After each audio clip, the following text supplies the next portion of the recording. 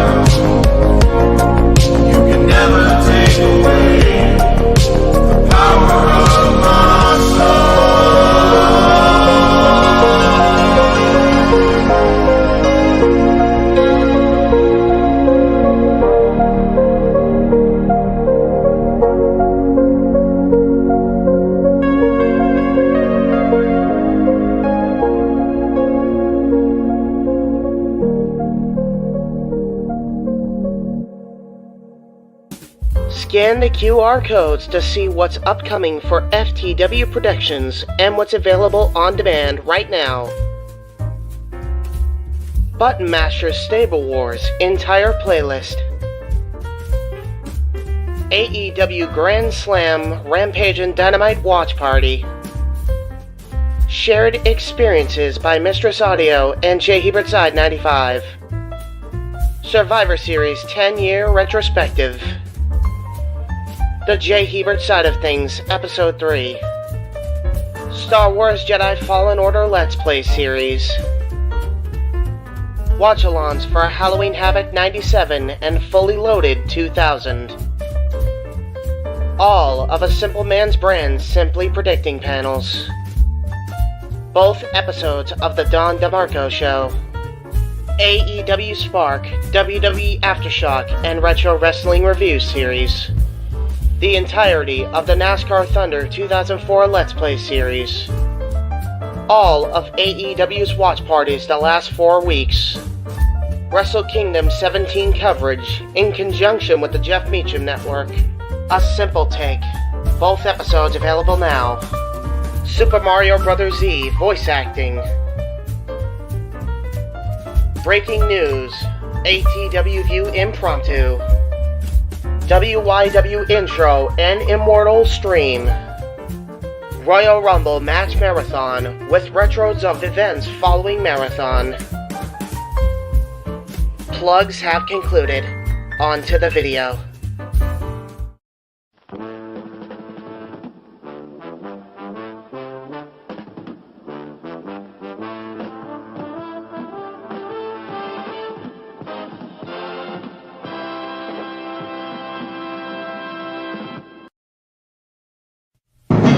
The Jeff Meacham Network's Multiverse of Media. For over 15 years, the recognized symbol of excellence and the standard bearer in coverage of sports and entertainment.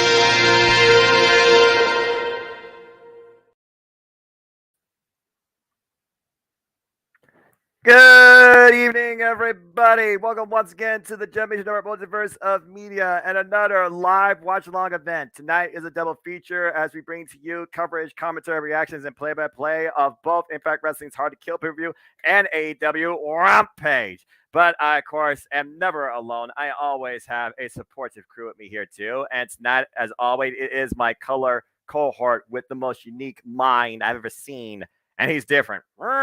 James Hebert of FTW Productions. Of course, J. Hebert Side 95. James, we just got done with our City Predicting panel, and we are just a little bit under an hour away from the pay-per-view and less than half an hour away from the countdown.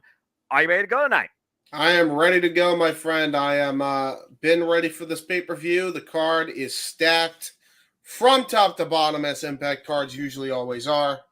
And I am excited. He's so excited. And he just can't hide it. We're not going to get a copyright strike. And again, thank you to those that are watching across all the media platforms, across the Jeff Meacham Network Multiverse Media. Please like, subscribe, comment, tell a friend. And again, a couple of disclaimers.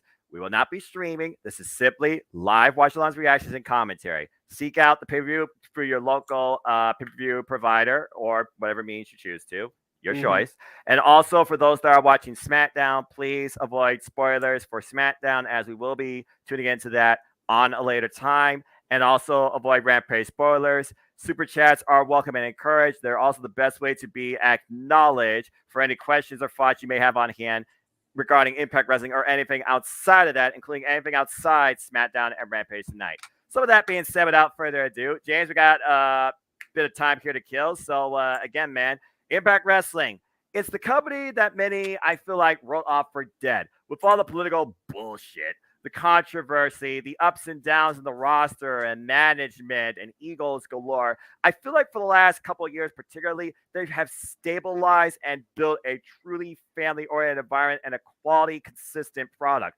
Honestly, I thought their 20th year, which was last year, was their best year in a long time, top to bottom. Every show was memorable. It kept a consistent quality. It had its own unique showcasing. It had a standout match, but everything that they've been able to do with this roster through Scott DeMar, through Gail Kim, through their partners at Anthem, being part of Access TV, rekindling that partnership with New Japan Pro Wrestling, I feel that Impact probably is in the best state it's been in its company's history. I agree. I think if nothing else, I think a lot of people are going to be like, well, their best state was when they first started up. But from a popularity standpoint, yeah, I'd argue that this is the most stable they have ever been.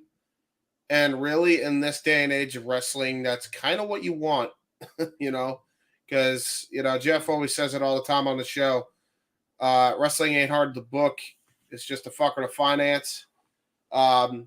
And right now they're in a pretty good position where they can finance it for the most part. I mean, minus the odd releases here and there.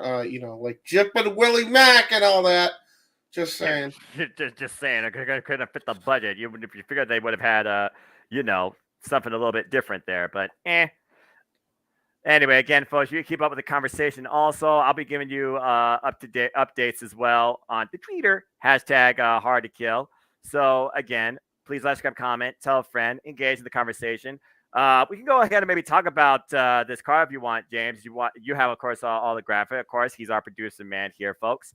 Shout out, of course, to the man on the marquee, Jeff Meacham, and, of course, the renegade, JJ Williams.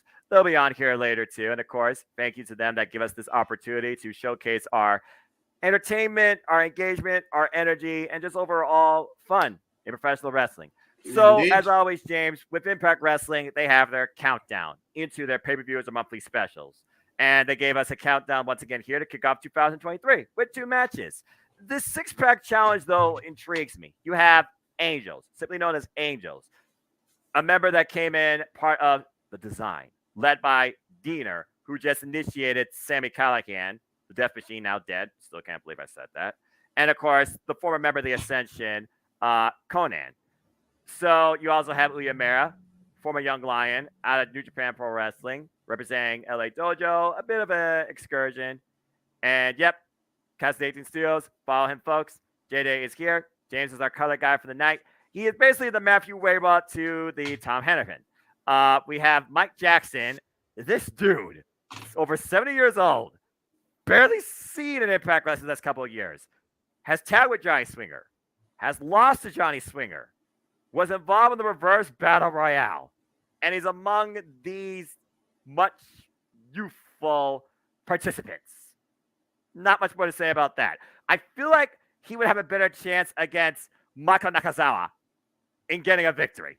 But Himjer Guncher is the guy that Impact fans voted to watch out for this year. He really broke out last year, challenging the most professional wrestler, Brian Myers, for the Digital Media Championship. Speedball Mike Bailey, one of the most hard-working wrestlers of last year in general. The winner of this year's Battle of Los Angeles, by the way, congratulations.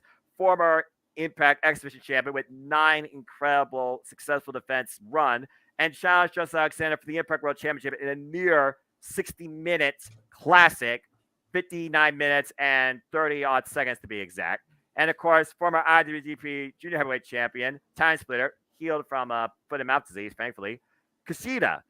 For me, James, I look at this match. This has to set up the next challenger for the X Division Championship. This is going to be an X Division showcase, to say the least, even with Mike Jackson there, who, again, is formerly involved in that himself. But you look at this film, what are some of your takeaways here? Like, who do you think comes in here maybe with, the greatest advantages? I mean, Mike Bailey, he has been in the ring with pretty much most of these men, and also as a former X Division champion. Kushida, though, he has the global expansion of experience, but youth and, unpredictability, I feel that's on Angels, Guncher, and maybe Uemura's side, particularly. Uemura, of course, who really is the one coming outside this company from New Japan Pro Wrestling. So there's many factors that do come in play here. So what's your thoughts? My thoughts are, I feel like I'm going through deja vu all over again. So this is what I'm going to say. You can check out my predictions on Simply Predicting, which we just recorded hours before we came on here. Right. But what I will do here... More of analysis. It's more of an analysis here. Analysis, yeah. So I'm gonna just give predictions, but I'm gonna do it in a meme format. I'm gonna, just for the sake of it, my unofficial pick is for Daddy Buck to win, Mike Jackson. Or I'm sorry, Grandpa Buck. Grandpa Buck. Mike Jackson. Related to Matt and Nick. All right, fair enough. Okay, let's go ahead and move on from there to the other match as part of our countdown here. And folks, again, let your opinions, predictions be known. Do you maybe see the next challenger for the X Division Championship? JJ said, pretty sure I picked Speedball Mike Billy, but I wouldn't be mad if Kushida McFly won. Well, I mean, if he doesn't win, he always just, hop in the DeLorean and try and change time. If I could turn back time. But I digress. Meanwhile, we have 6 knockouts action here. On each side, we have the Knockouts Tag Team Champions that have been exercising the Freebird rule, the Death Dolls. Of course, Knockout OG for this generation, Rosemary, leader of Decay. We have the newly reinvented Havoc in Jessica.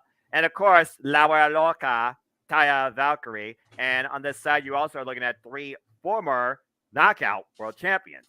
On the other side, though, you're looking at a former Knockout champion and one that's been out to go after the Knockouts Tag Gold since having it with her former partner in Fire and Flavor. Now Kara Hogan involved in AEW as part of Team Blue with Sky Blue. I love that, by the way. But of course, Tasha Steelz tagging alongside the Cannibals, Savannah Evans. Looking to take the spotlight now with them is Michelle Shaw, who really has made it more about herself. She has been the thinking wrestler. And based on her manipulation and planning so far, it has played to their advantage. We saw this past Thursday in Impact Wrestling how these threesome took out Taya Valkyrie backstage and took advantage of Rosemary in one-on-one action against Savannah Evans. But here, the titles are not on the line, but an opportunity might be. Why Michelle Shaw has had a previous chance with Deonna Purrazzo to claim these titles, fell short, said never again. Tasha Steelz and Savannah Evans have had multiple chances at these titles before, fell short. Although I do think there might be some subtle tension brewing with these two. So I feel that could come ahead here tonight. I mean, again, James, you look at these trios, I see a standard foundation, a strong united front, and I see 3 trying to come together for maybe a common goal, but each, more so 2 of the 3, their own particular interests. So cohesion aside, you look at these 2 trios here. What's your thoughts on this 6 knockouts tag here tonight? Well, I agree with everything you said. They actually have a pretty strong foundation for their knockouts division. Again, you say it's the best women's division in North America, bar none. So there's that. I'm gonna just pick Vidal to win because he gets to see Giselle Shaw and Taya Valkyrie in the same ring. God damn it! Damn it, James! You freaking idiot! All right. Thank you. Well, I know that had to come out some point tonight. And JJ here is going with the Death Dolls. Well, again, since these Death Dolls won these titles off of Vex, Chelsea Green, and Deonna Purrazzo back at Bound for Glory last year, kind of been unstoppable. Kind of had a stranglehold. And really the 3 have come together, despite Jessica maybe being still more of a party girl than Rosemary alludes to. But I digress. Is there a theme song out yet? What? The Death Dolls theme? Yeah. I don't think they really share the Impact themes, dude. You have to Google those sometimes on YouTube. I haven't seen it yet. Bro, I'm gonna have to probably mute the commentary on this freaking show after it's done, just so I can use my music. Just so I can use a music finder. Jeez. All right, fair enough. I'm sure Impact Wrestling will help you. Shout out to all my fellow Impact Wrestling insiders that I'm sure are going to be in the chat on YouTube for the countdown as well. But I'm going to be watching through the Fight app. And we got about 16 minutes. Now, this is going to be interesting right here, James, because you don't really even need to talk about these 2. You can just talk about where will they go in Atlanta, Georgia. So how much of Atlanta, Georgia do you actually know geographically or attraction-wise by heart, James, wrestling or non-wrestling? They're going to brawl in the non-existent Superdome. And and no matter what, Steve Macklin gets the win. Okay, but does Steve Macklin use a can of Coca-Cola? Does he use a luggage set out of the most wild airport probably in all of the If he uses a can of Coca-Cola, I'm sending that to the OSW review, boys. That's what I'm gonna do. That's unsafe. That's an unsafe work hazard. Okay, but yeah, in all seriousness. Rich Swann. Steve Macklin. Yeah, Rich Swann, a former X Division champion, a former Impact World champion. He has set sights to once again go after the gold, currently held by the Iron Man, Josh Alexander. But Steve Macklin, he has made his intention to be known that he wants to go after it. I know some of the clubs in Atlanta, courtesy of Jermaine Dupri and Ludacris. Welcome to Atlanta. I don't think we're going to get a Ludacris cameo. I'm just going to say that for the record. But Steve Maclin, again, what's his phrase? Tag him and bag him. He tried doing the things the right way. He's gone through everybody. Still has been denied or maybe overlooked for the opportunity because he has yet to challenge for the Impact World Championship. And then he and Rich Swann had a foul in Impact Wrestling where Steve Maclin was about to obliterate not only him, but a Impact Wrestling official, Daniel Spencer, to be exact. For me, this is just, warfare that's taking place across the entire city of Atlanta. This has Hollywood brawl written all over it and a police chase scene waiting to happen with the new way Impact Wrestling has been, cinematically showing at times their matches and the showcase of storytelling. This is just going to be a entertaining theatrical presentation that's going to just end in an all-out brawl center stage at the arena in Atlanta where this show is taking place. Congratulations, by the way, about wrestling on the sellout. But for me, this is just another target in Steve Maclin's way on finally going after the Impact World Championship. I don't think Rich Swann can handle this. I think Steve Maclin's going to have a body bag with his name on it, fairly speaking. So that's all I got to say about that. And again, Rich Swann, I'll give the man credit. A lot of heart. And we've seen how much intensity Steve Maclin has brought out of him.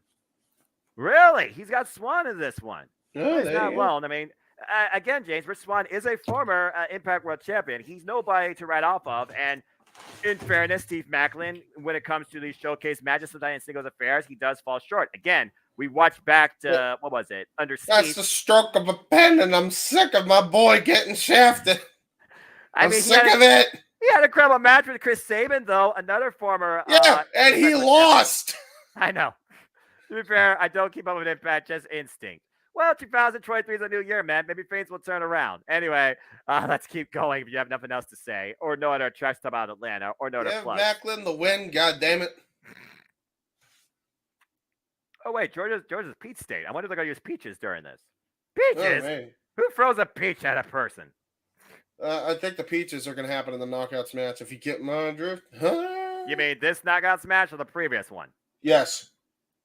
So this, to me, is the most important match on the card because it dictates, in my opinion, the direction of the knockouts division. Not just the title, but particularly the other ones involved. When you consider Masha Slamovich just now a little bit under 1 year officially in the knockouts division, being in the same match with somebody she knows very well to a degree, but also the newest face knockouts division, Killer Kelly, who is coming here as the most unknown wild factor, not having a match in Impact Wrestling since last year, October. You have a 19-year veteran in Taylor Wilde, a former Knockouts champion and two-time Knockouts tag team champion.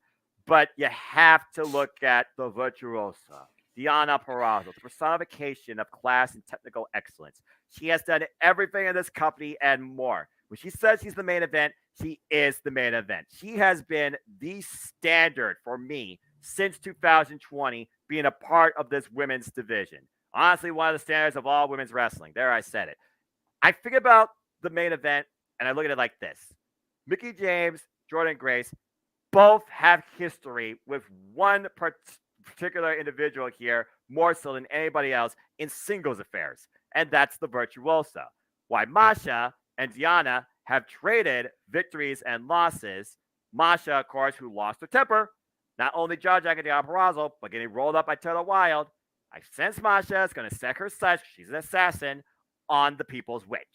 And then you have Killer Kelly, who's just out to play with anybody and everybody, and is a force to be reckoned with that has yet to be unleashed. Probably more so because she's been taking care of her mentality, which I'm so glad to see her back in the industry. I look at this field and I see a story of 3 matches, but which match is the end game for this? I think it's going to be the one singles I haven't seen yet in Impact that I'm surprised hasn't happened yet, and it's going to be Taylor Wilde, Deonna Purrazzo. For me, they come in here with the most momentum. Taylor Wilde, again, most experienced, Deonna Purrazzo. She knows how to take advantage of the field. So I do feel like right now the Virtuosa is the strongest pick in this match. And I do see that JJ agrees with me. He picked Purrazzo. And Darren is all about those peaches. You're Wait, damn which right. which tree are we talking about here? And And Chris, again, man, always a pleasure. Enjoy our SmackDown. Remember the warning, folks. Please follow the disclaimer down below. So, James, again, we talk about this field. I mean, we could talk about maybe who's going to challenge for the title, but let's look at these four here. I don't know about you, but we talk about AEW and the four women, well, five that we saw there that are going to probably run that division for 2023 or at least lead it. I think you're looking at the four here that are going to lead the Knockouts division in a way. I agree. I really do. I think this is a good group of women that's going to carry the division in the future. Maybe less so Taylor Wilde, although she's even improved. So yeah. Well, yeah, and at one point she was thinking about retirement. And again, Impact Wrestling called her back and reminded her, yeah, I like wrestling and I can do this. So again, this one is anybody's game, but based on history that's been done and history I see to be made, I feel the Virtuosa right now is probably your strongest pick to win this. I agree. All right, if you don't have nothing else to say, let's go ahead and move on to our next match here. And again, Killer K vs. Masha Slamovic. Book it. So, folks, I don't know about you, but again, if you want me to talk about something, all you have to do is say his name. You know? Say his name. Say his name and he appears. I believe in Joe Hendry. Joe Hendry, the digital media champion, has decided to bring inspiration to Moose, reminding him of his dancing routines in a past identity. Why Moose tried to remind us that he is the scumbag of Impact Wrestling now. He tried to warn us about the scumbag of Impact Wrestling forever, and that was Bully Ray. However, the crowd ignored him. He wanted to gloat, so he told them not to say his name. Now, his name in context and in phrasing, based on how you interpret it, that brought out this man, the inspirational, motivational, digital media champion, Joe Hendry. And impromptu, Joe Hendry has pissed off Moose to the point now that Moose wanted to pick a fight with this guy. And Joe Hendry's like, you want this? I'll even face you for the digital media championship. And as we saw this past Thursday Night Impact Wrestling, a crazy six-man tag team main event that previewed three of the key grudge matches here. The second one we are discussing now. Right now, I would say this. Moose is motivated by anger, maybe also by frustration, but also he's got motivation. He's got momentum. And maybe in his own way, he also has motivation. For Joe Hendry, who just came onto the Impact scene, just becoming the digital media champion, the mind games, the influence, the presentation of this guy screams entertaining for me.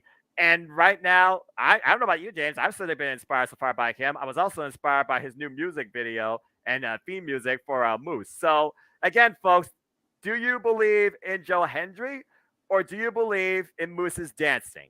So, like you said, James, is Moose's own emotions going to be his downfall, or will Moose exploit Joe Hendry in his bravado and seize the digital media title? I think Moose is going to do his thing. He's going to try to be serious, and then he's going to be broken so bad that he's going to start doing a La Parka dance, and that's going to lead to a roll-up for Joe Hendry to retain. La Parka dance. Go DJ, go DJ, go. Oh wait, I'm sorry. That's IPWF throwback. All right, fair enough. And JJ has Hendry to retain, so he believes, and I believe, and James believes. Do you all believe in Joe Hendry? Joe Hendry makes things better at Impact Wrestling. Thursdays every week. All right. Well, talk about trying to make things better in Impact Wrestling. Trey Miguel will make you see the future of Impact Wrestling through him, literally making himself the face of the X Division once again, as the two-time X Division champion. Trey Miguel defends the title against the very man he beat by hook and by crook and spray can at Overdrive for the Vegas X Division Championship, Black Taurus. This will be Black Taurus' third singles chance at the X Division Gold. His very first chance was back at a homecoming against the former X Division champion, Josh Alexander. Incredible match. For me, Black Taurus reminds me a lot of Jake something. He has something, but I don't know if he has what it takes or what it means or to be the X Division champion. He's one of those that could definitely surprise you. He has the size advantage. He has the power advantage. But Trey Miguel, he has used those type of enemies' strengths to his advantage. And right now, with Trey Miguel adopting this whole new attitude where he's finally in it for himself to prove why he is the X Division, to the point he tattooed the X Division title on his damn leg, talk about the years of sacrifice he's done for this company. I think Trey has a point to prove why he is the face to remain and retain. What's your thoughts on this, James? I believe that Trey is going to retain somehow, some way. There's not really much like a meme about this, really. I think you're just going to get a really good X Division showcase. And finally, an X Division championship match. It's not a multi-man, although I feel like that's more number one contenders lately. But yeah, there you go. But about to say, dude, you did remember the triple threat we got at Rebellion. You had the six-pack revolver challenge for number one contendership.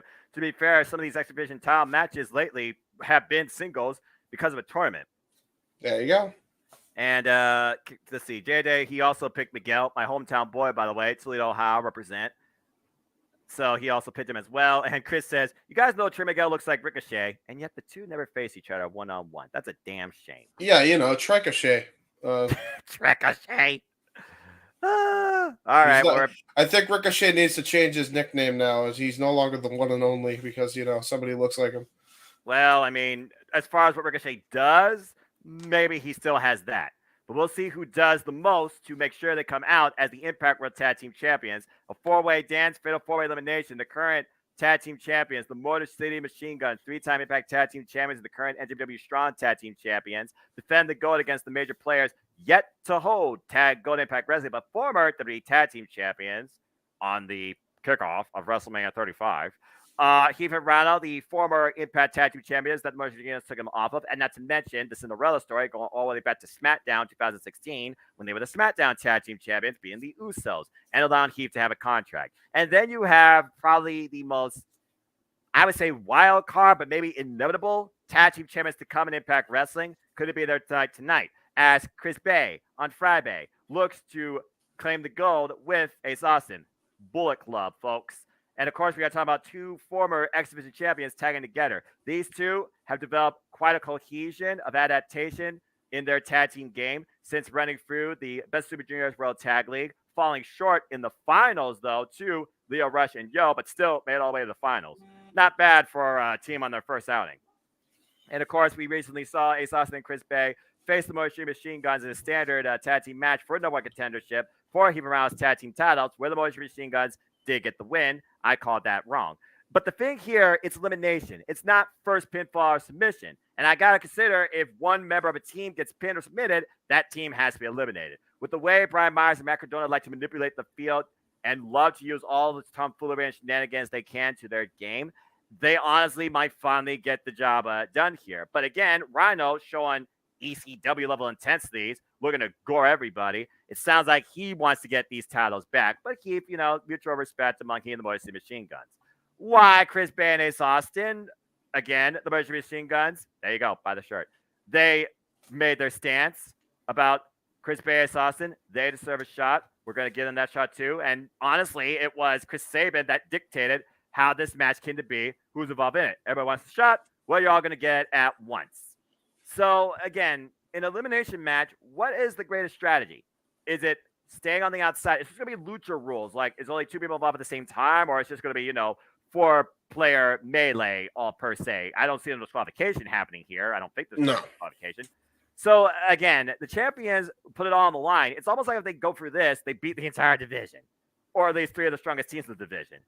So, James, looking at this field here, again, I think the major players, they might use this the most to their advantage, but I feel like Ace Austin and Chris Bay are the team to watch out for. Yeah, I think the major players is time, especially if the rumors are true and Cardona is going to go back to the WWE. I feel that now or never is the time to do this. So I would get the belts on them, and then if you need to drop them again, you can. I feel like they've been doing that a lot lately, though, but I'm going to stick with the major players somehow getting the win in this. So there's that. Yeah. And he's got Motor City Machine Guns. Yeah, I feel like if the Motor City Machine Guns are going to lose the titles to who I think could lead the tag division next, it's going to be under a traditional match. So I think they're going to come out of this because, again, they are the most influential team in Impact Wrestling history. They're also the most experienced. Speaking of experience, talk about these two levels of experience. The foundation of Ring of Honor, Jonathan Gresham versus former Heart and Soul of Impact Wrestling, Eddie Edwards. He doesn't regret anything that he's done in the past, but he wants to leave the past behind him. And he's looking to do that against Jonathan Gresham after already burying PCO and beating Delirious. Jonathan Gresham, of course, the newest signing to Impact Wrestling. He's out to remind Eddie Edwards what he used to be and humble him. So, again, while one's trying to move forward, the other one is just starting. So what are the intangibles here, you think, James? I think Gresham's going to get the win because he just showed up, but I think I think he's going to look great in defeat. I think this is definitely going to be the match of the night because of the two talents involved. Mm-hmm. So I'm just glad that we got Eddie Edwards looking like a serious wrestler and not like freaking Tommy Dreamer 2.0. It's about damn time. To be fair, he's been kind of serious this last year. That's why he developed that group on No More and joined them. So, again, I feel like that was the change that he needed. I picked Gresham over Edwards. Nothing against Eddie, but I like Gresham. Again, Gresham, the most pure, technically sound wrestler on the planet. Former Ring of Honor World, Pure, and Tag Team Champion. Why Eddie Edwards was the World, Tag, and TV Champion for Ring of Honor. He's done everything in Impact Wrestling. 2-time Exhibition Champion, 5-time Tag Team Champion, 2-time World Champion. So, this match could truly be a sleeper pick for match of the night. It could go either way. Yep. By the way, if anybody sees me like doing this a lot or doing this, it's because I ended up getting a kink in my neck. So pulled muscle in that or something loose in my neck. So yeah, something loose in your neck. Some loose in my neck. So something yeah, loose in his neck, don't pay attention to me. I'm getting scoliosis now. Not really. I don't know if I am or not. Scoliosis. All right. And Matt, good to see you as always. Doing very well. Again, folks, please let some comment, tell a friend, join in the conversation. And Jonathan Gresham is Game Changer, says RYN. I think he's pretty right there. But this is the match right here that truly this pay-per-view is all about. When you think of the name Hard to Kill, how hard is it to break the spirit, the motivation of hardcore country, Mickie James? Trailblazer versus Torchbearer. Legend versus pretty much the juggernaut, the standard of the Knockouts division. Title versus career. Jordan Grace, Mickie James. The intangibles with these two, you could pretty much flip a coin. Why Mickie James, again, she led the path for Jordan Grace to have the opportunities that she's been able to have without going through so much tomfoolery back when women's wrestling was a ride-off, a bathroom break, and sometimes taking off a card, going through the worst of times at a time that women's wrestling wasn't being respected or wasn't being catered for or wasn't even thought about as maybe something to pursue. Ever since Mickie James put the bet on herself to try and not only stay up with this generation, but maybe, prove something to herself, it's do or die. This is it. End game. Simple as that. A moment's going to be made where either she claims the title or she is done. JJ says, Hardcore Country for the W. One more championship for Mickie. She'll lose the belt and her career on the same night. That's almost like a call your shot thing. You would think that maybe he's talking about the Fatal 4-Way. By the way, the thing has started. Oh, the pre-show started? Yeah. On YouTube? Yep. All right. I'm going to go to YouTube here, and I will be with you folks shortly. But, James, again, we look at these two here. What is going to be the deciding factor, you think? It's not going to be athleticism, clearly, okay? She already said, Jordan Grace, yeah, she's younger, she's powerful, but I want this, I need this. Again, what's going to be the intent? What's going to be the deciding factor here, in your opinion? I think it's going to be Mickie, just because I think that pressure she put on herself is going to drive her to one more championship. I think Deanna is going to be the one to retire her. Well, it's hard to say, but as we look towards now the countdown show, folks, that is your preview predictions and takes for Impact Wrestling. Stay tuned for more of that. As Impact Wrestling Hard to Kill goes live on pay-per-view. Real quick, I think we're all picking Josh Alexander to actually retain the belt as well for the most part. Oh, yeah, that's right. That's the opener. Yes. They're going to talk about that during the trailer. We'll go more in depth about that later. But, yeah, I think Josh is going to retain. We got a hip toss by Kushida, drop kick, front face drop kick to Yumira. Delirious. And now we got Delirious. What's he doing here? Hold the phone. Delirious. Apparently, we got Delirious involved. Looks like there must have been a change in the lineup as they're talking about the card here. Meanwhile, Delirious, nice neck breaker to Kushida. And then you see Mike Jackson. I'm just seeing the neck breaker to Kushida. Okay. There's a kick. We got Mike Jackson. Papa Buck is in. 73 years old, James. 73 years old. This guy. Look at Mike Jackson here with a takeover. Whoa, arm drag. Yep, right. Well, now I'm seeing everything. Now Speedball Mike Bailey coming into play. Again, former X Division champion. 9 successful defenses. Off the side. Oh, triangle moonsault. Well, I just saw the triangle moonsault. All right, so we're about to think. Again, it's countdown. Mike Jackson, though. No. Mike, what have you been going for Mike Jackson's head right now, seeing that? Papa Buck wants to dive. No. Papa Buck wants to dive on the field. Papa Buck. No way. Don't you dare. Oh! No way. Oh! It's opened by the 73-year-old veteran. All right. Jesus Christ. Mike Jackson taking center stage with a freaking tope, wiping out the field after Speedball Mike Bailey with the triangle moves out to the outside, wiping out Kushida, Delirious, and freaking Uya Yamera. Okay, now I've seen everything. Who says that age is your worst asset? Oh, what a discus by Angels. Nice. Suplex. Okay, so pause for like a second and a half. We should be good. And the half and half, man, exploded at Uya. Half and half I see is now. There you go. And then Speedball blocks it. Back elbow strike. Handstand, springboard. Oh, got caught. Oh, nice. And the thing about Alan Angels, James, he faced Speedball Mike Bailey in his debut for the X Division Championship in an open challenge. He sure did. And as we saw a couple weeks later, he became part of the foundation known as The Design, led by Diener. It's one of those frames where I wonder what is the sign's like end game here. Oh, now he went to the shoulder. All right, so like another quarter of a second, we should be good. Divorce court by Matt Jackson under the arm. Don't count out Mike Jackson, folks. I can't believe I just said that. Again, if you think about this guy going all the way back to WCW, he's been all over the world, been involved in Impact, been involved in NWA. No way. Oh my God, he's about to do a lucha arm drag. He's got wrist control. He's not going to Papa Buck here. Oh no. You've got to go for old school. Old school by Mike Jackson. What the hell is Mark Calloway thinking about this? The whole ring. He's going to walk the entire ring just like he did in the Reverse Battle Royale. And that is correct, No JJ. way. That's this two is sides. Ridiculous. Now he's on the third side, James. No. Come on now. You're tempting fate, dude. A Delirious right now watching on his Speedball. Dude, everybody is man, scared. what a pumpkin. Oh my gosh. And look at this. Explodes in. Everybody else is fighting as what is going on? Why does Angels just literally rip the man off the top rope? Seriously. Yeah, he literally walked the entire ring. At this point. Oh, it caught by the entire field. He did rip him off the top rope, and then he got him into a crossbody. And now Angels hooking Mike Jackson up. Wait, inside cradle, roll up. Oh my God. I'm gonna lose my shit if freaking Mike Jackson won. He might actually win this family shot. Oh, vertical drop suplex. Mike Jackson on the back of his head. A good awareness though, roll toward the ropes though, James. Of course, Uya Yamera on Excursion.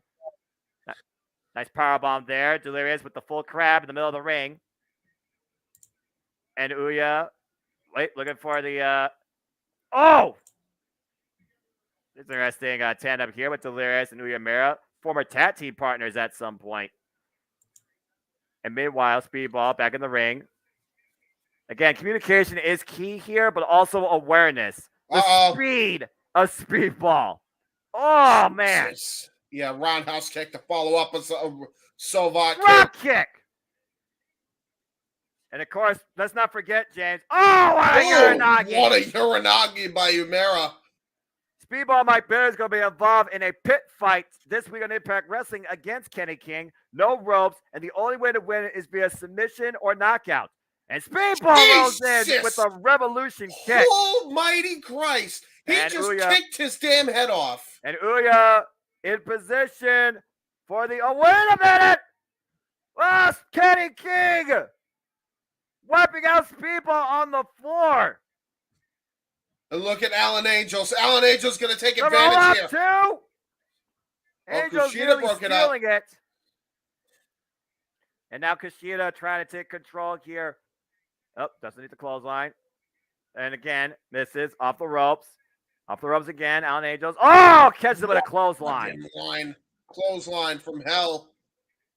And now Alan Angels looking to take advantage of sending up to the heavens. Meanwhile, Delirious and Mike Jackson. How is Mike Jackson even? What the hell's about to happen here? And meanwhile, it looks like he took the place of Gunther. Yeah, exactly. Delirious took the place of Mahinder Gunther. He must not be clear to compete. Oh, into the hoverboard lock, the armbar.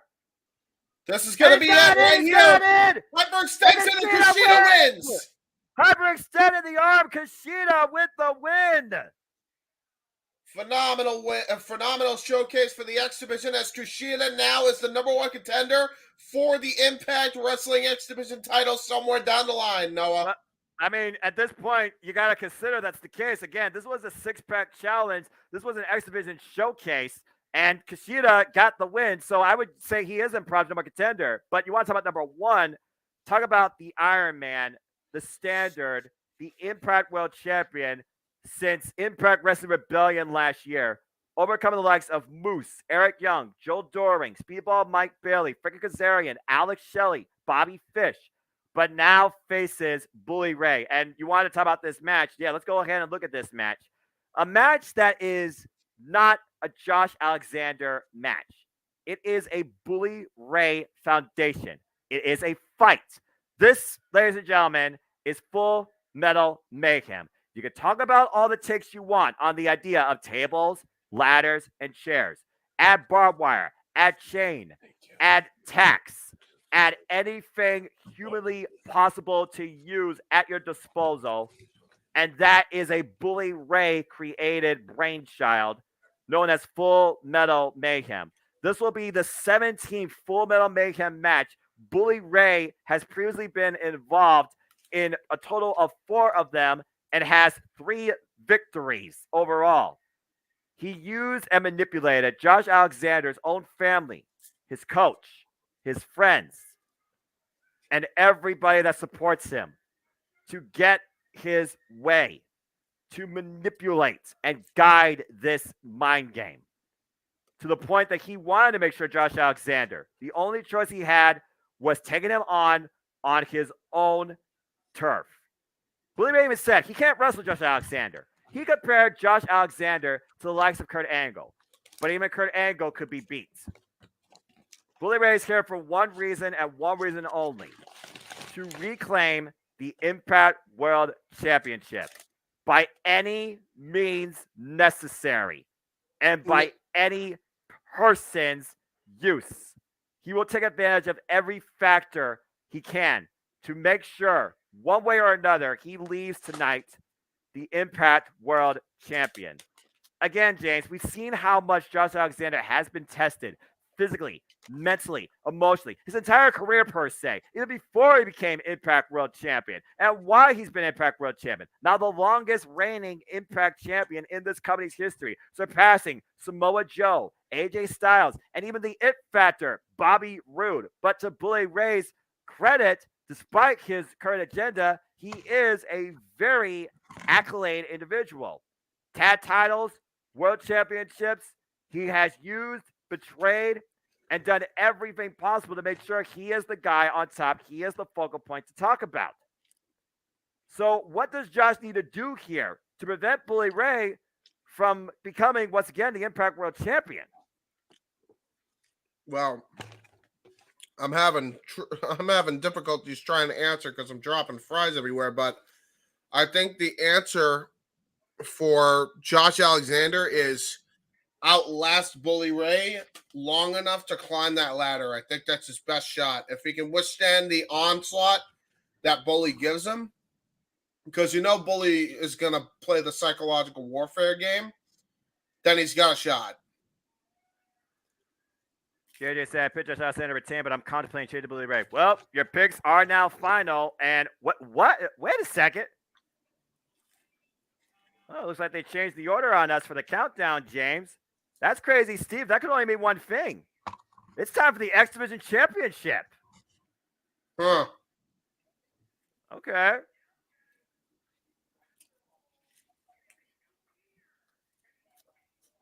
Crazy Steve is quite a spokesperson, aka a hype guy, mic guy.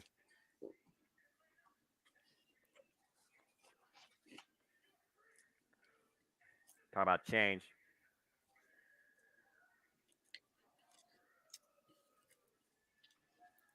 Black Taurus might be the very force that the X Division is not ready for, and Trey Miguel might need more than a single can of spray paint to stop the rage of this bull. That he started, by the way. Again, it's time to settle a score. It was back at Overdrive where Black Taurus made it to the final of the X Division tournament against Trey Miguel, and it was Trey Miguel that used a can of spray paint to temporarily blind him and catch him with a roll-up and escape the X Division Championship. Since then, Crazy Steve has said, your actions have consequences, and tonight he looks to make that consequence be a loss as an X Division champion. There you go. And there's the man himself with the red spray paint this time.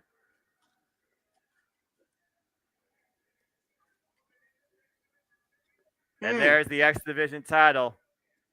Defaced, but spray paint with the mark and the tag of Trey Miguel. Again, James, we talked about Trey Miguel. We talked about, his longevity in Impact Wrestling, but something clearly changed with him this time when he decided to once again become X Division champion. It was almost like at this point, he didn't want to do it for the fans. He just was in it for himself. And I got to wonder again, that sort of, changing character, changing, identity, does that play to his advantage? Sometimes you could be your own worst enemy here. Sometimes you can be, but other times it lends yourself to an entirely new demeanor. And that sometimes could be your advantage as far as the champions go. Think of all the people that have ever turned their back on the fans and how many have been successful in having a long, successful reign as champion as well. Yep. Our first of 5 title matches. Bell Reigns is underway. Black Taurus looking to fall in immediately, and Trey trying to escape. Title is on the line. Close proximity, by the way. There is not much area around ringside, it looks like here. Exactly. Oh, drop kick. It didn't take Black Taurus off his feet, though. Black Taurus still on his feet. Again, using the ropes for momentum. Still not enough, but drives Black Taurus finally down in the corner. Yeah, just don't let Trey Miguel's sudden demeanor change you. He's still one of the fastest competitors in the X Division right now, and he's showcasing that right now. Yeah, of course, Trey Miguel, he has been in the ring with the likes of Ace Austin, Speedball Mike Bailey. He has also overcome the likes of Steve Macklin. Trey Miguel is the guy that hands Steve Macklin, by the way, his first loss in Impact Wrestling. Mm-hmm. And right now, Black Taurus looking to slow down Trey Miguel. Fall to the corner. Oh, my! Landing on the outside of his feet, though. His own momentum, taking him up and over the top rope. Meanwhile, Trey with the plunger. Oh, my gosh. Uh-oh. Power. Uh-oh. Whoa! Oh, good maneuver there by Trey Miguel. Again, great awareness. Trey making it look easy, as always. Yeah, and Trey Miguel with the Hurricane Rana sending head first into the post goes Black Taurus. And that's a square post, so he hit the corner of that thing, Noah. Trey Miguel in his second run as X Division champion. Looking for the Meteora. Got caught out of midair. Went for the kill shot early. Black Taurus able to scout it. And there's the spinning Soba. Back elbow strike and a knee to the midsection. Good combination. Picking up a slave blade. Black Taurus is so dangerous. Holy hell. Straight out of AAA, the promotion out of Mexico. Foundation of Decay. Been involved in Impact Wrestling for quite a tenure. Has yet to be X Division champion. I don't know necessarily if you can play the mental game of Black Taurus and win here. Ooh. There's a rolling spin kick against Sagiri combo. And taking again, a page Miguel. out of Will Ospreay's playbook. And again, Miguel using his speed to his advantage. Trey Miguel, of course, a guy 28 years old with 13 years of wrestling experience. He's literally trained people right out here of Toledo, Ohio, including Jason Hotch, who is now part of Impact Wrestling. I gotta wonder, though, Jason Hodge will come into play during the Full Metal Mayhem match, but I do believe it's still our opener for the night's main card. And there's a snapmare. Oh, spinal tap, lining up the spine of Black Taurus. The crowd firmly right now behind Black Taurus, while Trey again has turned his back on the fans in the name of holding the prize. Oh, wall kick, but meanwhile, caught pop-up Samoa drop. And I believe Trey countered the cover too. Whoa! I'm shocked how he was able to counter that. I think he countered that Samoan drop into an impromptu crucifix. I think you're right, but I think he also didn't get all that crucifix. I think he just landed all of his back weight onto Black Taurus's neck. Somebody might want to check on him, honestly. Well, either way, it gave Trey enough of an advantage to take control of this match, even if it only yielded a 2 count. Again, Black Taurus previously challenged for the X Division Championship back at Homecoming in 2021 against Josh Alexander. That was his first chance at the X Division title. Came that close. His second opportunity came at the hands of this tournament, and Trey Miguel used anything he could to make sure he came out as 2-time X Division champion after falling short previously against the likes of Speedball Mike Bailey and Ace Austin. Again, this is Atlanta, Georgia, center stage. Historic venue for pro wrestling, and it's Friday the 13th. So again,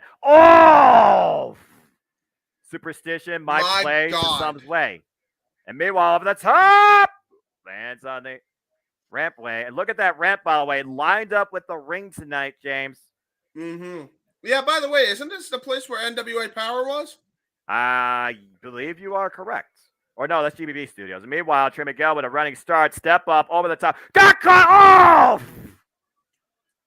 Black Taurus caught him into the Samoan drop, got all of it that time. And think of all the momentum from Trey Miguel's initial springboard into that Samoan drop. That had to be a lot of weight and force coming down on his gut. And both men right now down on the mat as the referee starts his 10 count. Con, good to see you. Support the Cleveland Con Andrew folks.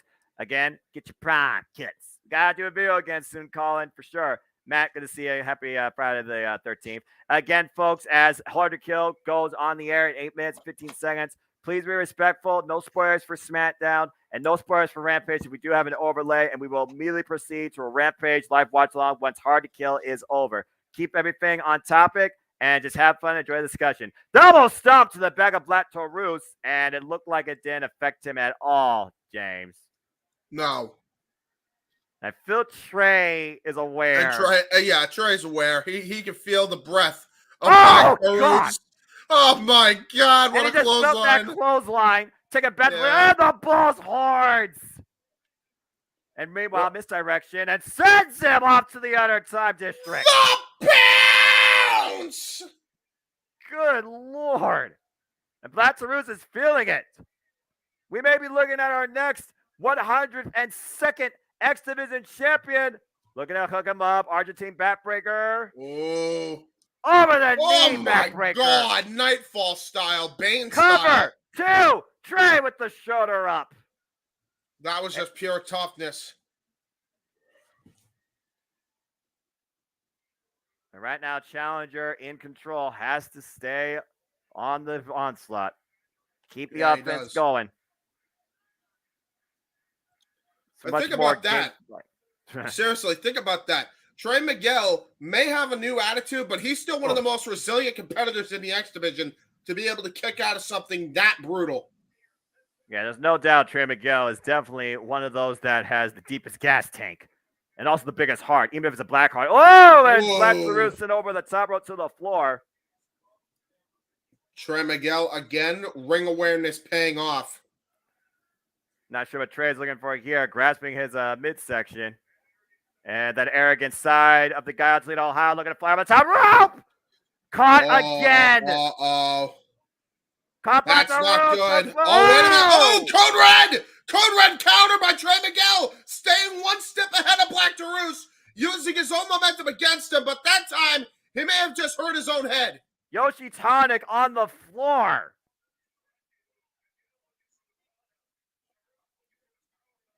Powerbomb versus Rana. Look who won. Sunset flip.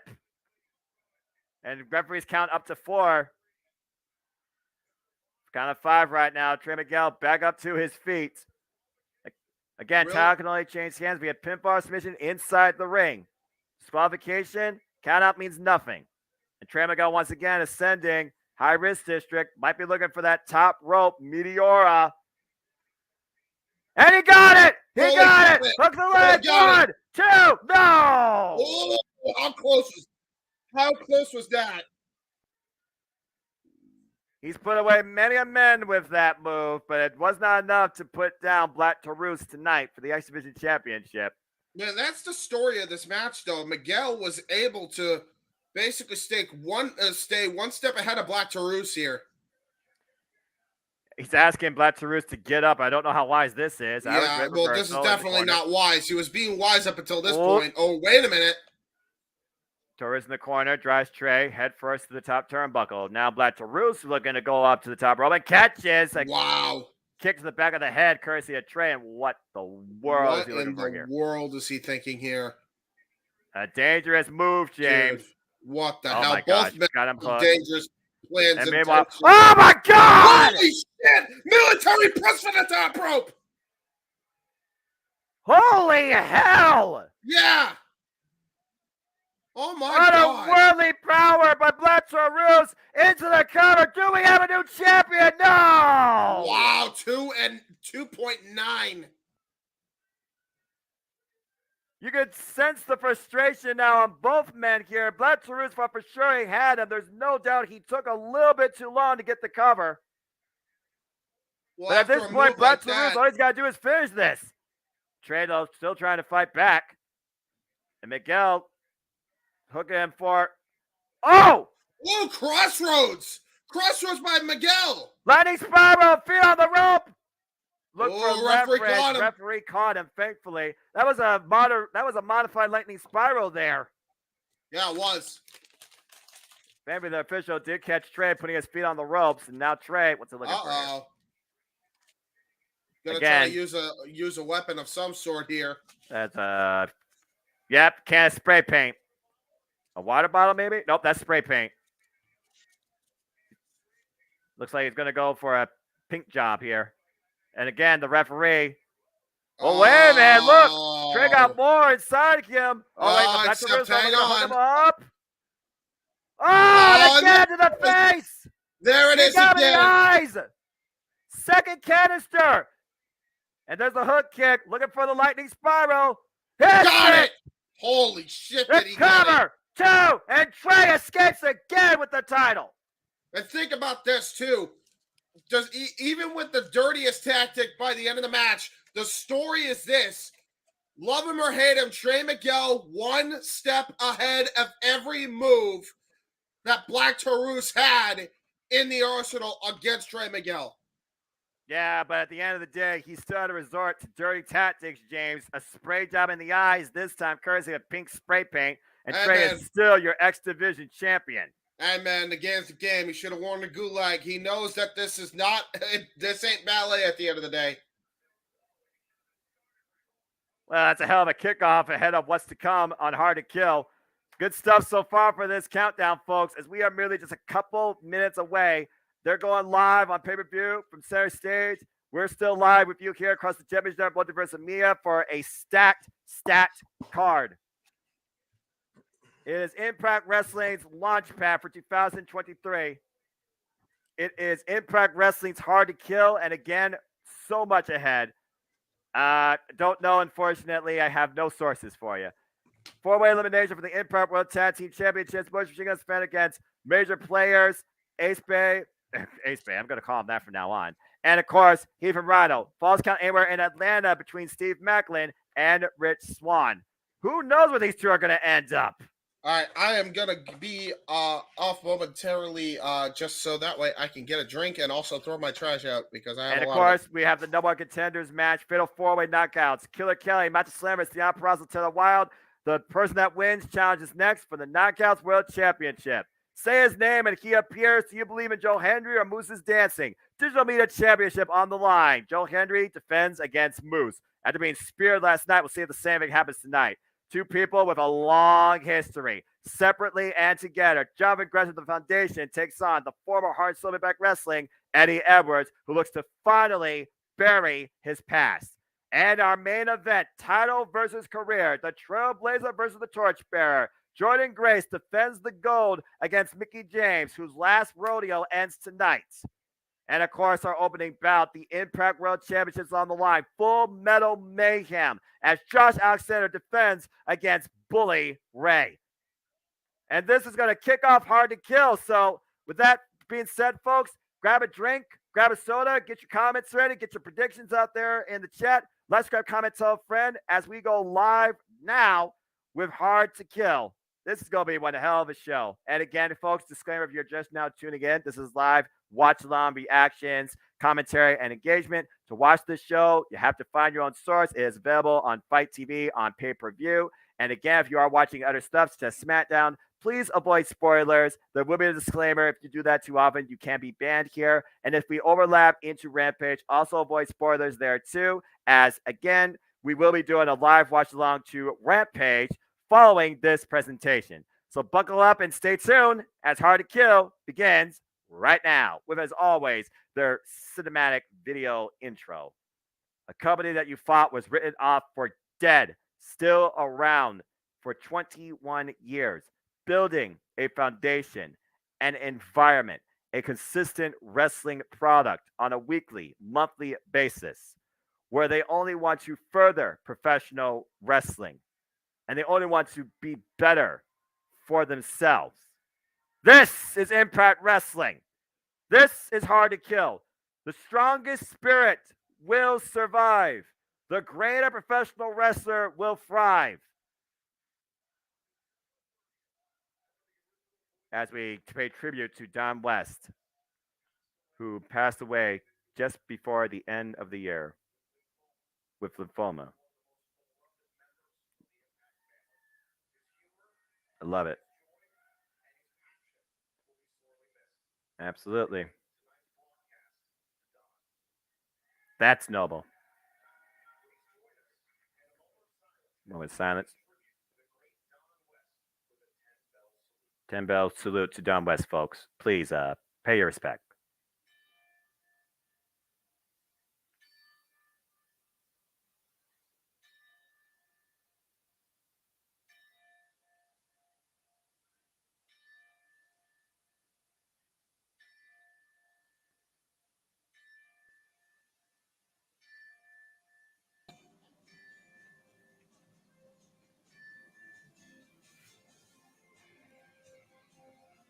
Wow. Like I said, it's a family environment, man. Don West, RIP, and thank you. Forever remembered. And always a lasting impact. That was a good right. one. That was awesome. Almost forgot to close my door. Very funny.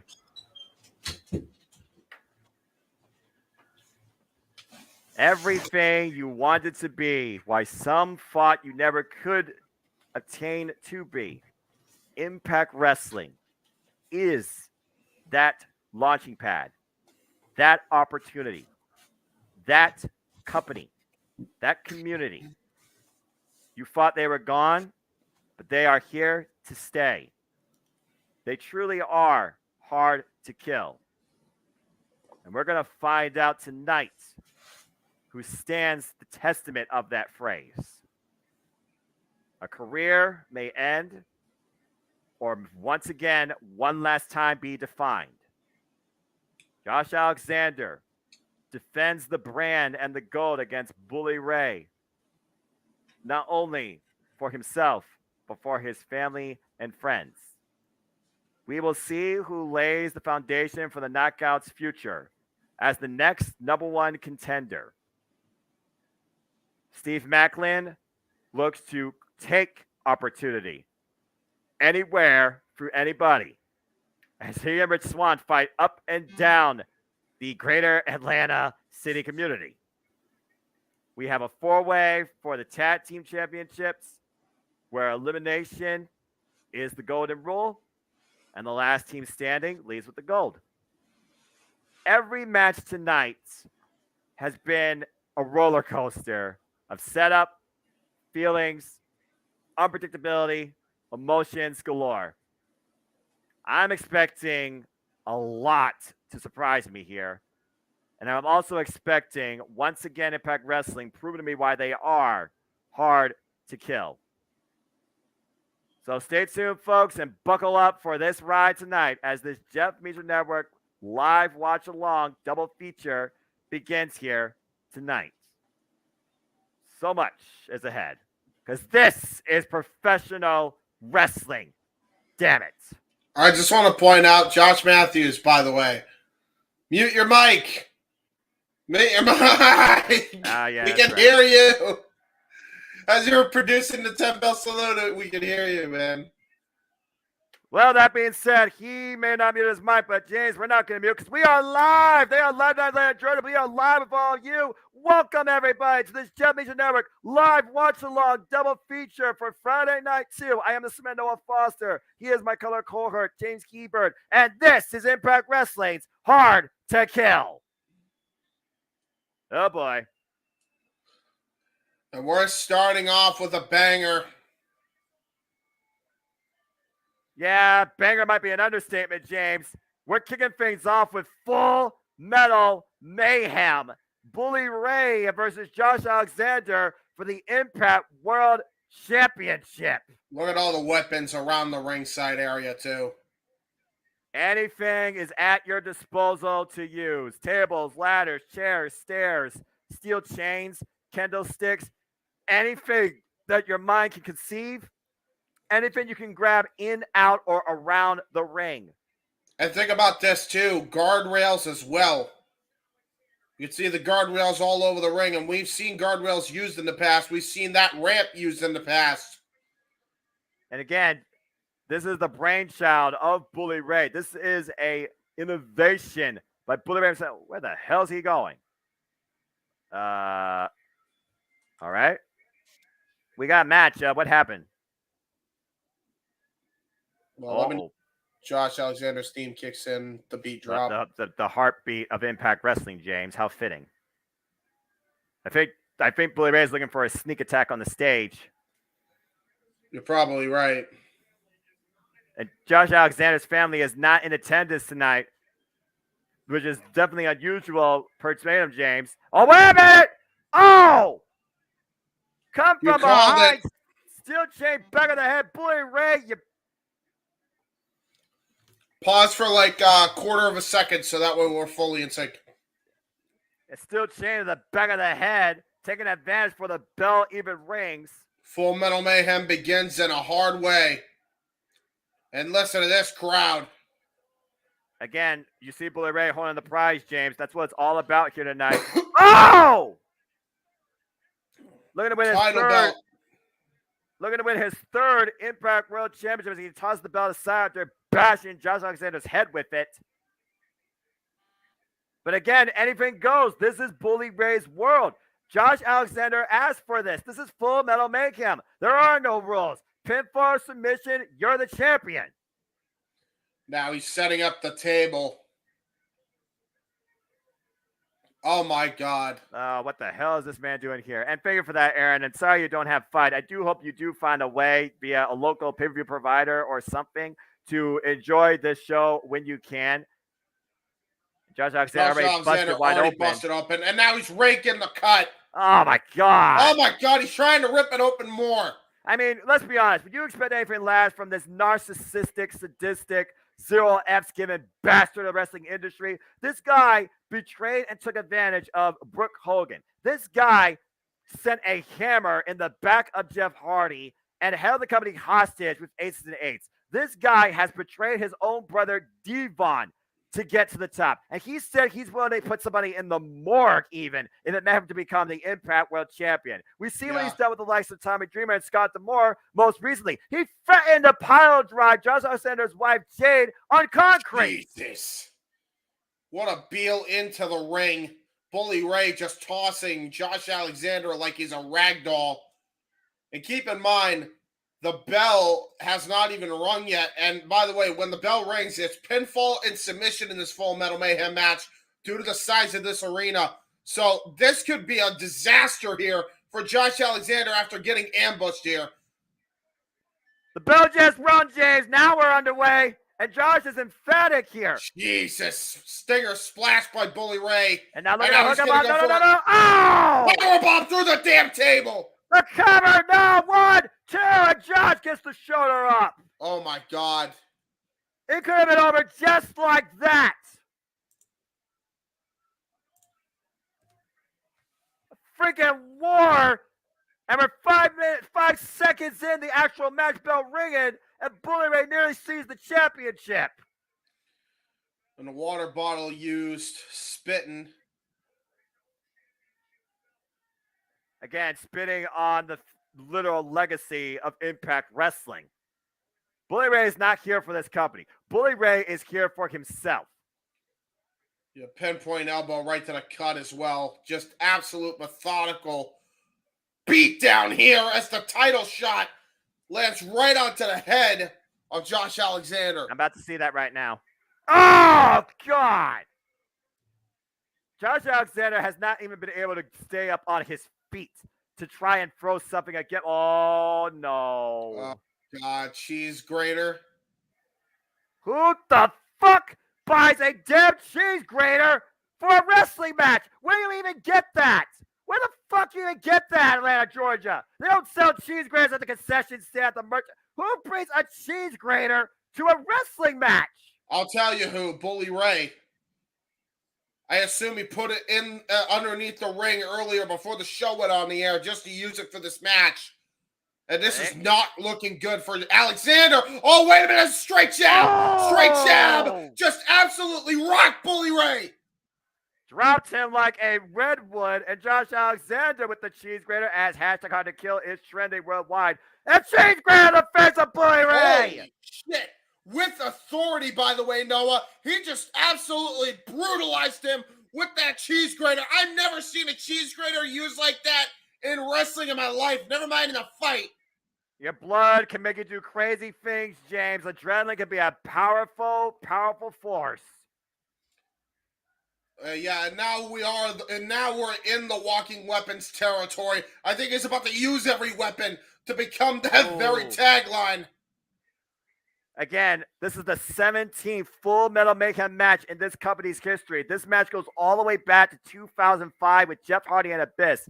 Mixed tag teams, knockouts, tag teams. Jesus! Singles affairs, Christ. championship battles have taken place under this war known as Full Metal Mayhem. And sometimes it involves climbing a ladder, but that's not the case tonight. Oh, this is right a straight to the up back fight now. where pinfall or submission decides who leads with the gold tonight. Oh. Now to the gut. Bully Ray's a crimson mess now. Both men bleeding profusely here. And we had just started, Noah. Josh Alexander has never been involved in anything like this before in his life, James. Yeah, and he looks like a freaking natural. I'll tell you that right now. Again, that chain, that was the very first weapon used against Josh Alexander before the bell even rang. And now she's got the cheese grater again. I don't think he's looking for Parmesan. No. Oh, No. God. Oh, my God! God! Jesus! That's worse than a pizza cutter. Oh, God! Raking the epidermis, the flesh of Bully Ray's forehead with that cheese grater. And think about this, Noah. He's using the sharpest edges, the bigger parts of the Parmesan cheese grater. That is brutal. You wonder how far Josh Alexander was willing to go tonight when he proposed this challenge. You're seeing it firsthand. Again, the assaults on his family, his coach, his friends has been, oh no. Oh my God. And Josh Alexander bringing his own weapon of choice that he brought into the arena earlier tonight.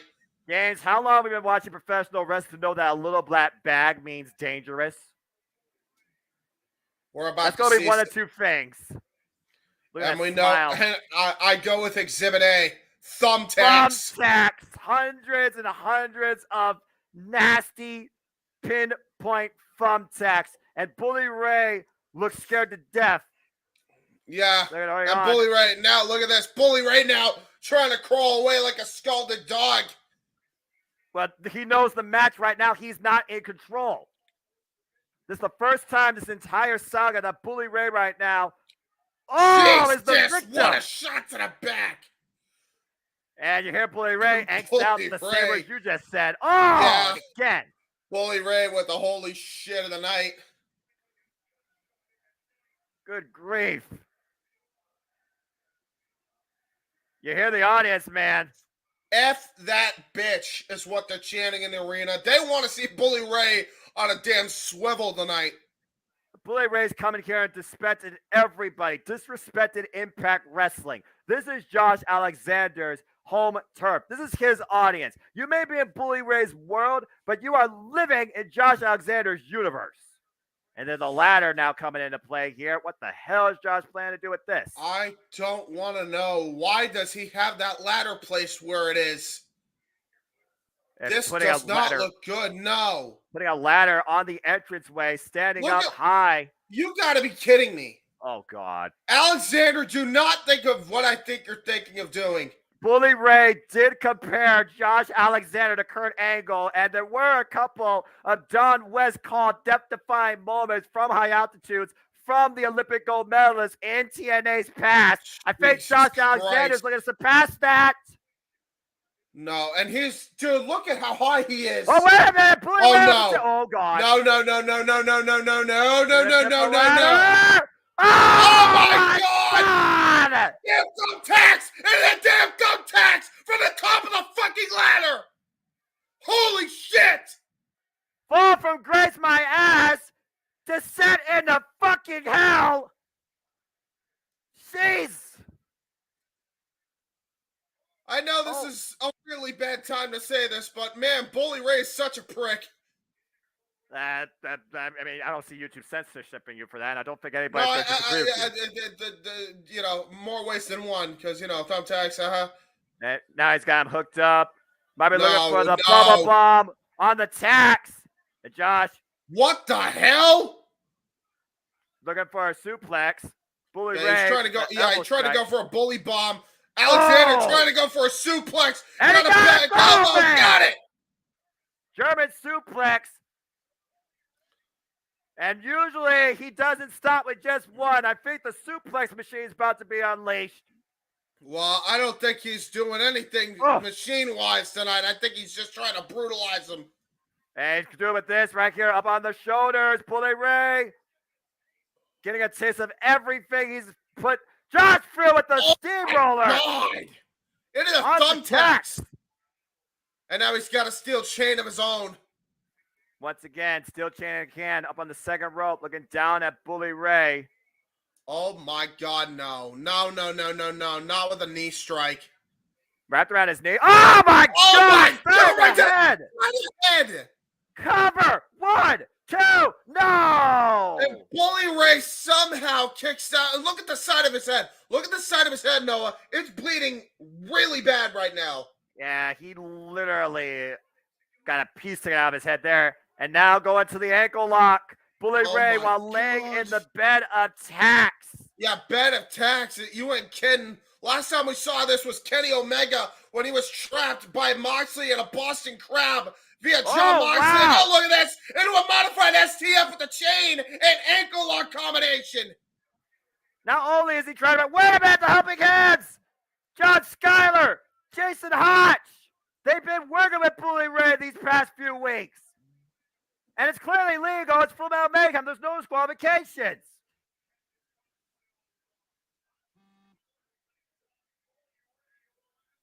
This isn't good. Oh no. Not a multitude. 3D. Oh my God.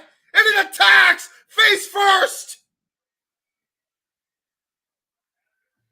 Hasn't been enough to pull out the chip. Cover. 2. No! He kicked out! He kicked out! He kicked out! I have no idea how Josh Alexander survived that. I honestly have no idea. Dude, there's a tag stuck in Alexander's neck. and his head, the top of his head, James, as Bully Ray's calling for the tables. Again, we need somebody out here. I don't know who's back there that's not scheduled for a match, but someone needs to come out here and stop this. I'm telling you right now that I expect Dreamer any minute because I don't think he's going to take this shit no more. That's if he's not still in the hospital, James. Are those zip ties? They got zip ties, Noah. Yep, they're literally handcuffing him to the top rope with zip ties. Dude. They're about to make a sacrifice. Crucify Josh Alexander and his Impact World Championship run. Now he can't move. Now he can't do anything. You remember Sam Mann and freaking Tommy Dreamer? What does this remind you of? Yeah, I think JJ said it perfectly earlier. ECW. But you see Josh Alexander defiant. Will continue to fight to the very end. Don't wait. What? There he is. You caught it, James. Tommy Dreamer. Dreamer's back. After Dreamer put his heart out, was supporting who he once called a friend, and said that friendship is over.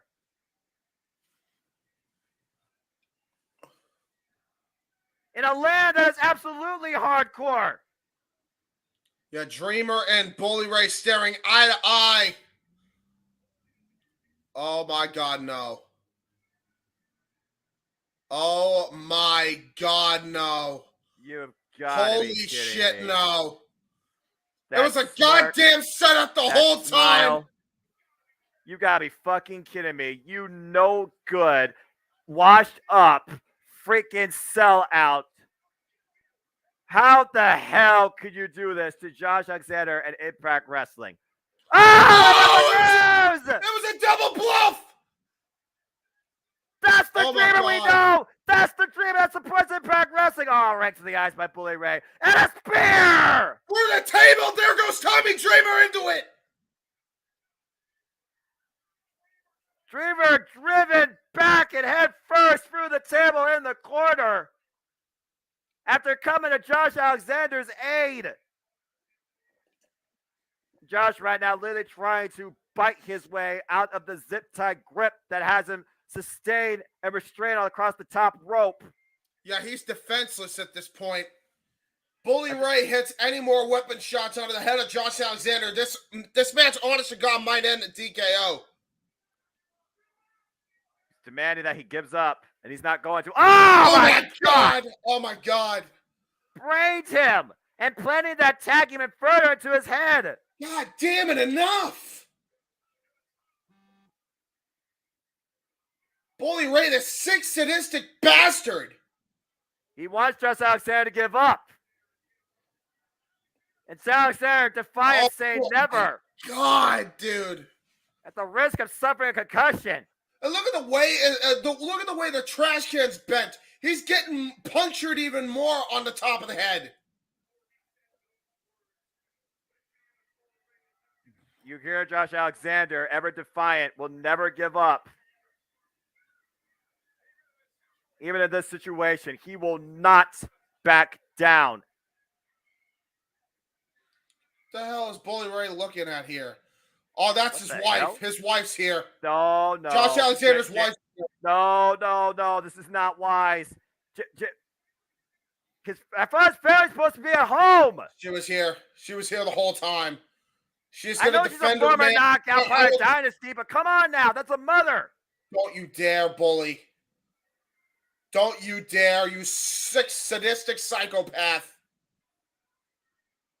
The things that he did with Brooke Hogan and Velvet Sky are about to be child's play here. And Brooke Tessmarker. Holy No way. shit. No way.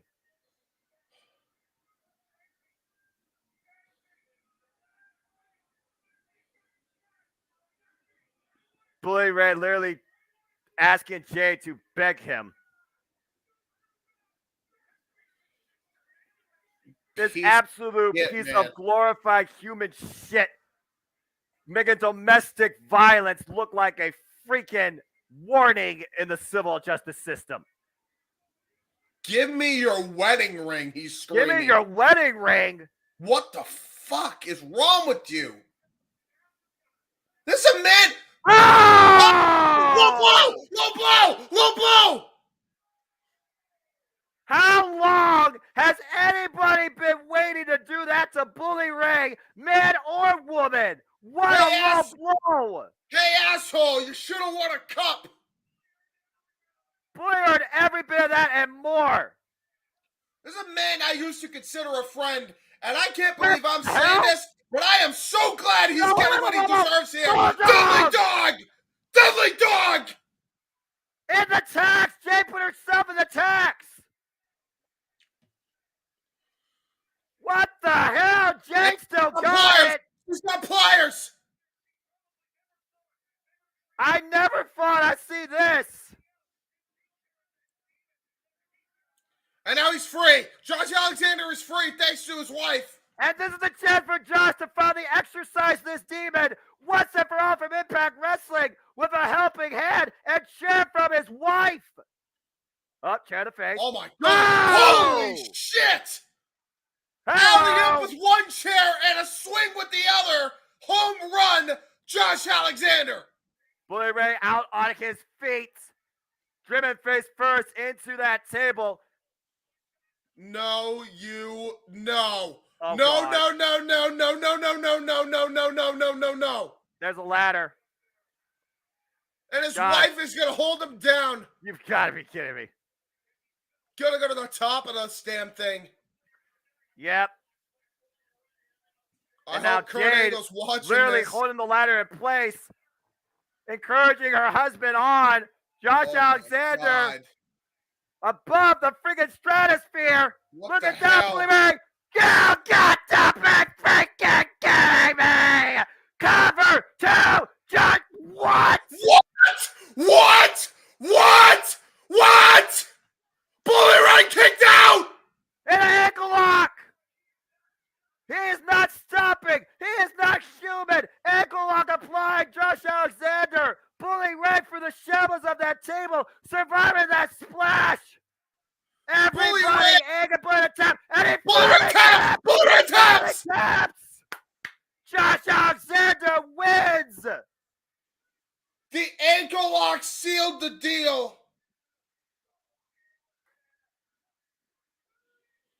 Months of emotional turmoil and hell has finally been overcome. And Josh Alexander puts down Bully Ray tonight with the help of his wife and is still Impact World Champion. How the fuck do you follow this? Seriously, how do you follow a performance like that? And say what you want about Bully Ray, but the one thing you cannot take away from that man, despite how much of a piece of shit he is his tenacity to be able to kick out of a splash from that high up. There's nothing stronger in this world, James, than the relationship between a husband and a wife. No doubt. And that was definitely the deciding factor tonight, even with the assist of a friend to the very end. Let's take a look at some of the replays here in this match. Bully Ray with the friggin' bummer bomb in the beginning through the table. First pinfall here, nearly sees the title. Then dropping Josh Alexander from as high as a skyscraper back first into the ring into a field of freaking tacks. And then finally applying the first single lock of the match, White Bully Ray's leg in the tacks, but then his helping hands came into play. Jason Hodge and John Skyler, after, like you said, noosing him with a steel chain into a modified STF ankle lock combination. We thought for sure it was going to be it right here, but it wasn't, thanks to a couple of unlikely allies. And I have a feeling there's going to be some hell to pay for those two sooner rather than later after the night, following that madness. And then you see here a callback to Brother Devon, 3D face first into the tax, and Tommy Dreamer with his own screw job to Bully Ray coming to Josh Alexander's aid and paying the price with a spear through a table in the corner. He was a non-factor after that. But then Jade, again, the bond between father and mother, husband and wife, Bully Ray chastising her. And Jade Chung finally getting a bit of her own revenge with a low blow for the ages. Yeah, to followed by Bully the Ray. Dudley Dog into the tax, by the way. How much crap has Jade Cargill dealt with from Bully Ray Well, to do this? Her name is not Jay Cargill. Jay Chung, excuse me. Well, still, I say that now. Jay Chung's the stronger bitch. Oh! Holy shit. And that chair shot, chair on chair, meets Bully Ray's face. Out on his feet, as you alluded to, James, the splash from the heavens, Don West moment, and Bully Ray somehow freaking kicked out of that. But then immediately transitioned to the ankle lock while on the tax and in the shambles of that fallen, broken table. And finally, Bully Ray forced to submit not only to Josh Alexander, but Impact Wrestling. Man, Josh Alexander once again proves why he is the heartbeat, the lifeblood, the soul of Impact Wrestling. Yeah, you tapped out chance by the crowd tonight. And we see we'll go backstage now towards our main event here, Mickie James. Mickie James with Tara. Hey, another former Knockouts champion. Yeah, you owe it to yourself, Aaron. Definitely please watch it. And we hope that you are engaged by what we're seeing with how freaking insane that was. And that was just our opening match. Fucking nuts. I don't know how you even follow that at this point. Again, the show is called Hard to Kill. It's going to be an emotional roller coaster tonight to the very end as we see Tara embracing Mickie James. Former rivals. Again, knockout champion. And Raven! Ooh, wow. Where she first started.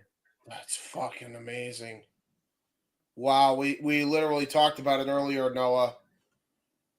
Again, how she got her start was because of Raven, and now Raven, the man who brought her in to start. That's fucking insane. Quotes to Raven, nevermore, huh? Well, yeah, quote for Raven, nevermore. Again, after tonight, we'll be saying that on Mickie James' career.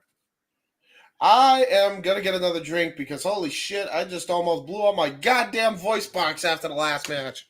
And I already had my first Don West moment of the night. Josh Alexander, freaking insane.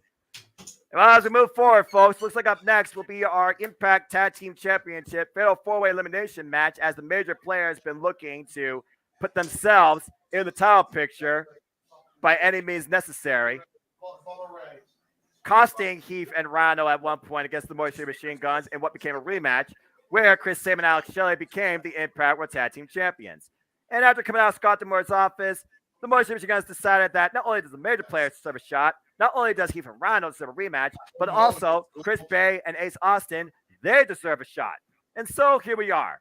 Fatal 4-Way Elimination match for the Impact World Tag Team Championship. The Motor Machine Guns defending the gold against the major players, Heath and Rhino and Chris Bay and Ace Austin. And all I'm going to say is happy Friday to all of you. That again, I don't want to figure this greater. Ugh. Well, oh my goodness, that was insane. I'll tell you, locker room. Good luck. Well, that was a hell of an opening war, and now we're going to see 4 tag teams showcase what they're made of here and why they all deserve to be Impact World Tag Team Champions. We gotta do. You know what we should do this year? What's up? Since while we're waiting for these entrances, talk to Jack and Casey. I would love to have you guys do bracketology for Best of the Super Juniors and G1 Climaxes every year. Oh, I'm always down for that. Usually, Casey and I make that an annual tradition. So to add other leagues like that, even Stardom, definitely. Fuck yeah. Oh yeah. Yeah. All right. Well, James, here we go. 4-way tag team action for the Impact World Tag Team Championships. The major players making their way out first. Matt Cardona, former digital media champion. Brian Myers, a former digital media champion. But let's not sleep on the fact, James, that Brian Myers and Matt Cardona, they know how to get it done. They are former WWE Tag Team Champions. Yeah, twice over as well. Brian Myers calls himself the most professional. Matt Cardona, he's been the breeding ground of controversy for the wrestling industry since being released onto the scene. Exploring, invading, and taking over his own way, NWA, GCW, and now here in Impact Wrestling. Yeah, and is responsible for training the very man that has the AEW World Championship as well.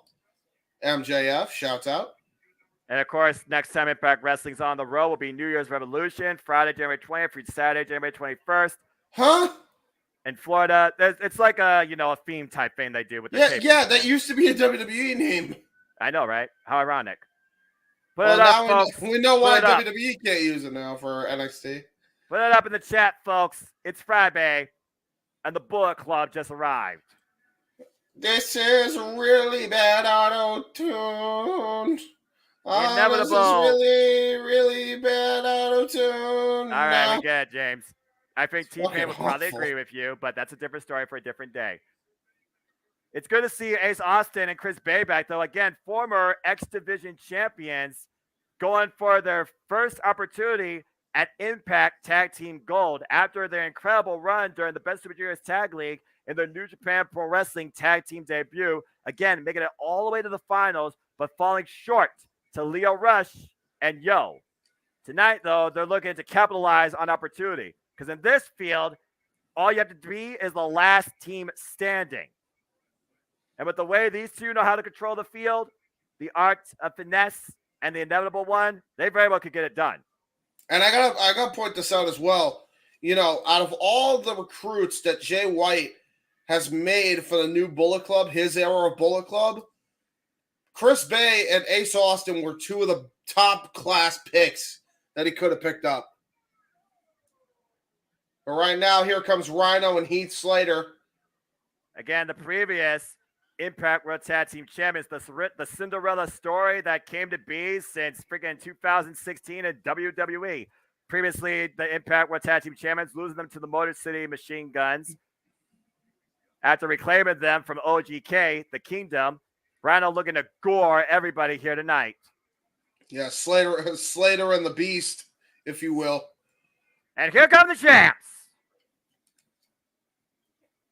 Double champs coming in here tonight. Will they leave as double champs tonight?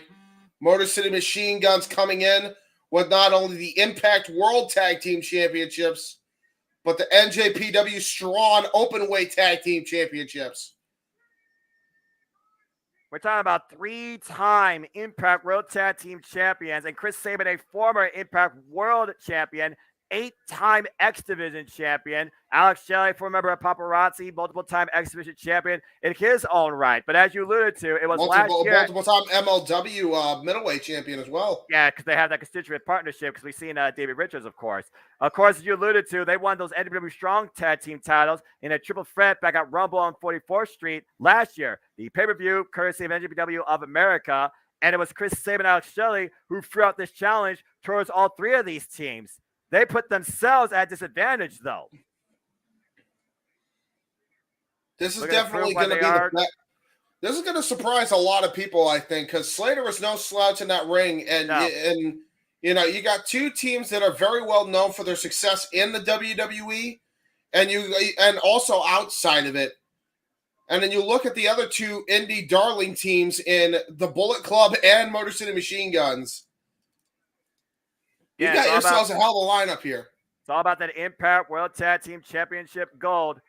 And Amelia's breaking down. The referee has lost control.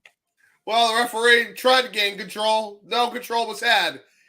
What do you expect from these 8 men? So Heath is on Matt Cardona. Ace Austin on Chris Sabin in the ring. And look at this. Motor City Machine Guns taking on the Bullet Club here. Tandem tag team work being shown by the tag team champs, getting the better of Ace Austin and Chris Bay. But as the refs alluded to, one person per team, and I think it's one person for 2 teams at a time. Again, the rules here is elimination. If one of your partners gets eliminated, your team is out. Last team standing is the Impact World Tag Team Champions. And meanwhile, drop down the agility by Ace Austin. A drop kick, and Bay looking for the drop kick too to get nothing but air. Trying to go for a double kick there. And now here comes Matt Cardona and Brian Myers. trying to take advantage here. Former edgeheads, how poetic, them trying to take the opportunity. And that's the thing. So we now know, and from my understanding of it, and a kick right to the side of the leg on Slater, double clothesline by Rhino. From the looks of it, it's going to be operating under AAA rules. So Lucha rules here apply to this 8-way tag team matchup here in this elimination style. The bell finally rings, and we have 2 men in the ring as you talk about that, James. Brian Myers and Rhino right now squaring off. Well, I guess I should have waited until the bell rang and the match officially got underway, because now I have no clue. Kudos to the referee finally getting some control. Tad to Heath. Do a double team there by the former tag team champions, Heath and Rhino. Of course, Heath and Rhino came back together. Rhino was brainwashed by Violent by Design for a period of time and betrayed by Eric Young. Again, a representative from 2 teams can be legal at one time. Nice short-range clothesline. But you can tag any team, as you alluded to with the Lucha rules, James. You can tag any team at any time. So it's one of those things where you might tag on instinct. You might just tag on opportunity. Get out of the ring any way you can. Oh! And stay around for the long haul. That was You can't get eliminated if you're not involved. Really good Pele kick there by Brian Myers to tag into Cardona here. Neck breaker. And cover to get elimination. 1 kick out at 2 for Heath. There's been a lot of belt collectors, but, everybody sleeps on what Matt Cardona done last year in the industry. At one point, holding 2 different world championships at the same time. Crazy to think about. GCW and NWA, as you alluded to. Oh, what a leg lariat. The cover to eliminate Heath and Rhino, and Heath stays in again, kicks out at 2. And also, in a bit of a preview of this, it was Heath that got the better of one half of the major players on Thursday night's Impact Wrestling show. So I could kind of see why the major players might be focusing on Heath particularly here. Might be a little salty from that. Yeah, really good isolation work here by Matt Cardona and Brian Myers. Going back to their days as the edgeheads here, just taking the opportunity to cut the ring in their corner here. Cover on Heath to eliminate the team. Kick out by 2 again. This is the type of strategy that made Brian Myers and Matt Cardona 2-time WWE Tag Team Champions. Again, Heath and Rhino, former SmackDown Tag Team Champions, former Impact World Tag Team Champions, so don't sleep on them. Boot over there and a back elbow strike. Meanwhile, hooked by Brian Myers. Oh, nice flatliner there by Myers.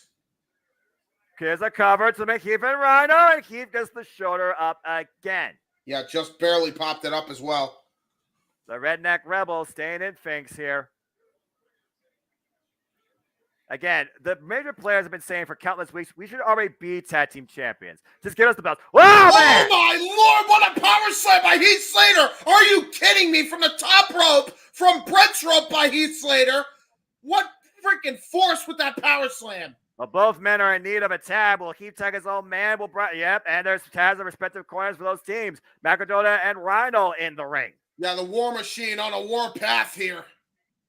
Straight out of Michigan as well. The Motion Machine Guns. And it's Austin trying to get involved here. The biggest threat in this match, no doubt, is Rhino. Oh, the spear in the corner. Yeah, really good gore spear. Belly to belly. Corner. Belly to belly. Coverage to the major players. And Brian Myers with the save. The referee's like, get control. Let's get control here. Good luck with that one.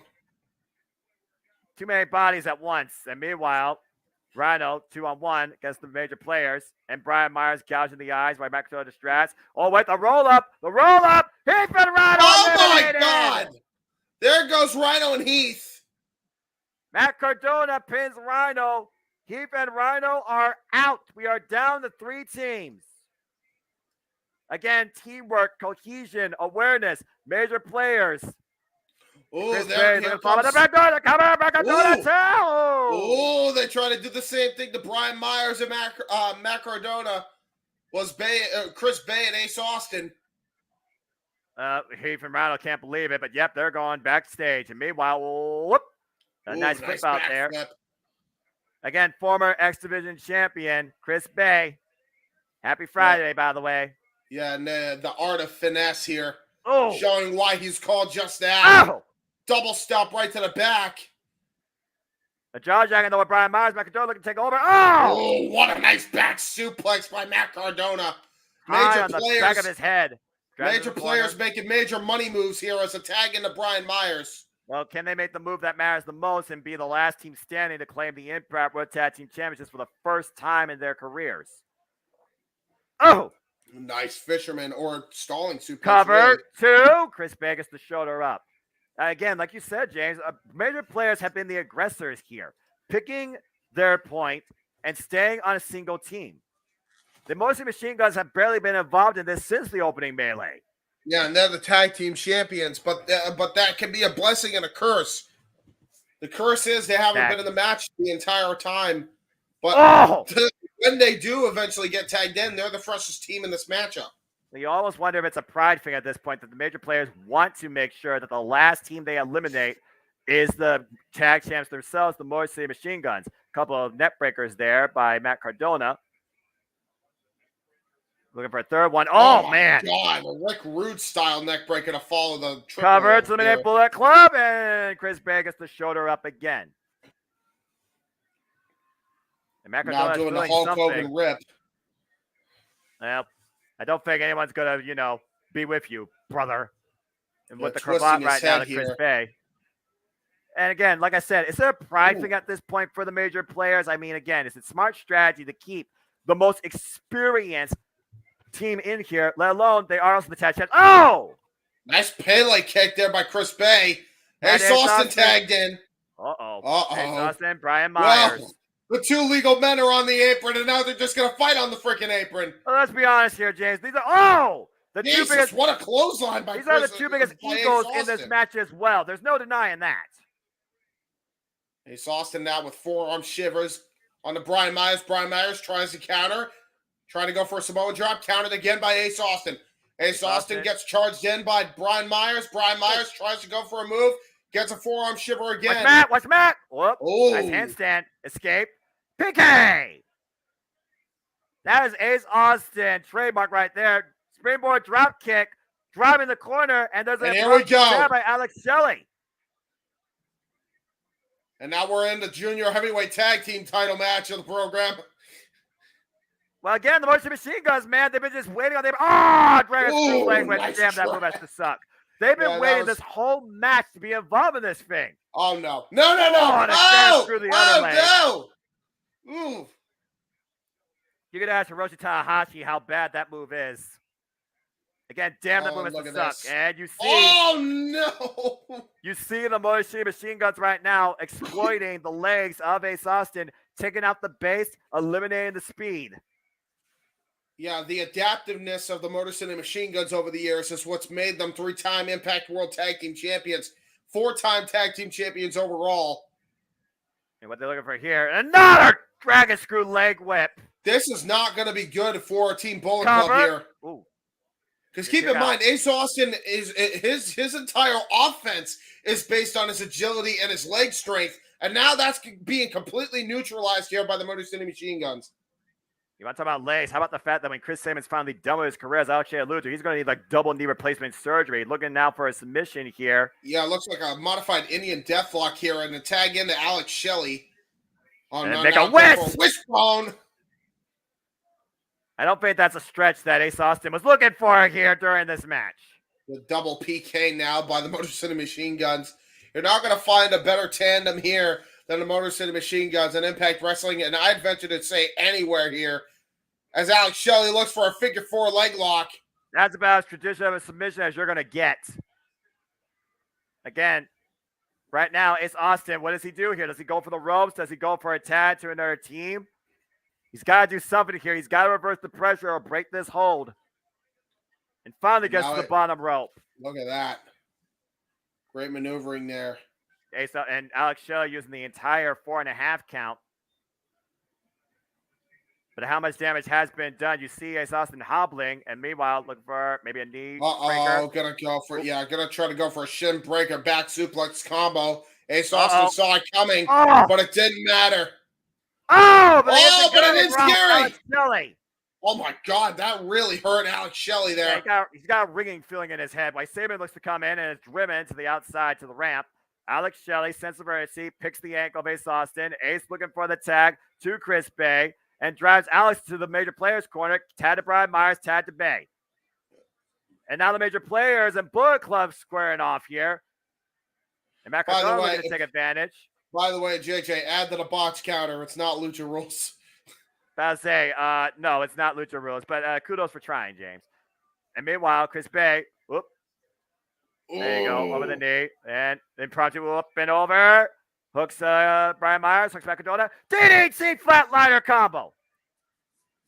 Finessing both the major players was Chris Bay, and now going to try to call back Ace Austin, because Ace Austin even stand right now with all the punishment he took from the Motor City Machine Guns earlier. Wow! Whoa! And then a phone at the he got it! 1, 2, major players eliminated! Wow! Well, there goes my pick. We are down to 2. Ace and Austin. Oh, Chris Sabin out of the heavens. The Motor City Machine Guns and Ace Austin and Chris Bay, the last 2 teams remaining. Yeah, what a great crossbody by Chris Sabin. And now he's just chopping the both of the Bullet Clubs here. Next pinfall submission will determine the Impact World Tag Team Champions. Chris Sabin hangs onto the ropes, sends Ace Austin over the top to the floor. Kick to Chris Bay. Floats in between the ropes, looking for the PK. A PK by Chris Sabin this time. And shoulder block. And Sabin looking to go up and over. Sunset flip. Rolled into Alex Shelley. Discus forearm. And attacking from the front and the back. Yeah, and Northern Lariat into front Lariat. Against Magic Killer! Magic Killer! Down to the Good Brothers cover. 2, number 10. And Ace Austin breaks the fall. That was really good maneuvering there by Ace Austin, right in the nick of time there. I'm surprised he could even stand, never mind walk or run. Oh. Clothesline, floating shot to the back of the head. Double impact. Sends Ace to the outside. Again, Ace Austin is not legal. Chris Sabin is legal. Chris Bay is legal. And this is when the Motor City Machine Guns thrive. Looking for the double team once again. Uh-oh. Oh! Meeting of the minds. Oh! Jesus! What a black mass spin kick! Spinning back heel kick. Looking for cradle shot. Chris Sabin was. Meanwhile, standing switch. Ace Austin. Oh! Jesus! Rush Chris Sabin with the Revolution knee strike out of the corner. Yeah, almost like a springboard beautiful disaster for those who haven't seen that move before. There's the 1, 2, 3. Pop up Ace Crusher. Wait a minute, major players. Oh, come on now. They've been eliminated while they still get blind job by Chris Bear with the top rope to friggin' Matt Cardona. Chris Sabin looking to follow in now. And Alex Shelley opening up the gates for Chris Sabin with the top race to Asita. Wow. Wiping out everybody. Well, there major goes the players major not players. too pleased that they got eliminated here. They already claimed that they should be the Impact World Tag Team Champions, but they are not involved in the match. Meanwhile, kick combination by the Machine Guns, bending Chris Bay over backwards. That's textbook Motor City Machine Guns right there. Oh my God! Cover to retain. Motor City Machine Guns win the melee. I will say, you got to give the assist to the major players, though, because had it not been for that, I'm pretty sure there was a chance we were going to get new tag team champions, Noah. If they would have hit that pop-up Ace Crusher and follow up with the fold, you very well could be right, James. But again, what ifs, what ifs? The result is the Motor City Machine Guns retain the Impact World Tag Team Championships. Still double champs. Wild four-way dance from the get-go, though, from all 4 teams. And again, Chris Bay, Ace Austin, their moment is to come, but it was not tonight. They want to be fighting champions, and the Motor City Machine Guns just put down 3 of the Impact's best teams. Again, that final elimination, that modified team cradle shot type move, turning Chris Bay inside out. Yeah, and you gotta imagine that the war between the Bullet Club here in Impact Wrestling and the major players is far from over. Well, so far, Motor City Machine Guns kicking off 2023 off strong. What? Huh? Whoa, wait a minute. Kazarian. Wait a minute. Frankie Kazarian! Wait a minute. Back in the Impact Zone. Greeting the Motor City Machine Guns. I didn't know Frankie Kazarian was going to be here tonight. What the hell? What you doing here, man? Well, Frankie Kazarian is back in the Impact Zone. We're going to find out why he's here. Heavy Metal Rebel in the building. Former multiple-time X Division champion and took Josh Alexander to the limit at Overdrive, looking for the big one. The Full Metal Rebel is back in the Impact Zone. Frankie Kazarian, what's he looking forward to do here in 2023? We're about to find out. He's not dressed to compete.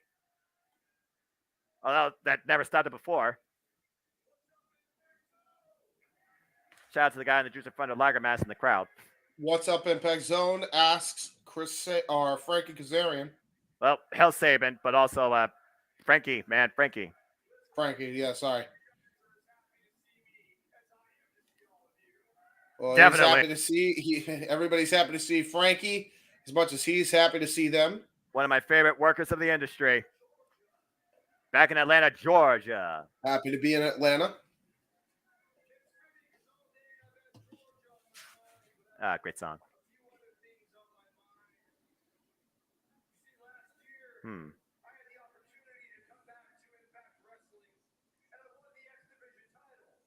Right. Against Speedball Mike Bailey. You stopped his run.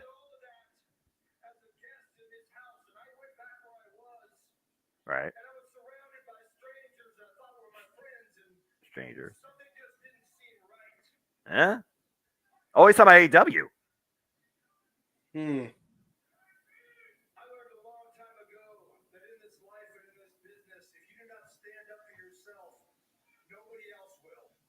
That is true.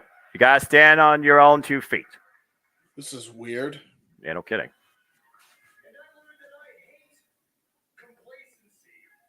He hates complacency. Yeah, I think we all realize that.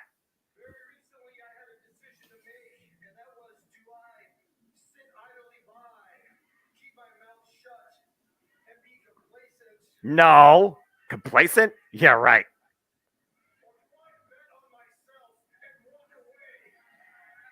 Oh, my. Hold on. Wait. Bet on yourself and walk away. Hold the phone.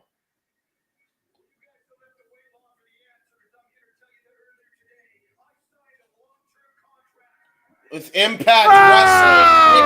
Frankie Kazarian is Impact Wrestling. Frankie Kazarian has signed a long-term contract with Impact Wrestling. Welcome home. Wow. Well, that's definitely some news.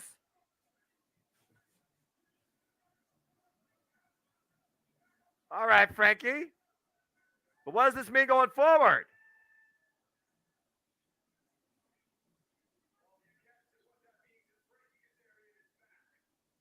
Yes, we know that. So Frankie Kazarian is now no longer with AEW. That's big news. Yeah. AC/DC.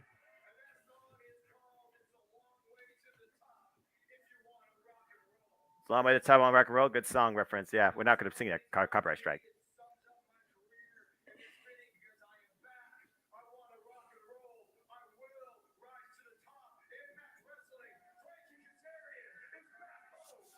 Frankie Kazarian is back home in Impact Wrestling for the long haul. What an announcement. Crazy. And what an addition to this roster. The last time we saw Frankie Kazarian, he was obliterated by Steve Macklin post-match in a disqualification. And before that, he challenged Josh Alexander for the Impact World Championship at Overdrive. It looks like that won't be his only time. Frankie Kazarian is back home in Impact Wrestling.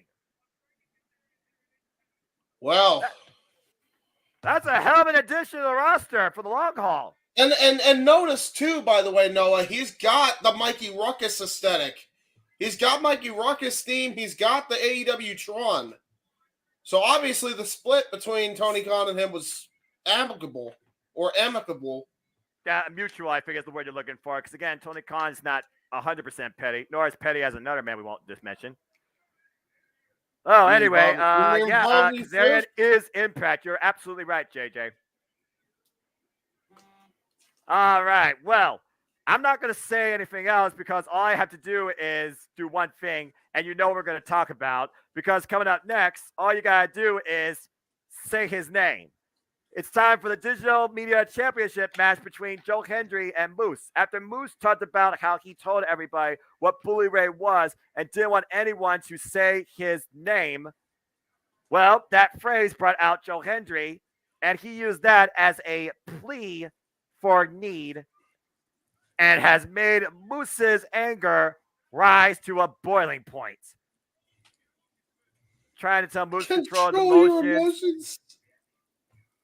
Using these knee-jerk reactions to give him a match for the Digital Media Championship to once again remind people of the real Moose. This inspiration and motivation might lead to the prestigious one's devastation. Or it might bring it back to Happy Moose. I want Happy Moose. I want Dancing Moose. James, bottom line, do you believe in Joe Hendry or do you believe in Moose's dancing? I believe in Joe Hendry, and I believe that while he wins, he'll also bring back Dancing Moose. Well, that's your hope. Moose. Well, the bad blood and the humor, it's over. It's time for action. Joe Hendry defends the Digital Media Championship against a very angry Moose. Oh, look at him. So angry. So angry. This is going to be fun to watch, but maybe not fun for Joe Hendry. Yo. That's his music? I thought he had new music. Oh, gotta yo. I mean, I'm a fan of classic theatrics, but come on, man. All right, James. Got it out there? Yeah. Dude, can you imagine if that was the lyrics? I mean, Weird Al Yankovic might beat you to that. Just saying. Probably. That is one very angry former Impact World Champion. Moose has come out to call himself a scumbag, and he thrives off that. He said adopting that attitude is what led him to become, in his own words, the best Impact World Champion in this company's history. Now, I think that's still debatable, but hey, you believe your own bravado, you see where it could take you. And tonight, Moose has another opportunity at a championship. We've seen Moose now collab with Sammy Callahan. We've seen Barbed Wire Massacre. We've seen this man collide in Full Metal Mayhem. And of course, Impact Wrestling's next pay-per-view will be Sacrifice from the Windsor, Ontario, Canada area, Friday, March 24th. You can stay tuned for coverage of that as well on the JMN Multiverse Media. Again, Moose, he's not afraid to take shortcuts and do whatever it needs to stay at the top, James. But tonight, I think we're about to be inspired. He appears. I believe in Joe Hendry. Do you believe? This is one of my favorite themes in wrestling. Oh, he actually doesn't look like he's smiling. Probably not smiling after being speared last night on Impact Wrestling by Moose. But he's still motivating the masses. We believe. Do you believe in Joe Hendry? Joe Hendry has serious demeanor tonight, James. This is the first. Well, how serious is he? He's doing a fucking Mexican wave. I mean, he's not doing it super fast, if that tells you anything. Oh, that means he's super serious tonight. I guess. Mm-hmm. Swaying the masses. Again, 24 hours ago in six-man tag, Joe Hendry felt the pain of Moose's spear and now allowed Moose to get the win. And guess what? Joe Hendry got a mic. So how serious is he? Well, we're about to be motivated, so let's find out.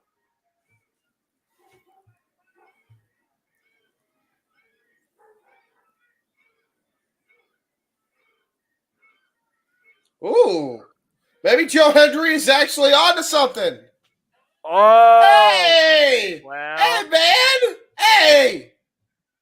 So much for motivational Moose. speech. Bell rings were underway. Oh, fuck. Okay. Well, now it's serious. Okay. Now it just got serious. Okay, now we're going to actually wrestle. Oh, and the shoulder block. Moose. Again, the more powerful athlete here. You call him a 5'2" athlete, James. Joe Henry, though, no slouch himself. Nice agility there with the hip toss.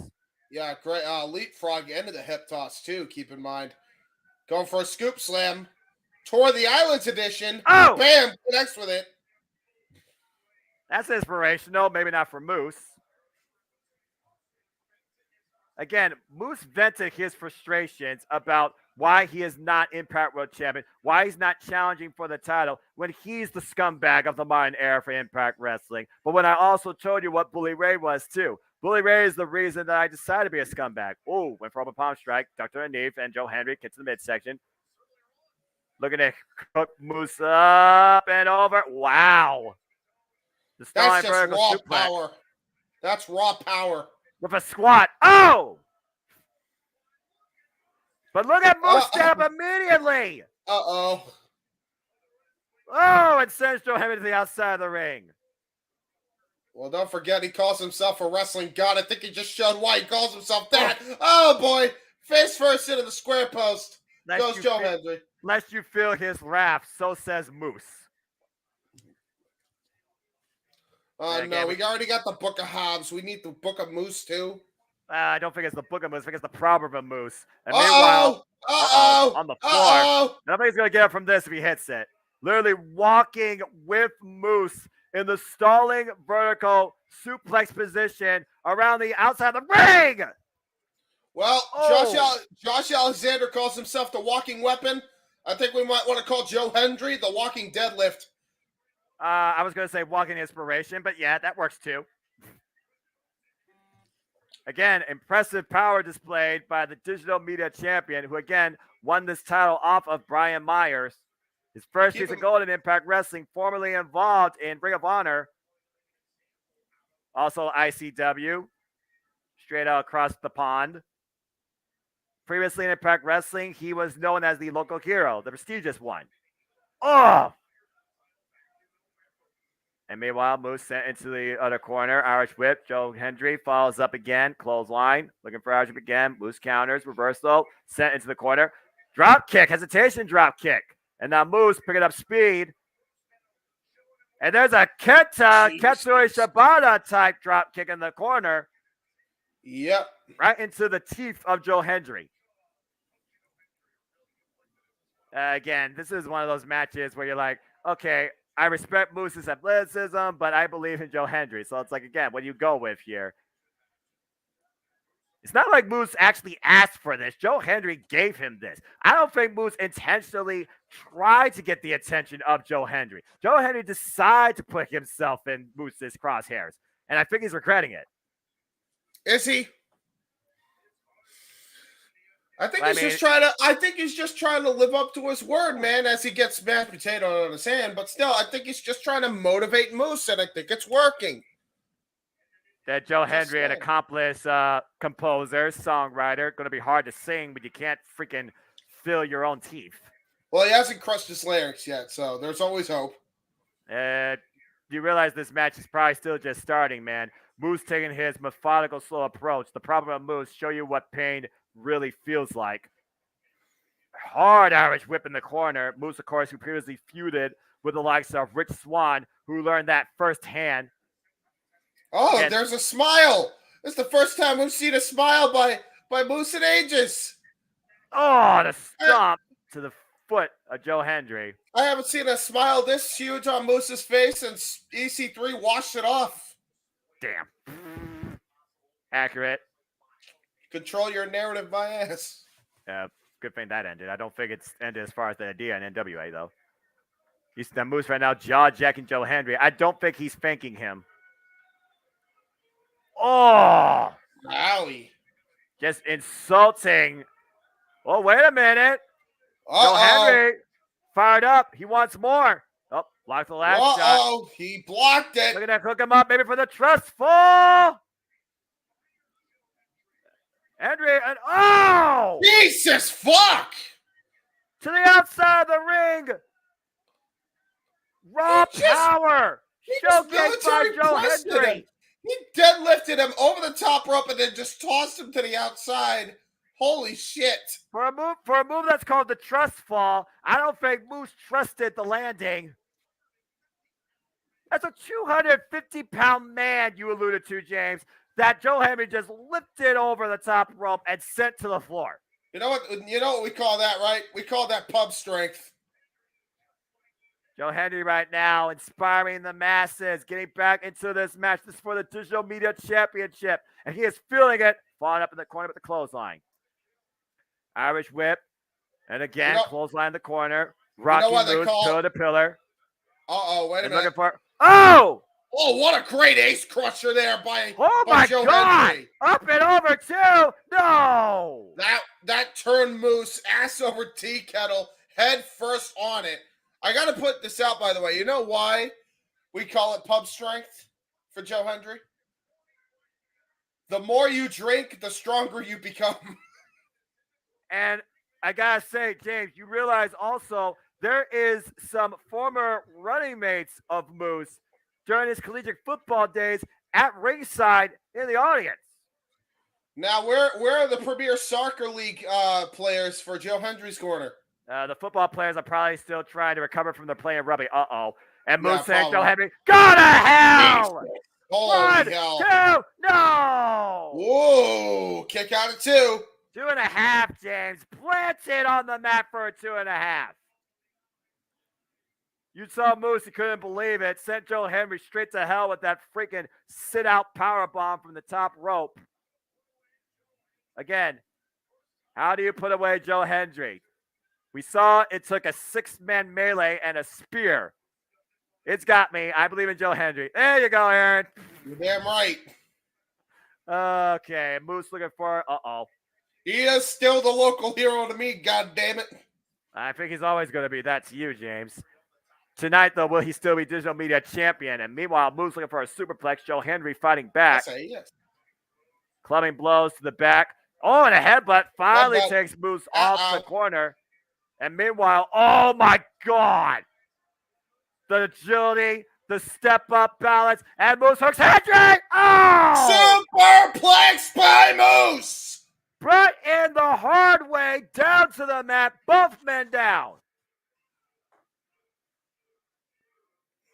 Referee's count starts. Take a little replay here. Look at the impact. Oh! This is a strength showcase by both men here. It's just a big house fight, man. That's all this is. This just became a house fight. Referee's count up to 6. One of these two has to get back up to their feet. Like Hendry might be. Oh, the wow, what a tip up by Moose. Listen, Hendry might be the David in this match of Goliath here, but not by much. And now Hendry with a kip up. Yeah, Hendry with a kip up of his own. And now we're just trading strikes here. Forearm shivers to uppercuts by both men. These men may not have some of their body builds, but they definitely have the same fighting spirit. Challenger and champion squaring off in the middle of the ring. Joe Hendry feeling it. Oh, wait, that last uppercut block. Backslide by Moose. Cover 2. Oh. That was just really good technical wrestling there by Moose. And the roll up 1 and 2. And Hendry gets to show up again. Yeah, this is what makes Moose such a versatile athlete. Hooks the leg. 2. Oh. We're going into a mat wrestling clinic now and a bicycle kick.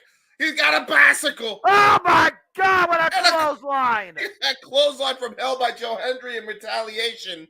And Moose sent into the ropes again. The pop-up. Power bomb! A cane bomb! 1, 2, no! Wow. Joe Hendry with an elevated cane bomb, driving Moose right into the canvas, still wasn't enough to get the 3 count. If this match isn't motivational or inspirational to tell you what Impact Wrestling is all about, I don't know what is. These two are having a clinic. Yeah, man, this became a sleeper match of the night. Holy shit. Joe Hendry back to his feet. I know Hendry is a good wrestler. I know Moose is a great wrestler. We've called many of his matches. I really did not expect it from these two guys to have this great chemistry in the ring tonight. Yeah, again, like you said, chemistry is the key thing. Wait a minute. Looking to hook him up. Standing ovation. Nope. Counter. Meanwhile. Oh! Uranagi. Cover to reclaim the championship. Almost got the championship. That just goes to show you how exhausted both men are. Both men were very weak trying to hit their own Uranagis. And now again, another one by Uranagi. No. A kick out by Joe Hendry. But again, like you're saying, exhaustion and fatigue starting to set in. What's it going to take to put down either of these men right now? You're right. That Moose right now might be scouting something at ringside. And he might be looking for a weapon of choice. He's grabbing the Digital Media Championship. That's not good. The prize at hand here. The prize at stake. Again, he'll get disqualified if he uses that. Does he care about the championship or does he care about doing a statement to Joe Hendry? I think he taking just the title. Wants to hurt Joe Hendry. Oh! And he did. Low blow. Low blow. Kick. Field goal. It's good. And the spear by Moose. Cover. 1, 2. The Moose has done it. Moose is the champion. Huh. Clear as day, Dancing Moose just screwed Joe Hendry. Hey, by the way, he just danced. Hey, there he is. He's smiling. He's dancing. There we go. Inspirational agony. Joe Hendry, the former Digital Media Champion. Wait, what? What? What's that? What's that? What the hell? Santino Marella! Oh my God! Santino Marella! Anthony Carelli! He's in the impact zone! Wait a minute, why does he have a badge?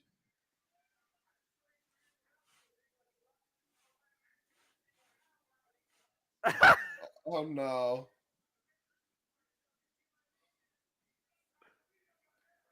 Santino Marella's in Impact Wrestling! The fuck is... He's the new director! He's the star representation! What?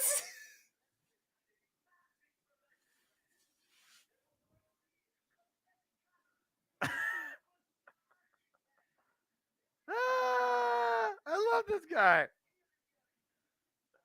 That's awesome.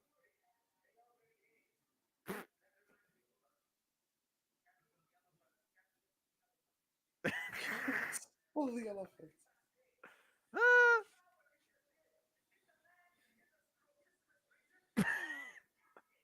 Disgusting. Rotissimus region.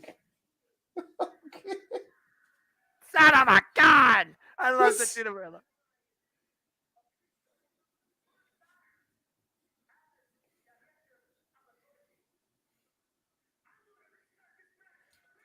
Oh what? Shit!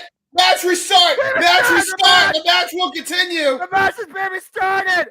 The bell rings! So Joe Hendry has... of Impact Wrestling! And Joe Hendry has a second chance! Moves alive with the spear though, misses, goes in the corner, Joe Hendry, the roll-up, 1, 2, no! Joe Hendry almost reclaimed it. Match continues now. Joe Hendry, the decision reversed here.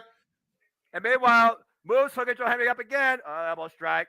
Joe Hendry standing switch. Moose standing switch. Back elbow strike again. Joe Hendry in the ropes and Moose once again follows up the elbow strike. Anthony Carelli watching on. Moose looks to follow up. Joe Hendry to pop up.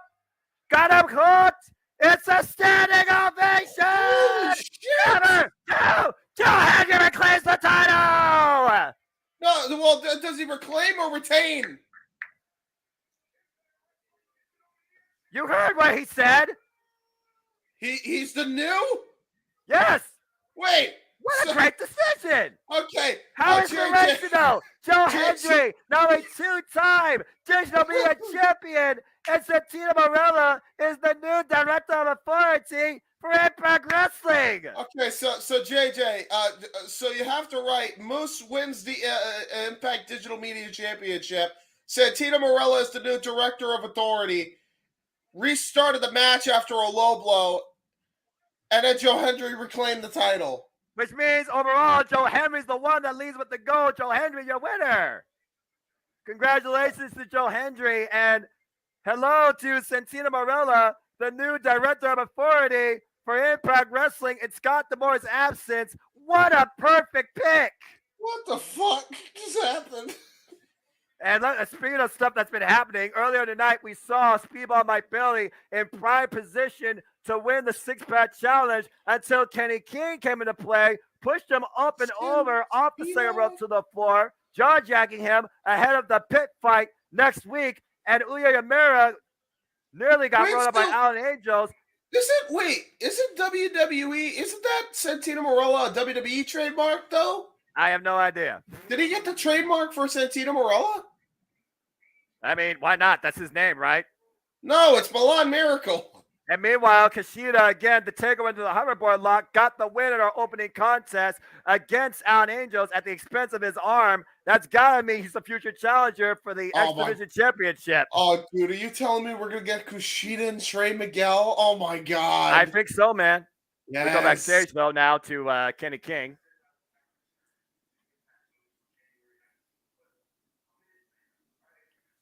Oh, this has been so freaking awesome.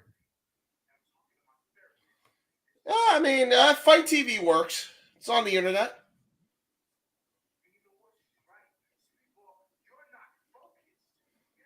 How can he be focused if Speedball is one of the most focused individuals in the entire wrestling industry? Kenny King's been trying to ruin that.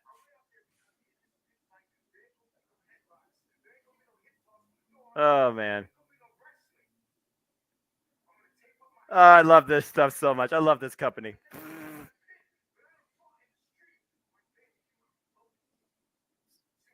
If Mike Bailey is not focused, then Kenny King is sleepless. Look at his face. Yeah, what the fuck is with these freaking crow's nest eyes, bro? You need to get some cream for that shiznit. I don't think this man slept right for the last few days, James. I don't think he slept right, period. You know what it is? He's hanging out in Vegas at a strip joint too often. Well, what happens in Vegas? Well, what happens in Vegas, stay in Vegas, but I guess we're seeing the results. I was about to say, I don't think it's staying in Vegas. I think it's showing on Kenny King's face.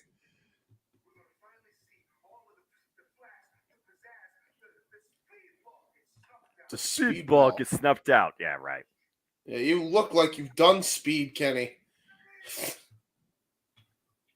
going to take a lot more than some self-made hype to put down Speedball Mike Bailey. But again, it is official. This Thursday on Impact Wrestling, Kenny King faces Speedball Mike Bailey in a pit fight. No rope. And the only way to win is submission or knockout. See, you don't even have crow's nest eyes there. But our night continues here, James, with the most important match of the night, plus the main event. Number one contenders fatal four-way for the Knockouts World Championship. Masha Slamovich, Deonna Purrazzo, Taylor Wilde, and Killer Kelly. As the Virtuosa makes her way out to the ring first. Oh, the personification of technical excellence and execution. The former Knockouts World Champion, Triple A Reina de Reinas Champion, Ring of Honor Women's World Champion, and Impact Knockouts Tag Team Champion. She has done it all in this company since Slammiversary 2020 and on, looking to once again claim her crown at the top and take one step closer towards the Impact Knockouts World Championship. And I must say, looking technically beautiful. Well, you want to talk about beautiful, talk about beautifully violent. The undefeated force for the longest time in Impact Wrestling before she faced the Juggernaut. Straight out of Russia, looking to smash everybody, Masha Slamovich. We got to get her and Layla Hirsch in a tag team here in Impact Wrestling somehow. Yeah, definitely. Tony Khan, make it happen. Masha Slamovich, of course, who has faced Deonna Purrazzo in one-on-one action. These two have traded a victory and a loss. Send Layla Hirsch on excursion to Impact so we can get this team. When she recovers. When she recovers, yes. And now we witness the People's Witch, as she calls herself, channeling a dark magic. Taylor Wilde. Ever since Taylor Wilde has adopted this newfound attitude or influence, per se, channeling something that goes beyond the supernatural, it has given her results, including recently pinning Masha Slamovitz on Impact Wrestling. Masha, of course, Taylor Wilde comes in here at the veteran, 19 years. At one point, we thought she was retired, but she came back to Impact Wrestling as a former Knockouts World Champion and two-time Knockouts Tag Team Champion. But she also has a loss to Mickie James and has never faced Jordan Grace one-on-one. I love that she's just Isla Dawn. And here is everybody's sleeper pick for 2023, regardless, as an aura has taken over the Impact Zone. See, I'm about to say now I want a trio. Now Killer I just want a trio. Kelly. Killer Kelly, Layla Hirsch, Masha Slamovitz. Let's go. Yeah. Killer Kelly looking to be everybody's nightmare, channeling her biggest inspiration from horror, Freddy. Oh, she's wearing Freddy Krueger garb. Oh, shit.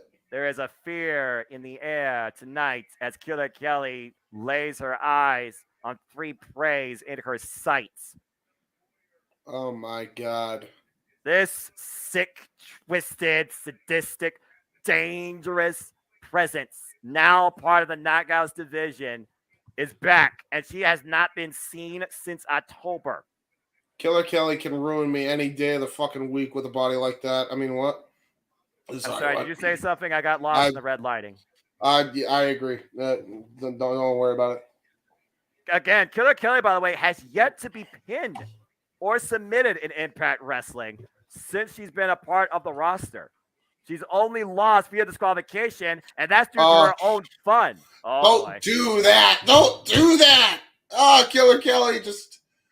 James, crawling. Be professional here. I'm warning you, be professional. She's crawling. She's doing the crawl. Oh man, four corners. Bell reigns were underway. And remember, first pinfall submission gets the win. Taylor Wilde with the home field advantage, it looks like, being cheered on by the Impact faithful.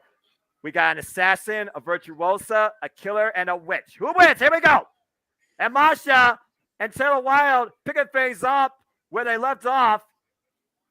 Oh, and sends them out to the outside to the floor. Owie. And now Killer Kelly will finally square up with the virtuosa Deonna Purrazzo.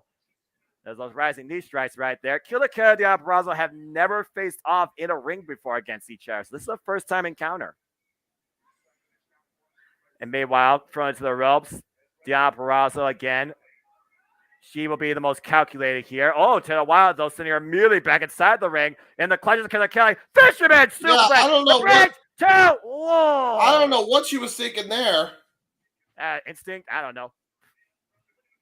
But right now, we got two of the women in the ring. The other two are in danger of losing this thing as Killer Kelly enjoys mixing it up with the virgin. And Masha Slamovitz pulling Killer Kelly out of the floor. Masha Slamovitz now. And now it's going on. Oh, man. Oh, my God. Holy shit. Baseball slide just knocked them off both your out. Screen into the faces of Killer Kelly and Masha. Holy shit. Taylor Wilde sending herself in like a bullet against Masha and Killer Kelly. Virtuosa. Wait a second. Deonna Purrazzo. Crossbody by Deonna Purrazzo. Watch out, Killer Kelly and Taylor Wilde. But where's Masha? Oh, no. Oh, good Lord. Come on, Masha. I was about to say, might want to pay attention to Deonna Purrazzo. She might have tweaked her knee. Oh my God, senton drop. She almost didn't get all of that there, James. Yeah, she almost didn't, but she got enough of it.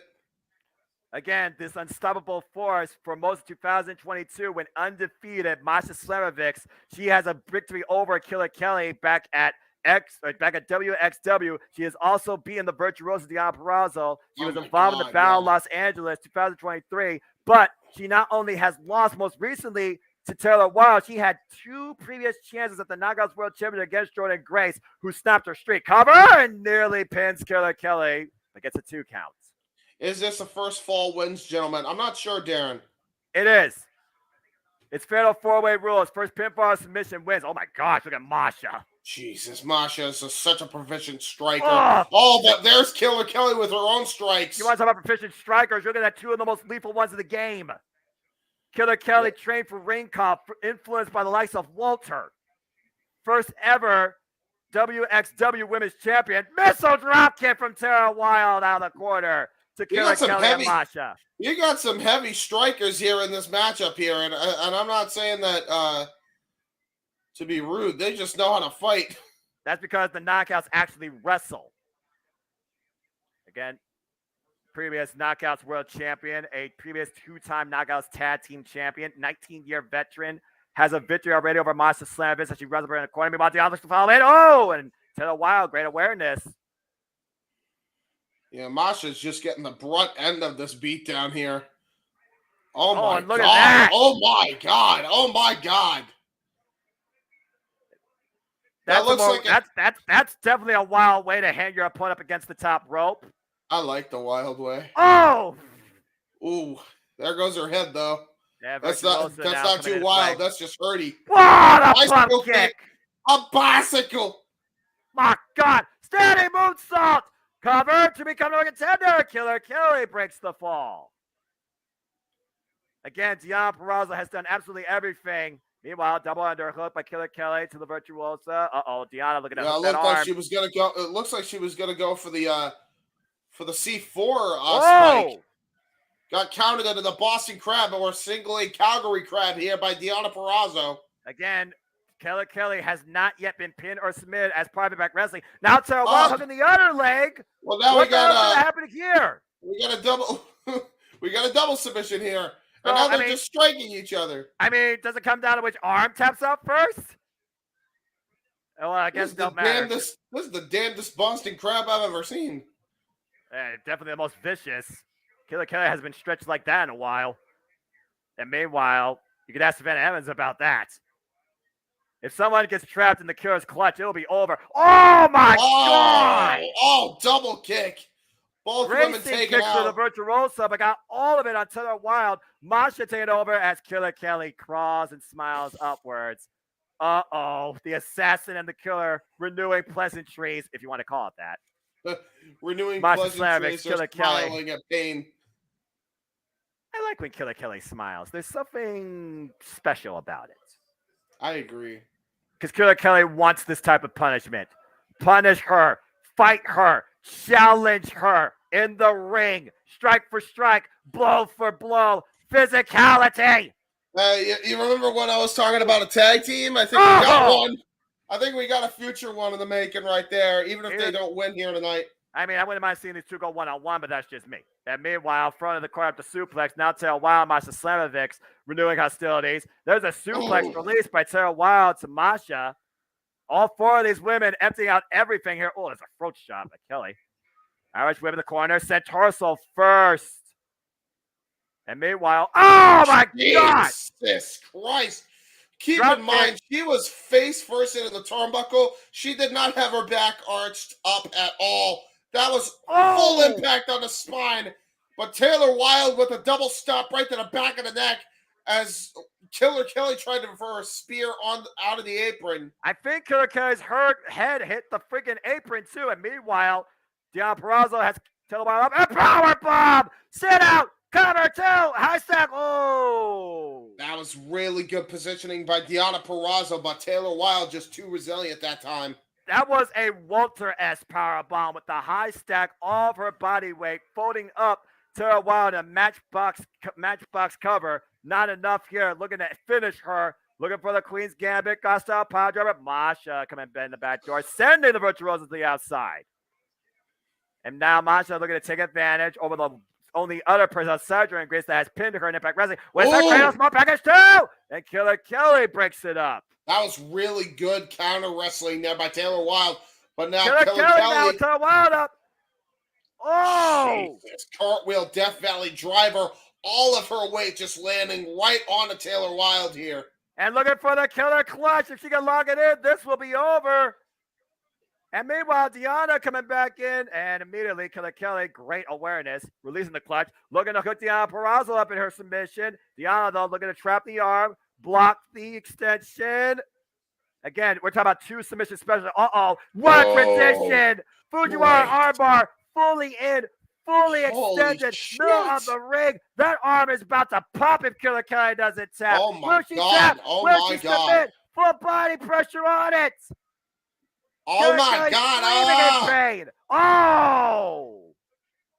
The kick right to the face breaks the hold. Killer Kelly transitioning into the killer clutch. She's got it inside the ring. Will Deanna tap out or pass out? Will the referee call it? And meanwhile, drop toe hold now by Taylor Wilde. Oh, we got 2 submissions. 2 submissions.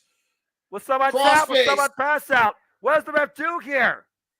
We got a crossface. We got a killer clutch. And meanwhile, Masha taking Taylor Wilde up and over. And maybe oh no! All the bodies hit the fucking last. Masha is number 1 contender. Wow. Well, that's a first. Masha smashes Taylor Wilde on everybody else and pins Taylor Wilde, avenging a pinfall loss, and once again is back on top to go after the Golden Knockouts division. Masha Slamovich, your new number 1 contender for the Knockouts World Championship. Wow! Whoever comes out on top of that main event, James, has a hell of an obstacle waiting for them. Yeah, you ain't kidding. Masha Slamovich up to one hell of a hot start. Her 2023 looking to finally claim gold in Impact Wrestling, and has taken it one step closer. That was fucking awesome. That was pretty damn good. That was a great 4-way, man. Anybody's game. And here comes the Punisher of Impact Wrestling, Steve Macklin. I mean, I can talk about this guy, but James, you literally put a comment about him, so I'm going to let you take this one, man. Again, like you said, it's give him the fucking win, goddammit! Why don't you go ahead and further elaborate why he should win? This man is your future world champion, and you should be treating him as such. And he should be the one to dethrone Josh Alexander when it's all said and done. You can't do that if you keep having him lose every goddamn time. Give him a win. All right, fair enough.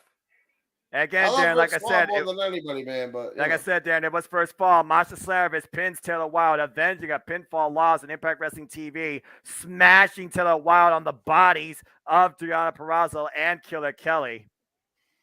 That was freaking awesome. Well, anyway, as James politely tiraded, Steve Macklin, and for some people's eyes, is maybe an uncrowned Impact World Champion. But Rich Swann, a former Impact World Champion, has also set his sights on the prize. Both men with a common goal, but now an all-out, city-wide expected Falls Count Anywhere brawl is about to unfold. One of these two is about to take a step closer towards going after what they want, and that is the Impact World Championship. For Rich Swann, can he handle this? For Steve Macklin, is it just another target to tag and bag? And meanwhile, as we go back inside, look who's joining the commentary desk. Raven.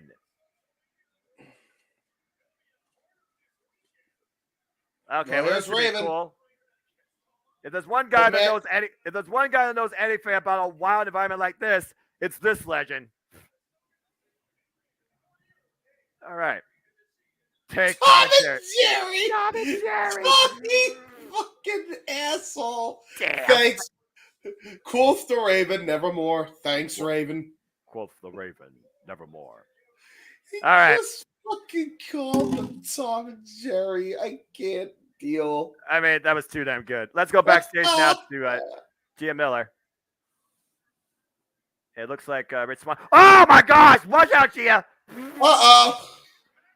And Macklin immediately jumped Rich Swann. You knew this had to happen. When security's trying to break it up, why would you do that? It's Falls Count Anywhere, right? Get a rep backstage and ring the bell. It's Falls Count Anywhere in Atlanta, by the way, too, where they are backstage in the building. The Raven's like perfect opening for the perfect match. And the bell rings. Here we go. Yeah, we started in the back. Here we go. It's hardcore rules. If anybody knows anything about this stipulation, it's Raven. Why is security back there? The only person at danger is the well, I guess that's fair. The referee. Hey, when are we going to get a golf cart? Well, we got a cooler right now and a dumpster. Oh my Jesus God! Almighty Christ! Backlund just took the Oh. fucking entire cooler and just chucked it on the poor Rich Swan's back. Oh And again, my this God! match can literally end anywhere in Atlanta. Oh Oh! my God! Lawn darted him into the freaking trash barrel outside of the arena here. And meanwhile, Magdalene to follow up, and oh! Oh, that was really smart thinking there by Rich Swann, opening a trash can, which means all of Steve Backlund's momentum sent him into the garbage. Yeah, literally. Oh, hello! A water jug right to the head. Well, I mean, you know. Or I'm sorry, so that's a one man's jug? trash is another man's weapon. What is that? Oh! Oh no. This is a solid piece of wood. Who throws away a solid piece of wood? Oh my God. Look at all that dirty water, man. And meanwhile, oh my gosh, trying to brain Rich Swann. And Rich Swann's just taking a beating here. Steve Macklin literally unleashing mayhem. The cover, two. Ah, he's putting him on a dirty ass floor. No. Do you think dirt is the one thing on either of these men's mind right now? No, I know, but goddamn. And they haven't even left the facility yet. And they're right outside. I see the traffic light. Oh no. Whoa! No. Holy shit. Rich Swann almost sandbag. got his head caved in into the concrete pillar there with a freaking statue getting chucked right in him. These two are battling out to the streets. Oh, my cutter! Oh my God, that's on concrete. That's little concrete, the damn sidewalk. They cover one. Oh, wow, I kick out one. What the fuck? I mean, to be fair, Macklin is a trained, tested member of the military. And we got a klaxon here. Oh, construction signs and cones and pillars. Everything at your disposal. If they wanted to put out a traffic light, they probably would. And again, sent face first into that steel beam, or concrete beam, excuse me, just outside the entranceway of center stage. This is crazy. Oh my God, we got a car. There's a car coming! There's a car coming! Uh-oh. What the hell? I think you're in for a bad day, bro. Get out of there. Oh. Get out of your car. Get out of your car. I don't think State Farm is there in this case. Oh, set into the barricades. Like a good name, you're fucking dead. And meanwhile, oh my fucking God! Spears right through the steel barricades, through which runs body. At least that car is a clear way. Dude, you know how much freaking force you had to have for that spear to go through all of that? Yeah, more than enough. This is ridiculous right now. And meanwhile, rigging the eyes, these two on a vendetta to take one step closer towards the Impact World Championship. And now we got a shovel. And it's not golden. Oh, right to the midsection. Hey, Jays, remember what you called Double or Nothing, like trash stuff in the musical? I think this is actually what you meant. And a cover, 1, 2, no. Well, this went CCW in a hurry real quick. Channeling back those days is Rich Swann. Raven knows a thing or two about that. That's for damn sure. And meanwhile, it looks like they're finally going towards inside the building. Rich Swann with the shovel. Look at take! Backlin's head off. They tried to cave his head into the fencing. And now Steve Macklin just, oh my God, just taking the steel fencing and grinding the back of his head into the freaking fencing while he just the cover slugs again on him. Gets a 2 count by Swann. Wow. Gets the shoulder up. Yeah, I don't think. Raven then just said, I hope they don't go in my neighborhood. They get shot. Macklin tosses Rich Swann head first into a box of equipment. Now, wait a minute. Oh, my gosh. And now they're in the impact zone. And no one's safe. Oh! Braining Rich Swann with a chair. Hello, Gabriel. Welcome to Falls Count Anywhere in Atlanta. This is Rich Swann and Steve Macklin. Well, and Macklin right now is in his element. It's definitely Falls Count Anywhere. Oh, back backbreaker. Yeah, Irish curse backbreaker. Cover 2, and Rich Swann gets the shoulder up again. They're literally right outside the ring. Finally takes his shirt off for whatever reason. Again, pinfall, submission, anywhere, it doesn't matter. And meanwhile, caught himself up against the ropes, trying to send Rich Swann back inside the ring. Rich Swann able to capitalize. Hello, Gabrielle. Hard-tested athletes. Or Gabrielle. Yep.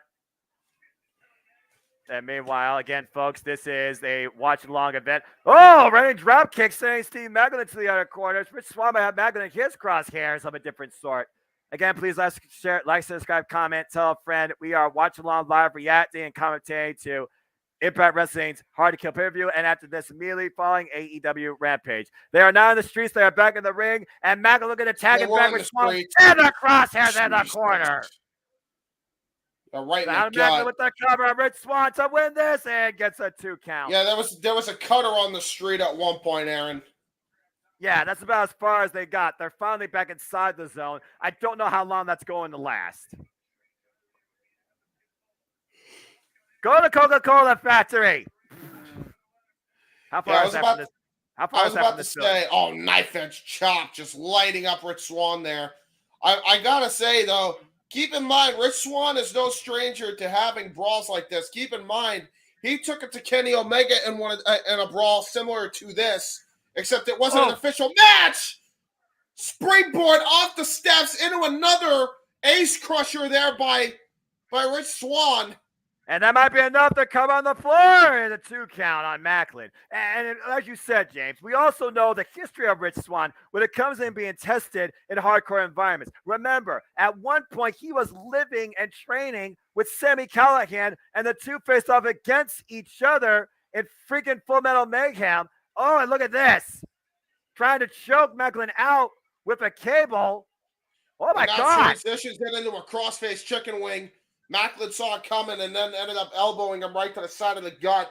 Rich Swann returns with a straight right hand. Oof. Okay, that's not how. Again, this is not how I want to wrestle. This is how I want to fight you. This is not a wrestling match. This is a fight. As the referee is finally putting his gloves on for the sake of his hands, probably. And there's a snapmare. Rich Swann looking to follow up.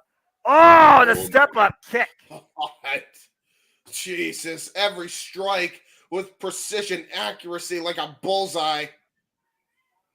Again, right now, Rich Swann set up and over the top. Oh no! Face first into the ramp and side first, I think. In that steel graded ramp, no give, cover 2. And then Rich Swann gets the shoulder up again. Why is it when Raven's around, we always have some sort of like chaos and catastrophe? Because it's Raven. Point taken. And to Raven, it's just another day. It's just another day in life. Oh, the back fist, open palm strike. Rich Swann. Oh, and a kick. Oh my God. Oh Jesus Christ, Macklin. That was a nasty fall for Macklin from the entranceway to the floor at the lining grid, and a splash. Oh my fuck. Beautiful splash from the entranceway to the floor. Macklin cover 2, and Macklin gets the shoulder up again. I'm honestly shocked that Macklin's even conscious after falling from that type of height after a kick like that. And then he just got a kickstart to the heart with a freaking body splash. Talk about a rude awakening. No kidding. And right now, Macklin needs to do something as he grabs his midsection, probably just trying to get the wind back in his body.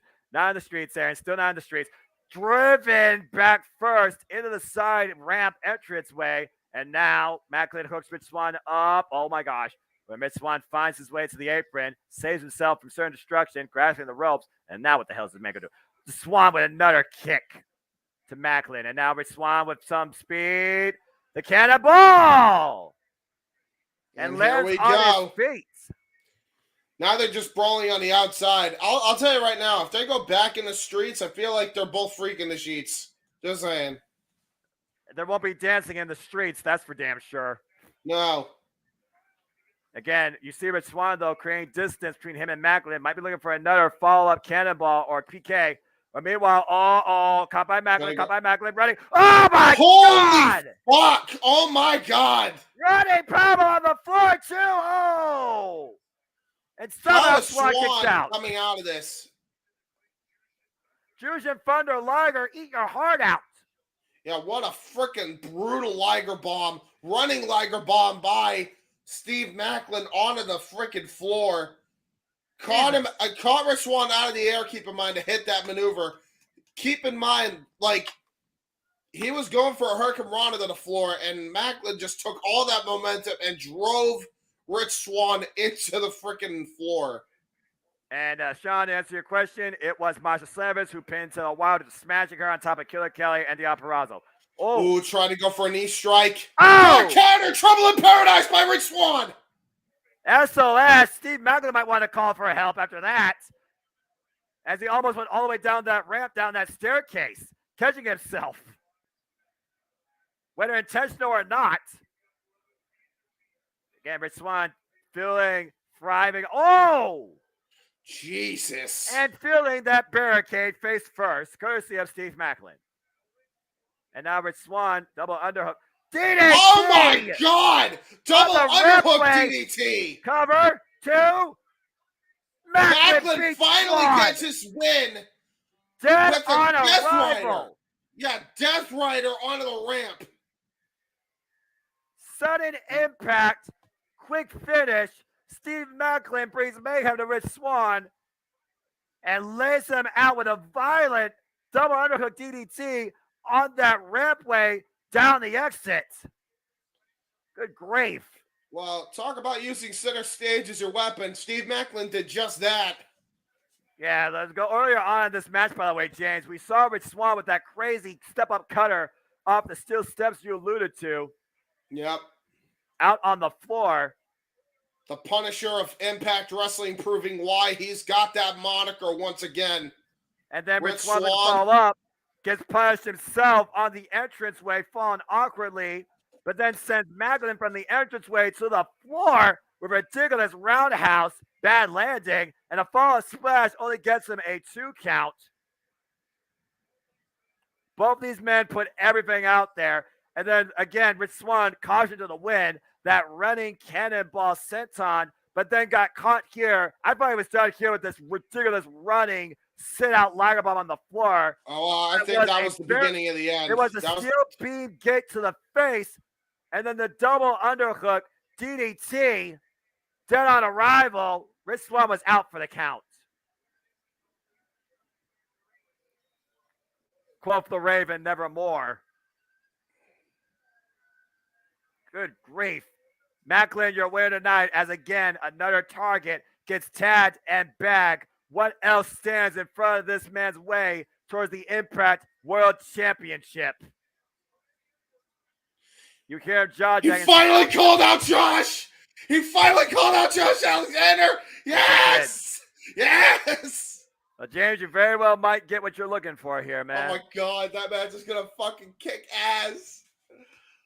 Well, again, we talked about matches that are going to kick ass. Every one of these matches, to a degree, have done that tonight. But we talked about it during our sleeper predicting panel. This match right here is another sleeper candidate that's going to kick ass in a whole different fundamental wrestling way. Jonathan Gresham, the foundation of Ring of Honor, a former Ring of Honor world champion, pure champion, multiple-time tag team champion, takes on Eddie Edwards, formerly known as the heart and soul of Impact Wrestling, turned his back on this company and went along with his own family for months, causing chaos and creating opportunity. Honor no more. Now leaving that behind him, including sending PCO 6 feet under and out the door. And already defeating Delirious. Jonathan Gresham has now made his way into the Impact Zone and is signed with Impact Wrestling. Now Eddie Edwards goes up against one of the most pure technical wrestlers on the planet, while the Octopus faces what literally has been for the longest time in his own way, a living, breathing embodiment of Impact Wrestling. Accolades galore. This is going to be one hell of a battle. 9 months in the making. Honor no more, honor to be restored. Jonathan Gresham, Eddie Edwards, 1-on-1. Eddie Edwards looking to bury the past, Jonathan Gresham to set up his future. As you see Eddie Edwards coming out to that theme. The theme that personifies Honor No More. Now a solo renegade. Eddie Edwards, who has now buried PCO alive and has literally tried to put the past behind him, humiliating the likes of Delirious, saying that for he and Alicia Edwards to move forward in Impact Wrestling, he has to get this done tonight.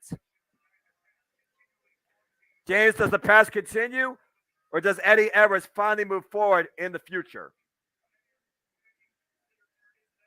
Whew.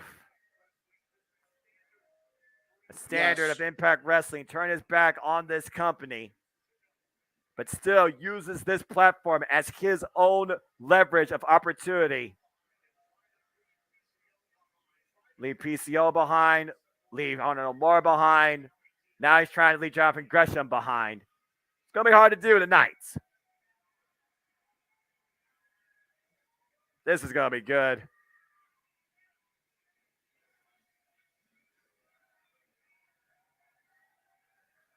And there is the octopus.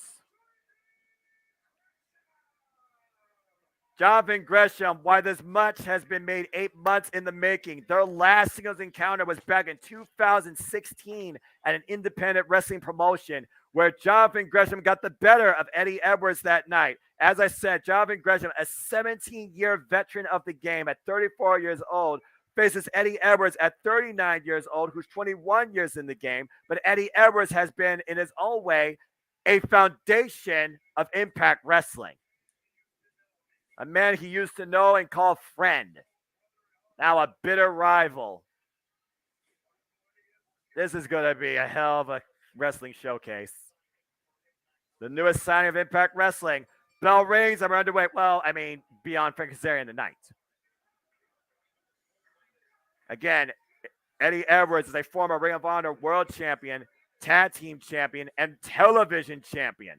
Jonathan Gresham, a former Pure Champion, World Champion, and Tag Team Champion of Ring of Honor. And I'm really shocked, honestly, that that Gresham decided to choose Impact Wrestling. That would make the second signing from AEW over to Impact Wrestling. So, big news all around here tonight. Well, like I said, Impact Wrestling is not an environment you just go to. It's an environment you make your own. And you see the guys at shoppingpat.com apparently have made new shirts for Jonathan Gresham, the octopus. The man's got merch, James. That tells you enough. Hey, he's director of operations, so why not make your own merch about it? Hey, you hear the Eddie Sucks chants. No love lost with the Impact faith after Eddie Edwards betrayed them last year at No Surrender. Calling them a tie up again. A battle that truly is about pride. Yeah, bro, you're not going to get a headlock takeover with Jonathan Gresham. Come on now. Again, Jonathan Gresham, one of the most pure technical wrestlers on the planet. Oh, my God. Cartwheeled out of that, like, with style, bro. But again, we are talking about one of the most decorated Impact wrestlers of all time, James. Again, Eddie Edwards is a 2-time X Division champion, a 5-time Tag Team champion, and a 2-time Impact World Heavyweight champion. And that's not, and you forget, that's not even counting his GHC title wins as well. Yeah, the green representing Pro Wrestling Noah at heart. This guy went one-on-one at one point with Tomohiro Ishii in a battle of Noah versus New Japan Pro Wrestling, which will occur, of course, at Yokohama Arena between New Japan Pro Wrestling and Pro Wrestling Noah. At the forefront, LIJ versus Team Congo. And meanwhile, we got a wrist lock here. John goes like, that all you got? Come on. Hey, look at this guy. He's trying to hurt my arm. And look at the way Jonathan Gresham was able to turn with the wrist control. He literally is turning with it the entire time. Again, to ground Jonathan Gresham is a feat in its own right. Look at the way he Look at that. The thinking wrestler. Jonathan Gresham is a thinking wrestler. And again, sent to the outside, immediately sent. Oh, wait, no. Oh, this time got caught. Looking at trying to go for a clothesline under the barricade. Again, slippery as an octopus. Jonathan Gresham right now is out wrestling Eddie Edwards. And this is what Eddie Edwards faced back in 2016 as well. To beat Jonathan Gresham, you cannot wrestle his game. You have to surprise him. You have to outmaneuver him. And more honestly, you have to outsmart him. I just got to point this out. Freaking Gresham is over there like, oh, almost at it. Got to be quicker than that. Oh. It's almost like a training course right now for Eddie Edwards. You remember what we did back in 2016? Show me how far you've come. Yeah, true. True that. Headlock right now. Yep, set off of the ropes, releases the hold, and meanwhile, there's an elbow strike finally taking down the octopus for a moment. Jonathan Gresham also, by the way, was involved in Battle Los Angeles this year, James, 2023, but he lost to his wife. Now Jonathan Gresham being taken by the head, and now whoa, each one reversing the other here. Oh my! And there's a plancha. Jonathan Gresham with a great plancha there. The fans on their feet here. Jonathan Gresham has been impressing the Impact faithful since he was Ring of Honor World Champion, defending this title in Impact Wrestling. Oh my gosh, what a chop. Lightning strap at me. Oh man! Oh, what a rigged steamboat-like arm drag onto the floor. And again, the fight right now is being taken to the outside. I'm not sure if this plays to Eddie Edwards' advantage. Look at the way Jonathan Gresham is built, man. Jonathan Gresham's an absolute brick shit house, man. He's a hybrid athlete of physical and technical prowess. And takes Eddie Edwards up and over. Looks to PK the arm, but misses. And meanwhile, Eddie Edwards takes, Manhattan drop. Yeah, Manhattan drop there. Nice belly-to-belly toss. There we go. Eddie Edwards now out wrestling Jonathan Gresham for the first time in this matchup. Using his own momentum against him, as I said. And right now, we got a bit of a distance created here as Eddie Edwards looking for feeling back in his hand, it looks like. Yeah, it looks like he's Jonathan Gresham might have tweaked his knee on the plancha outside. I think he tried to shrug it off, hence why he was high-fiving the fans. I think he was trying to do that to make it look like nothing was amiss. Knife chop. Holy shit. And nothing was missed with that chop straight to the torso of the octopus by Eddie Edwards. Again, the anger, the absolute animosity in the former heart and soul of Impact Wrestling. Eddie Edwards is out to prove a point tonight, but also move on. Oh! Again, another chop dropping Gresham in the corner. That might have stinged Eddie Edwards' hand there for a moment.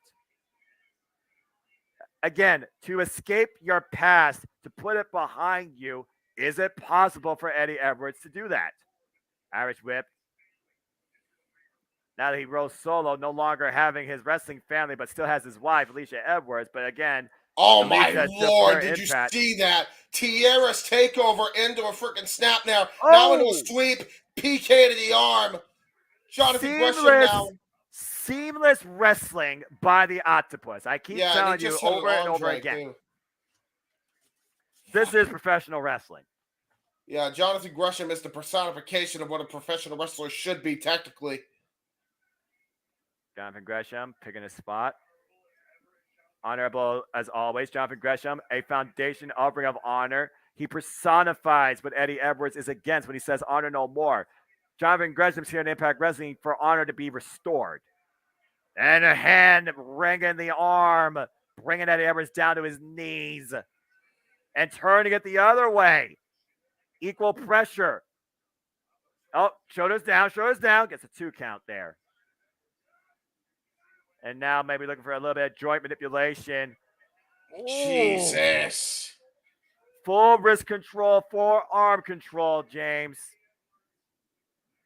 And again. Oh, my God. Yeah, this joint manipulation at its finest here. Bringing the arm down the mat, shoulders down again. Gets a 2 count. Surprisingly, Edwards able to get out of it. Oh, nice crucifix. Almost got caught again.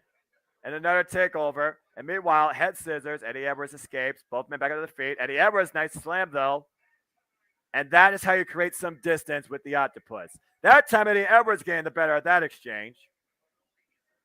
Again, the wrestling ability of both of these men, it's pretty similar considering how long their careers have been. But this is their first encounter in Impact Wrestling. And why Eddie Edwards betrayed his home. Oh, again. Look at it right now. Swift palm strike. Have it hanging up. Oh! Oh, what a nice Hangman's Ace Crusher, Tower of London style. Come up to the leg here. Gets a 2 count. Yeah, that was a great bridge out of it by Jonathan Gresham. And hello, Elizabeth. Good to see you. And you see Eddie Edwards right now, raking the eyes, breaking the jaw.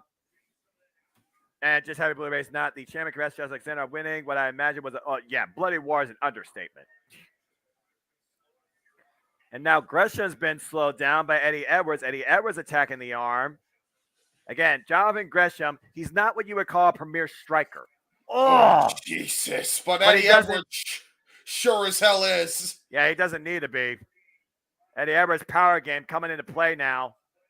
But Gresham will still square up with the best of them. Oh, thumb to the eye. Little dirty tactics there by Eddie Edwards there. A dishonorable act, I would say, James. Well, he's thrown honor out the window a long time ago, let's be honest. Again, that's why Gresham's here, to restore honor, but also raise the game of pure professional wrestling.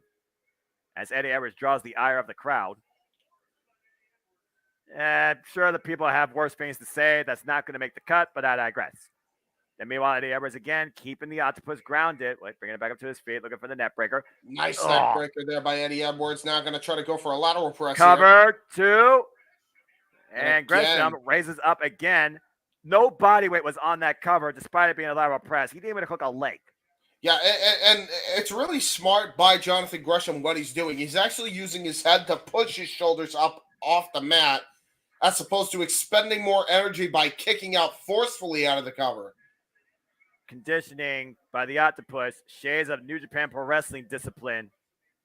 And again, drawing admonishment from the official Eddie Edwards, exploiting the ring ropes to his advantage for a 5 count, raking Gresham's face up against his hand and the second ring rope. Disorientating the man. Eddie Edwards knows he's not the fan favorite here. He doesn't give a damn. And Gresham right now, maybe being taken out of the match. Eddie Edwards here, taking his time. Eddie Edwards feeling very confident right now. Oh, and now that might have woke up the octopus. Well, now that we're into a firefight. We just turned it into Power Slap Fighting Championships just for a second until Jonathan Gresham got dropped with one. Gresham looked like he was going to do something, but Eddie Edwards denied it.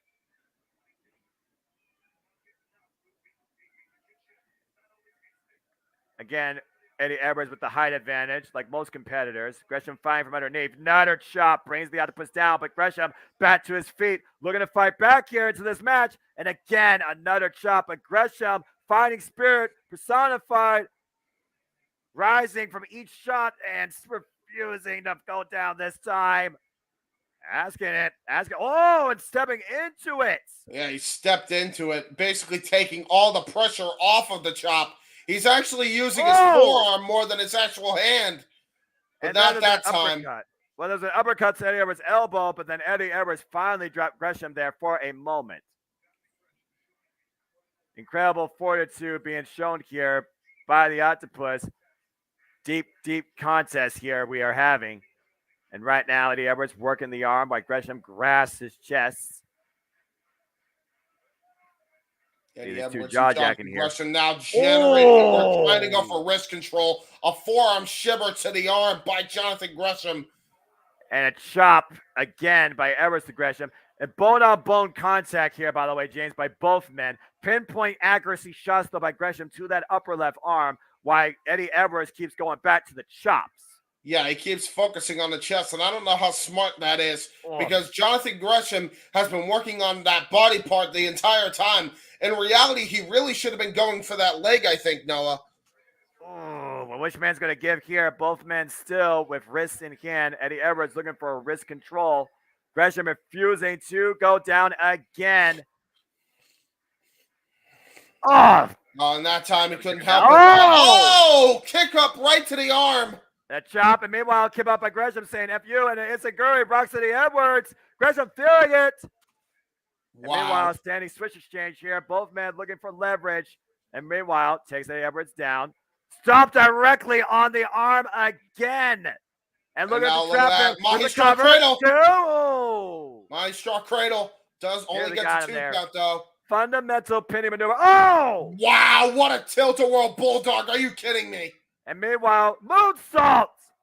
Cover to win. No. There's a reason he's called the octopus. Every style that you could think about in professional wrestling, Jonathan Gresham has not only learned, has absolutely mastered. He's also the guy that you think you're fighting him when he's at 8 arms at once. Yes. How he floats over and grabs a limb and uses another's momentum for his own advantage. We saw that in those 2 near-fall pinning attempts. Eddie Edwards in trouble here. Can Jonathan Gresham get his win? Of pro wrestling, showing why he's called just that.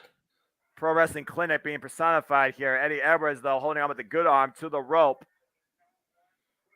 Oh! And now his own knife edge chop. Oh. And now I think he just made Eddie Edwards mad because he just got a pump kick right to the face. I mean, Gresham looking to follow the ropes. Off the second rope, looking for the moonsault. Eddie Edwards goes out of the way. Samoa Joe right out of it. Blue Thunder Bomb! Cover to pull out the octopus. No! That time he had to forcefully kick out, but that was smart the entire time by Gresham. Using his head the entire time over every other pin cover. Watch this again. Oh, man.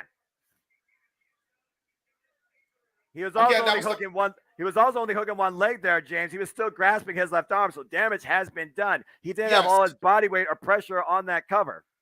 And you almost gotta imagine, now that you point that out, Noah, if he had actually put his legs around both shoulders, Eddie Edwards might be the victor here, but evidently he was too tired to capitalize on that. Fundamentals and fatigue, 2 things that are coming into play here in this match. And Gresham finally with his first forceful kick out, a spear right into the corner now by Eddie Edwards, and now he's going to try to perch him on the top rope here, I assume with devious intentions. Might be looking for that proton pack, that backpack stunner. Oh, no. Trapping the legs around him. Guy's head hooked. Looking to drop him. Gresham fights out from the back. Now looking for his own submission. Chicken wing maybe. And Eddie Edwards throws him off. Does the clothesline. Gresham again off the second rope. Hits the moonsault that time. And a stop again on that left arm. As Eddie Edwards throws the outside of the ring. Gresham picking up speed with a tope suicida. And look at where his arm landed, by the way, Noah. Right into that guardrail. Again, every movement that Jonathan Gresham uses and utilizes is going straight to that injured arm of Eddie Edwards. It's a smart game plan done by the technician of Impact Wrestling right now. This has been a hell of a pay-per-view so far. And again, Gamaguri. Eddie Edwards follows up. Shot to the side of the head. Yeah, Gamaguri Insiguri. Jonathan Gresham trying to shake the cobwebs out, as is Eddie Edwards here. I think Eddie Edwards is trying to take feeling back in that left arm more than anything else. Well, still, I mean, he's taking a few headers too. Eddie Edwards right now notices Gresham is right now perched on the top rope, dazed. He's got Jonathan Gresham in a spot, though, that he can exploit him in. Don't know what he's going for here. Off the second rope, hooking Gresham up. Might be looking for superplex. He's in the dominant position on the inside of the ring. Gresham on the outside of the ring. Body up and over. Oh, my gosh. Oh, my God. Oh, my God. Oh, my God. Crossface chicken wing on the top rope here. A sleeper hold of sorts. While Eddie Edwards is on the second rope. And no. Gresham would jump first into the top turnbuckle. Thankfully not exposed, but definitely got to be some damage done there. Yeah, it don't matter if it's not exposed. Keep in mind, those turnbuckle pads are not like the New Japan pads. He landed full on that turnbuckle pad. I'm pretty sure Jonathan Gresham might, honest to God, have a broken jaw. That was just pure instinct from Eddie Edwards. Jonathan Gresham again grabs him in stride. You alluded to. Oh, look for Boston knee party. That's underneath. Hooks him up for a suplex. Follow up. Forearm shiver. Gresham into the cover. Hooks the leg. And Eddie Edwards gets the left shoulder up. Another forearm smash. Immediate cover again by Gresham. And again, Eddie Edwards gets the shoulder up. And now Eddie Edwards looking to hook Jonathan Gresham up. Inside out. Yeah, inside out. Superplex. And up again. Overbomb. Liger bomb. 2. No! And a kick out again. The second forceful kick out of Jonathan Gresham in this entire match. Again, Noah, does not cover the legs over the shoulders. Was that fury, though, by both men just on instinct, though, James, to play devil's advocate? That was crazy. Yeah, you ain't kidding. And again, we're back to ground zero. Both men slowing down. Both men right. Eddie Edwards grasping his left arm, trying to get feeling back in it. Gresham might have a busted jaw. Yeah, honest to God, he's still shaking off the cobwebs from that turnbuckle shot he took earlier. Also a flapjack of sorts, pretty much, as he had him in a sleeper. Jonathan Gresham did. And right now in position, looking again for the Boston Knee Party, trying to set Gresham up for it. Gresham sees it. Oh, misses again. And meanwhile, up the second rope, taking Eddie Edwards up and over with the roll through. Now Gresham, though, jackknife tonight. Oh, that was brilliant countering. Brilliant countering by both men. 2, no! Wow. That was just great technical wrestling by both men, and a forearm shiver by Jonathan Gresham. Bounces off the ropes. Oh, God! Slide from hell by Eddie Edwards. Enter the elbow pad. And a bomb. Powerbomb. And again, another forceful kick out. Boston Knee Party. After the Tiger Driver failed. Is this enough? 1, 2. Eddie Edwards wins over Jonathan Gresham, finally putting away his past. What a match. Holy shit. What a battle. And hard to kill. Both these men proving they were just that. But Eddie Edwards finally burying his past, puts away the octopus tonight. Yeah, that was just a phenomenal clinic of a wrestling match, man. Holy hell. Again, how much can you take? How much are you willing to give for what you want? Eddie Edwards did just that tonight. It sure as hell is not easy. But Eddie Edwards stands victorious here tonight at Hard to Kill. Wait a minute. Why I got no lights? What the hell? I think I know what this might be. I got a pretty good idea, too. My screen's still black. You cannot kill one will not die. The pay-per-view name is Hard to Kill, right? Well, PCO is definitely that. Well, I do see lightning, and I think an anomaly is about to rise once again. I shall take this call when he officially appears. He's alive! He's alive! He's got the shovel! Oh! PCO was buried 6 feet under, and tonight he returns. The pass haunts Eddie Edwards, hooking him up, choke slam! Well, PCO's back. The friggin' Canadian Frankenstein, perfect creation 1. PCO, he's alive and he's back in the impact zone. Eddie Edwards, your past is here to haunt you. What the hell do you have to do to take this guy out? I cannot believe what I just saw. He's a zombie man. Or maybe he's just a zombie. But at the end, he's still PCO! If you get that, doesn't blink. The man is just wide-eyed, stare-gazing at the fact that he is back in front of the living. PCO is alive and just dropped Eddie Edwards. The past still haunts this man tonight at Hard to Kill. I didn't see that coming, James. He was a zombie man. Maybe he's just a zombie. But it doesn't matter because he's still PCO! Aaron. And also, guys, next time we're back here with you to cover and discuss Impact Wrestling will be next month, Hard at No Surrender. Of course, represented on YouTube for Ultimate Insiders for just $10. That will be on Impact Plus and for Ultimate Insiders on YouTube. No Surrender. And I'm just going to point this out. If you get that reference, shout out Trogdor and Rick and Morty. I mean, I feel like anybody who's pop culture related knows what's up. I also think people know what's up when it comes to Impact's next stop. Because, James, why that is a monthly special, the next time we're on pay-per-view, we go up to our neighbor in the north. From Canada, get ready to see who is willing to do what it takes. Not just a sacrifice, but rebellion! Yay! Rebellion will be from Toronto. Impact's first time back in Toronto. A great city, by the way, if you all haven't been there. Now, I'm not going to say I'm going to try and go there myself, but I mean, again, Toronto was a hell of a town. So, again, keep an eye out for all your social media feeds, our ticket sales and news. And, of course, the Japanese Media will have you covered here with our coverage of the Rebellion pay-per-view, of course. But we are not done yet, James. What has been another phenomenal launching pad and showcase for Impact Wrestling tonight. It all comes down to this. It is title versus career. Mickie James, Jordynne Grace. Tonight, a moment is to be made. But will it be the last moment for Hardcore Country?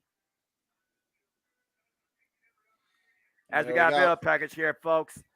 That's been the weird ending of Impact last night because lights went out right after Eddie won, and like me, he was confused. Anyway, glad we got the answer. Yes, we did, Elizabeth. So now, folks, answer this.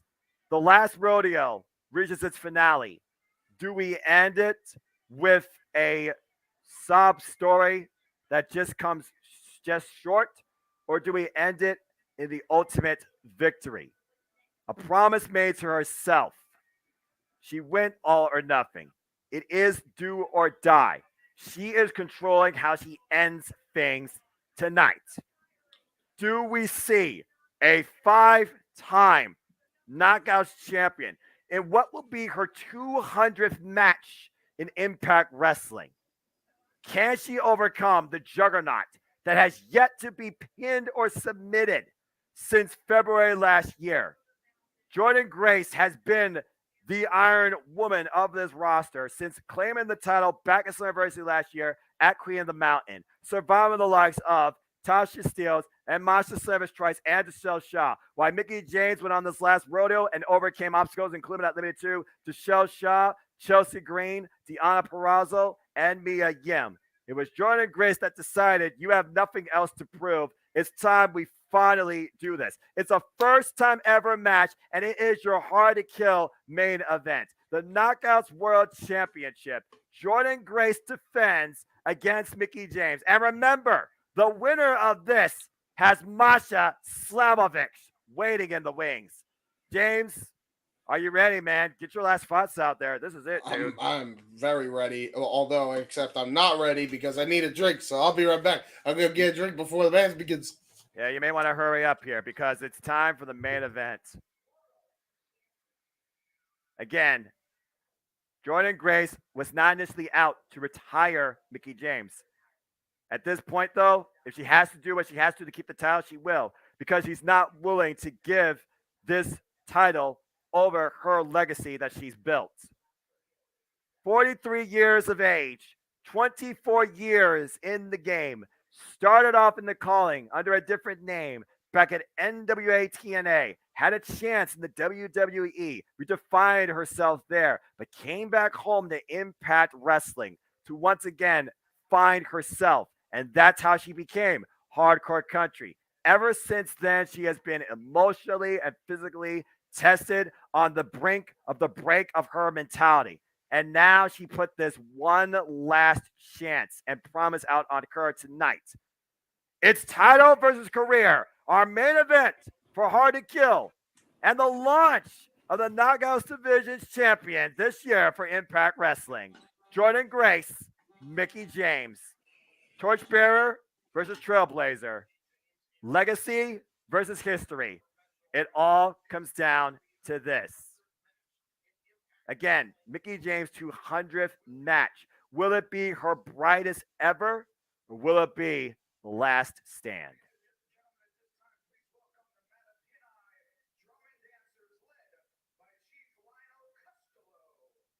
Interesting. Mata Pony Drum and Dancers. Mickie James probably going back to her Native American heritage. She is Native American after all.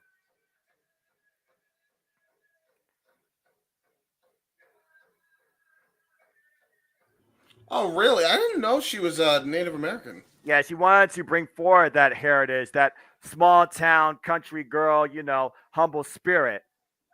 And clearly Mickie James, again, she is putting it all out there tonight. Everything. She is going to put absolutely everything out here tonight to try and win the Impact Knockouts World Championship. Uh-oh. You have unlocked this event on more than 2 devices. I'm not sure what that means. That was weird. Let me go back here again. Oh no! Did you get? I'm back. I'm not sure what happened there. Somebody must have went on there. And Mickie James going all the way back to her roots before she was hardcore country. This might be the greatest gear I've ever seen on Mickie James. It's a special night for this legendary trailblazer of the industry for women's wrestling.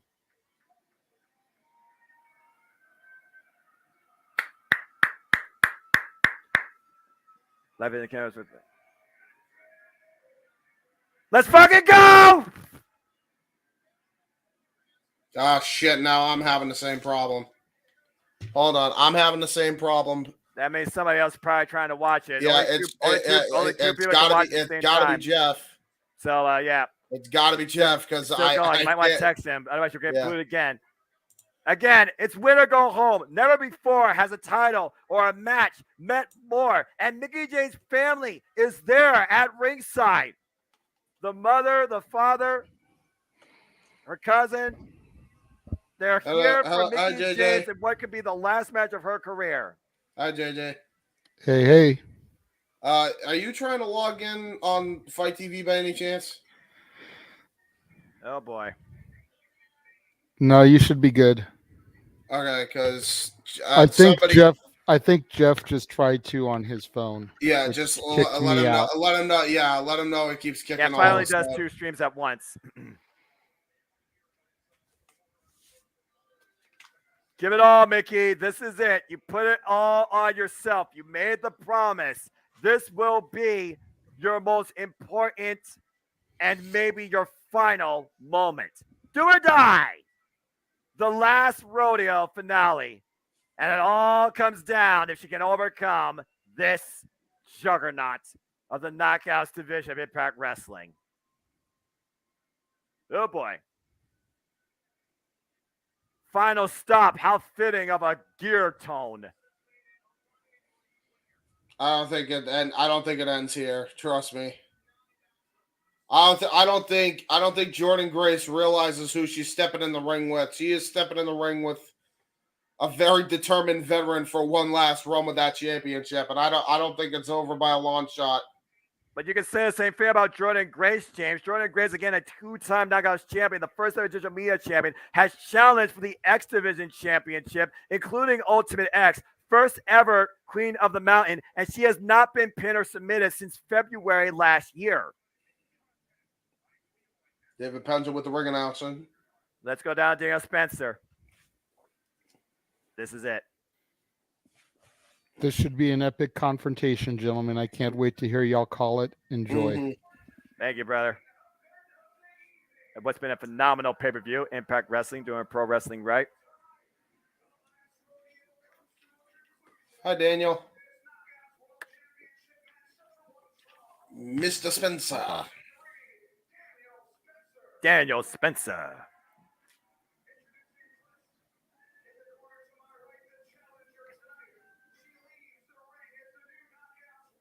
This is a heavy thing. She wants one more run. You heard Daniel Spencer give you both possible outcomes. There is no other outcome besides those.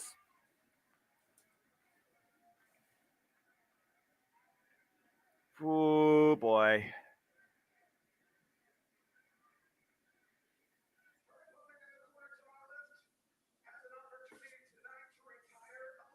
You had to say that. Tyra Legend got booed out the building.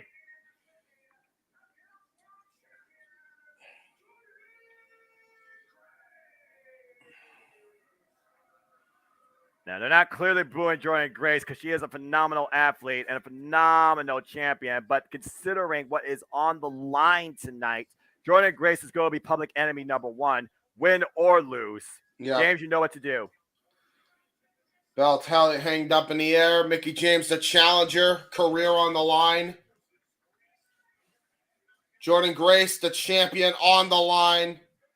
or the championship on the line. Here we go. I'm waiting for the bell to ring on my feed. David LaGreca in the audience. Bell rings are underway. This is it. The last rodeo finale.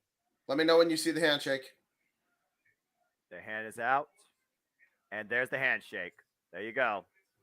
Again, these two want the absolute best brought out each other. This is not a sympathy train. As Tara, with tears in her eyes, watching on from the eyes as well. Anybody who knows Mickie James is there or watching this tonight. Calling out as we begin. And again, thrown off and back into it. Again, like I said, James, Mickie James is a 4-time Knockouts champion, 5-time WWE Women's Champion. Has not been seen since September last year. Decided to go on this last rodeo, this wild last ride to test herself. A promise to stand the testament of time. And it all comes ahead and concludes tonight. Calling up a tab again. Again, Jordynne Grace has not been pinned or submitted, particularly in singles action, since February last year. Mickie James, 24 years in the game at 43 years old now, while Jordynne Grace is 26 years old, 11 years in the game, and our current Knockouts champion, now 2-time Knockouts champion. And again, trying to go for the rope front, it's not going to work. Too strong. The Juggernaut, just too strong a foundation. Look at the strength here, James. Yeah. Ooh. Although I don't think that's done yet. Oh, boy. Yeah, I think we're about to get into a feisty brawl here between these two women. I don't think Mickie James would have it any other way. Jordynne Grace talked about how inspired and motivated and encouraged she was by Mickie James, who made a stance for women's wrestling to be as important, if not more important, than the men. Oh! And that's why these two are men event this pay-per-view tonight. And again. Yeah. Oh, boy. Mickie James was the worst side of Jordynne Grace. Oh, and she just got it. Jesus almighty Christ. Jordynne Grace just absolutely knocked Mickie James's lights out. Well, Mickie James, by the way, she said she wants to fight Jordynne Grace at her absolute best because she's going to bring her best. This is her promise to herself. She's going to literally give it her all to become Knockouts champion. Big chop again in the corner. And again. This crowd is further by Mickie James to put some stank on that last one. Yeah, open palm chop after she licked her hand. Reminiscent of her WrestleMania 22 match with Trish Stratus. One of her greatest rivals, now best friends. And meanwhile, Lufest pressed by Mickie James. Again, Mickie James started off as part of the influence of the likes of Raven, had some subtle work with CM Punk, and of course found her home and a family with former Impact and NWA champion Nick Aldis. Oh, double stop. Holy shit. Cover and stands on the cover. Gets a one. That was just a disrespectful cover. She led an all-women's pay-per-view special called Empower. She has been participant, valet, bodyguard, mentor, champion, spokesperson, announcer, mother. Mickie James has done everything possible you could do in this industry. And everyone's been firmly in support of Mickie James during this last rodeo, testing herself against the greats of the Knockouts division this day and age, like freaking Giselle Shaw, Deonna Purrazzo, and currently Jordynne Grace. Again, this is the first time ever matchup. These two have never faced each other at all. It's a hell of a first-time encounter so far, I'll tell you that right now. Both women just trading strikes like you wouldn't believe. Oh! Just a tilt-a-whirl sidewalk slam. Didn't even drop down on that. There's a cover by Grace, lateral press, and Mickie James gets the shoulder up at 2. And look at that. Jordynne Grace knows she's not the fan favorite here tonight. She just knows that. And now a corkscrew elbow drop right to the diaphragm of Mickie James. Keep in mind, her husband is watching on from the back as well. So both women with support in their corners here tonight at Impact's Hard to Kill. Again, it's do or die. But Mickie James at least dictate how it ends. Few wrestlers get that chance. To think that this could be it for Mickie James, it's kind of hard to believe, especially what she's done recently. Yeah. And that's what I'm thinking. I don't know if it is. Because keep in mind, we've seen Mickie James at this disadvantage before. We've seen her at this disposition before. Maybe not to this degree, maybe with not this high stakes, but we have seen her fight from underneath before, and that's what Jordynne Grace has to watch out for. I really think she's underestimating her opponent here with the taunting she's deciding to do here. And meanwhile, as you say that, I think you're right. Double knees in the corner. Mickie James able to escape. Mickie James back up to her feet, looking to follow in. Jordynne Grace is up and over the top rope, lands on the apron. Oh, blocks the shot. Fighting back as always. Mickie James ascending to the top rope. Oh, what a forearm shiver. Cutting Mickie James off at the pass on the top turnbuckle. And now looks like she's going to try to go for a superplex. James again continuing to fight back. She will not stop until she loses her last breath. Again, you talk about the ability to fight from down under. Mickie James literally once won the title with a broken arm against Madison Rayne. Steel cage! Oh, bulldog from the top rope. Good Lord. Mickie James with the modified stratisfaction of her own. Again, shout out to an all-time great rival, her greatest rival, Trish Stratus. Hardcore country chants raining out loud and proud. Both women are down. This is our main event for the Impact Knockouts World Championship. Title versus career. Jordynne Grace the Juggernaut defending against Mickie James. Again, Jordynne Grace, since winning this title, she has overcome Masha Slamovich twice, Tasha Steelz, survived Max the Impaler, and most recently defended successfully against Michelle Shaw. Will this phenomenal run continue, though? And Mickie James right now getting back up to her feet. Jordynne Grace slow to fall in, eats a back elbow strike. Win or lose, Mickie James most participating Royal again, maybe. I wonder who will walk out Impact Wrestling Knockouts Women's Champion and is the last rodeo for Mickie James. This match should be match of the night, especially because it's the main event. You damn right. I know, man. There's a lot of matches that may have gotten match of the night, and I'm not actually sure which one This has been a stellar pay-per-view top to bottom, if I'm honest with you. Like, this might be third best I've ever seen, and that's over with the two best Wrestle Kingdom shows. I'm going to say this right now. This is definitely the best women's match so far this year, and we're just getting started. As she goes for a clothesline, but Jordynne Grace refuses to budge. You want to come at her harder. Mickie James does so. Yeah, she's stick mama pump for a reason. But Mickie James is not going to be returned. There's a nice savant kick right to the side of the head. Mickie James back in control. Finally, Mickie James takes Jordynne Grace down. And James, think about this. Last year at this time in the main event, it was Mickie James versus Deonna Purrazzo in a Texas death match at Hard to Kill for the Knockouts World Championship, and Mickie James came in as champion. 1 year later, she is in the main event, which could be her last match for the championship. Well, the pay-per-view is called Hard to Kill, and I think Mickie James is going to be the personification of that tonight. She's proven that thus far. And Mickie James going old school. Herkin Jordynne Grace. Oh, my gosh. No way. Suck it. Meteora! Driving Jordynne Grace down hard on the stage. One more moment ahead for Hardcore Country.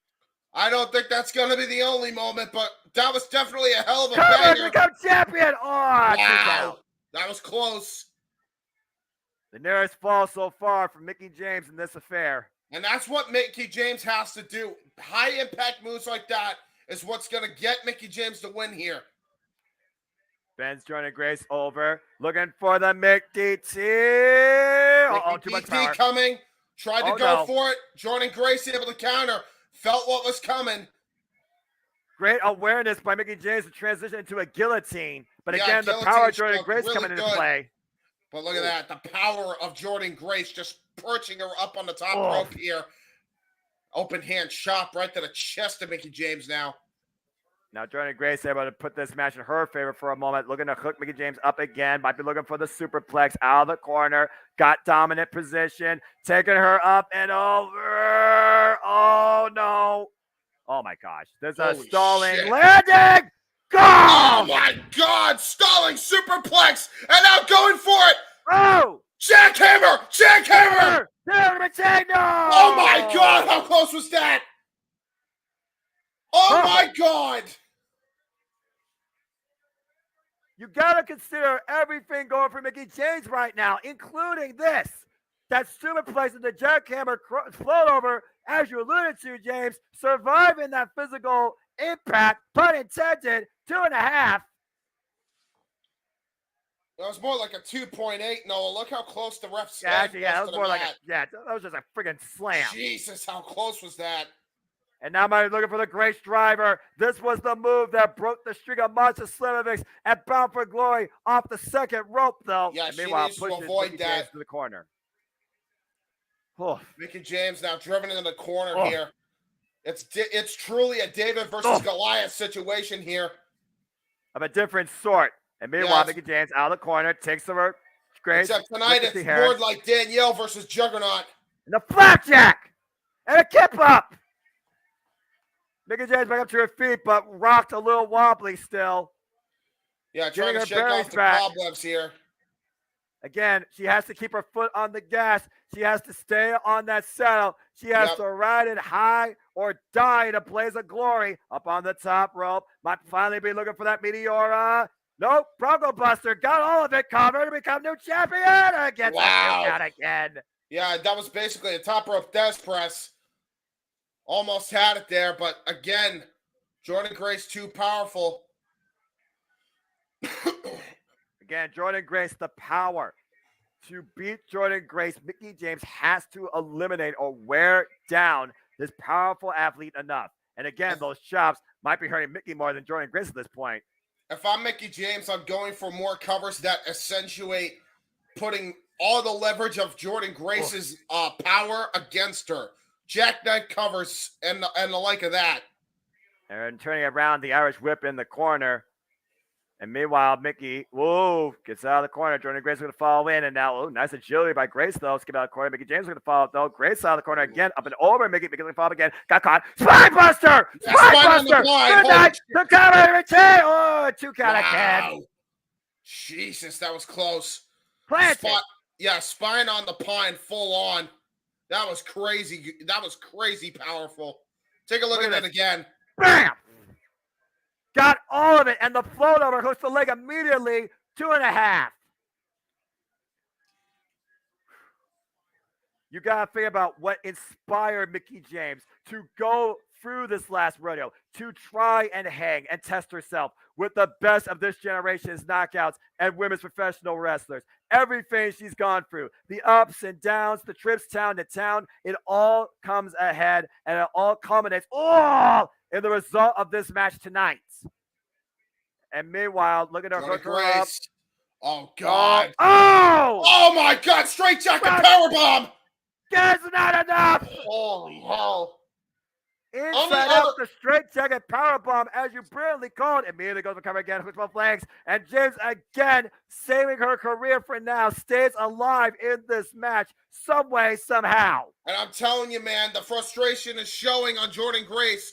Any other night, that would have put away an opponent. Tonight, it was not going to put away Mickie James. She's got too much to fight for here tonight. This is not Jordynne Grace facing your typical knockout or typical pro wrestler. This is Jordynne Grace versus the trailblazer, the legend, the career-defining Mickie James. God. My God, that was just vicious. Back of the neck. It's always the shots you don't see that are the worst. Looking to hook her up. No. Oh, wait, no. Oh, nice counter there by Mickie James into the Hurricane Rana. It's like a DDT of sorts. Cover to become champion. No! Oh, my God, 2.9. Less than 1 second away. Jordynne Grace nearly failed to retain, and Mickie James almost reclaimed the knockouts goal for the 5th time. Hardcore Country is feeling it, though, in the driver's seat. Straight up boot to the face, but Grace refusing to stay down. Yeah, Jordynne Grace is not going to go down without a fight. She's just sitting right back up after every strike. She wants more, James. Again. Chick kick. Went for the big DDT, but Grace aware of it, pushes Mickie James immediately to the corner, sets her up on the top rope. Open palm straight to the side of the face. Yeah, no kidding. Muscle buster. Boy. Muscle buster. Oh no! Oh no, got her hook for the muscle buster. Mickey James escapes on the back door. Look at the Brilliant. backslide. Cover to become champion. Jordan Grace rolls through though. Look at the leg by strong counter. Ooh. Roll up by James too. And again, Jordan Grace kicks out. And Jordan Grace now and Mickey James both looking for leverage. Mickey James with a roll up too. And Jordan Grace rolls through. Jordan Grace now with the stack too. Reversal. Cover. Two by Mickey. A kick out again. That was brilliant counter wrestling there by both ladies. Holy shit. And Mickey James once again looking for the hook up mid DDT. Jordan Grace denies it, breaks the arm hold, blocks the shot. Oh, spinning back fist. Yeah, spinning back fist after the initial jab was blocked. And might be looking for the Grace driver, pump handle. Way inside cradle. No! Wow! That was a great counter into the small pocket. There's a chick kick again. And finally looking for it. McDT! Holy shit! Pinner! 1, 2, no! Oh my God! 2.9! 2.9! What? Jordan Grace with the slight last second kick out. Mickey James beside herself. This is how close it was. Look how close the wrestler was to the mat. Planting Jordan Grace on her head. Goes to the cover, hooks the leg. I thought she had it. The entire world thought she had it. But Jordan Grace survives the McDT before the damn 3. How is that possible? This is going to be the true test here because somehow, some way, Jordan Grace is going to find a way to hit that Grace driver or muscle buster or both. Does Mickey have what it takes to counter or kick out of either one of those moves? Meanwhile, Jordan Grace might be looking for a suplex. Has Mickey James hooked. Mickey James standing switch reversal. Grace rolled into the ropes. O'Connor roll cover 2 and reversal and a sleeper. Oh my God! Kojita clutch. Shades of Samoa Joe, the Samoan submission machine. Another all-time great Impact and TNA champion. His reign of dominance was won 10 times over with this hold, and they're in the middle of the ring. Wait, whoa. Oh. Reversal, 2. Oh, my God. She almost tapped there. She almost, but she didn't. She stopped herself, thank God. Another kick, but Grace falls up again, locks in the chicken wing, put up the elbow underneath the chin. Is Mickey James fading? Is this it? Look at that, though. Look at where her legs are, Noah. Look at where her legs are. Damn near that bottom rope. She just has to reach out a little further, trying to reverse the pressure. She's reaching trying to grab out. with Jordan Grace why trying is to she trying to use her hand? That's not good. Trying to bring it back towards center. Oh, my God. Oh, that was not smart by Mickey. Mickey had the leverage with her legs. And right now it's in the middle of the ring. Will the referee call it? There's too much on the line tonight to have a false decision. Mickey James is going out. Will she tap out? Will she pass out? Mickey James trying not to pass out. Referee going to try to go for a 3 count here on the arm here. No, Mickey James. No, she's still there. She's still there. Not tonight. It's not going to end tonight like that. I'm not giving up yet in this fight. And meanwhile, Jordan Grace again staying on the offense, looking to hook up for the Grace driver. Mickey James fighting back. And meanwhile, up on the shoulders. Uh-oh. Oh, Death Valley driver into the top turnbuckle. Again, driving the back of the head and neck of Mickey James into the turnbuckle pad. And Mickey James looking for a grip, didn't get it. And finally, just trying to get out of the clutches of the juggernaut. Jordan Grace in position again. And into the turnbuckle, into the square post. And Mickey James looking up again, out of the corner. Tornado DDT! Mickey James with the tornado DDT! 1, 2. Mickey James did it! Mickey James is the champion! Mickey James has done it! Mickey fucking James, Hardcore Country, is now a 5-time Knockouts champion. The last rodeo culminates to the ultimate ascension. Mission accomplished. Mickey James had fucking done it. This show fucking slaps. I love this. What a pay-per-view, dude. What a moment. What a match. What a ride is done. Hardcore Country once again back on top of the Knockouts division in front of friends and family. Now a 5-time Knockouts champion. The Tornado Mick D.T. And by the way, 1, 2, 3. By the way, Hardcore Country sister and fellow Psycho Fortress Stratus. There's Tara. She was going nuts when she hit that Tornado Mickey DT, by the way. Oh my gosh, the history with these two in Impact Wrestling. So, little fun fact. And here's Nick Aldis, by the way, somewhere in that crowd. But fun fact. Oh. I gave her, and Mickie James is in her WYW roster. Spoiler alert. I won't say when she appears.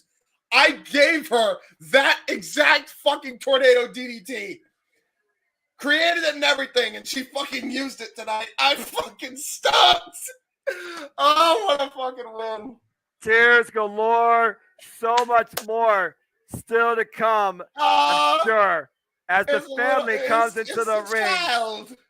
A proud mother, a celebrated legend, a phenomenal professional fucking wrestler.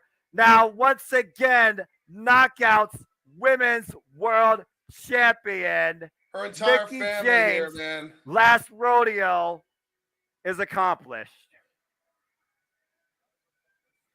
There's her father, there's her mother, there's Tara, there's her son. Holy that shit. show rules, man. Oh my God. What a moment. What a match. What a ride. What a rodeo. Tara's in tears, bro. There are moments in professional wrestling that define a career, that create a legacy, that truly are one of a kind, and you can mark and call history. Dude. This is one of them. Mickie James, bro. Dude, sun in one hand, Knockouts World Championship in the other.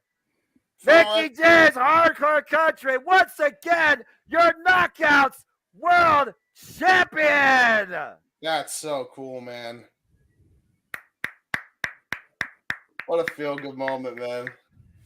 Hardcore Country indeed. And thank you, everybody, for tuning in to this first part of this Jeff Meacham Network Multiverse Media Live Watch Live experience. As Hard to Kill goes off the air, I now turn over things to our producer, JJ. She did it, man. Hardcore Country is once again the champion. She did it. Victory. That's so freaking cool. Oh, my God. That was fucking incredible. Okay, what a phenomenal pay-per-view, too. So what? That makes the second best top to bottom fucking card, and that's only what? Week 2 of this year? 13. That's professional fucking wrestling! Damn it! Yeah, that's true. Yeah, that's for true. Whoa, my God. And Jordan Grace, thank you. Phenomenal run as champion, but Mickie James refused to be denied. Wow. Yeah. So I guess we got to wait until freaking Rampage is done, right? And like the top of the hour we'll start that. Yeah, that makes sense. Let me see here. Whew. BKA? You mean AKA? BKA. Better known as. Oh, better known as. Oh, he's actually Santino Marella. Oh. Yeah. Believe it or I'm so not. happy to see him. I'm speechless. Wow, what a moment for Mickie James. Now that's match of the night. Right, way to go, Mickie James. Big congrats to her, even if I haven't seen much of her work. I would be surprised if Mickie's in the Rumble. We'll see. From what I was able to listen to, great show and great beginning as the roster patriot to Don West. Imagine how he reacted. Probably like me in the very last moment where I stood on my chair and nearly killed my voice.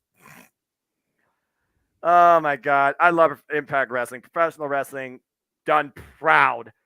Phenomenal card, top to bottom. Everybody, great job. Yeah, Bully Ray, man, fucking definitely MVP starting things off hot.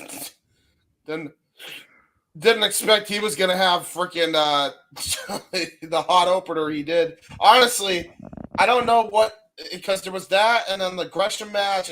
Just every match was great. I'm not going to lie, gentlemen. When I saw that the Impact World title was starting the show, I was expecting Mickie to retire.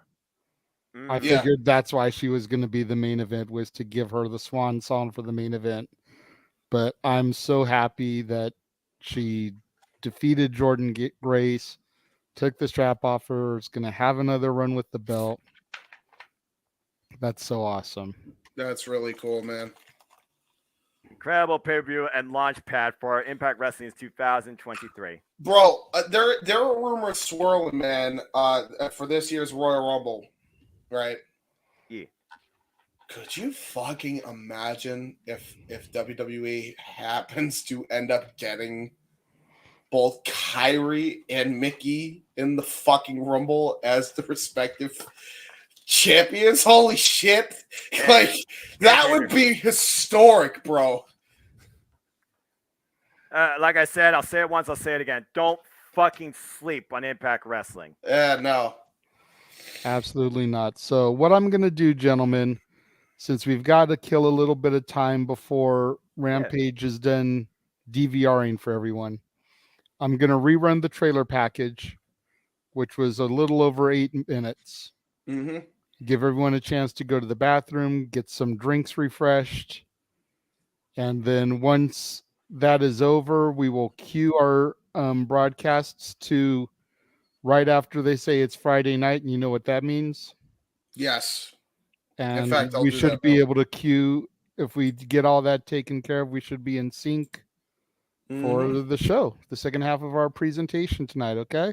So all the fans watching, the 14 of you that have been tuned in, enjoying the coverage that these two gentlemen have provided for you thus far, stay tuned. We will be back with the Rampage portion immediately following the trailers. And dude,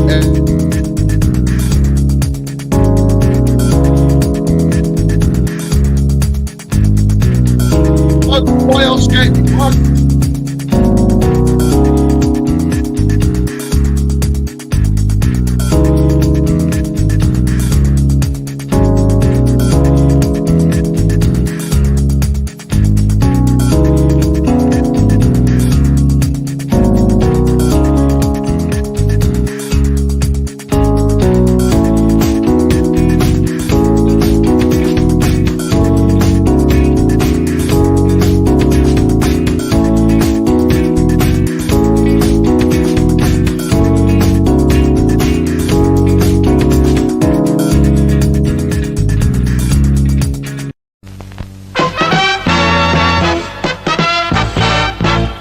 And now, preview time. So let's take a look at what's coming your way.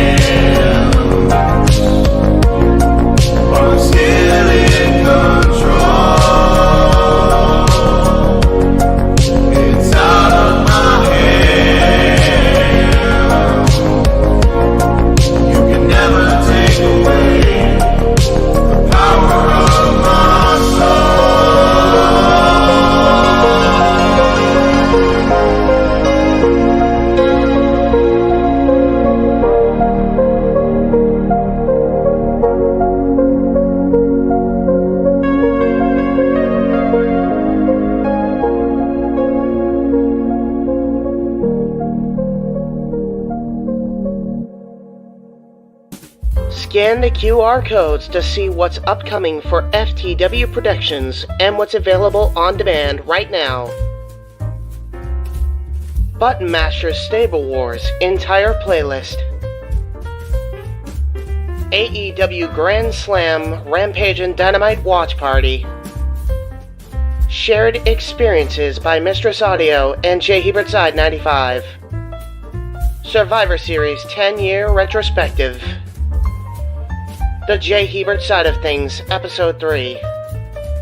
Star Wars Jedi Fallen Order Let's Play series. Watch-alongs for Halloween Havoc 97 and Fully Loaded 2000. All of A Simple Man's Brand Simply Predicting panels. Both episodes of The Don DeMarco Show. AEW Spark, WWE Aftershock, and Retro Wrestling Review series. The entirety of the NASCAR Thunder 2004 Let's Play series. All of AEW's watch parties the last 4 weeks. Wrestle Kingdom 17 coverage in conjunction with the Jeff Meacham Network. A Simple Take. Both episodes available now. Super Mario Bros. Z voice acting. Breaking news. ATW View Impromptu. WYW Intro and Immortal Stream. Royal Rumble Match Marathon with retros of events following Marathon. Plugs have concluded. On to the video.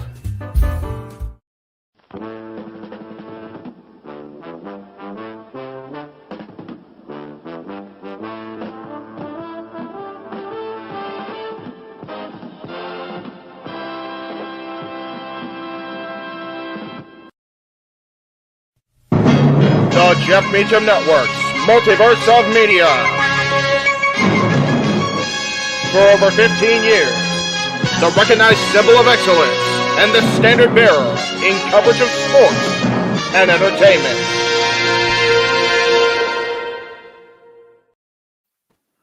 Folks, it's Friday night, and you know what that means.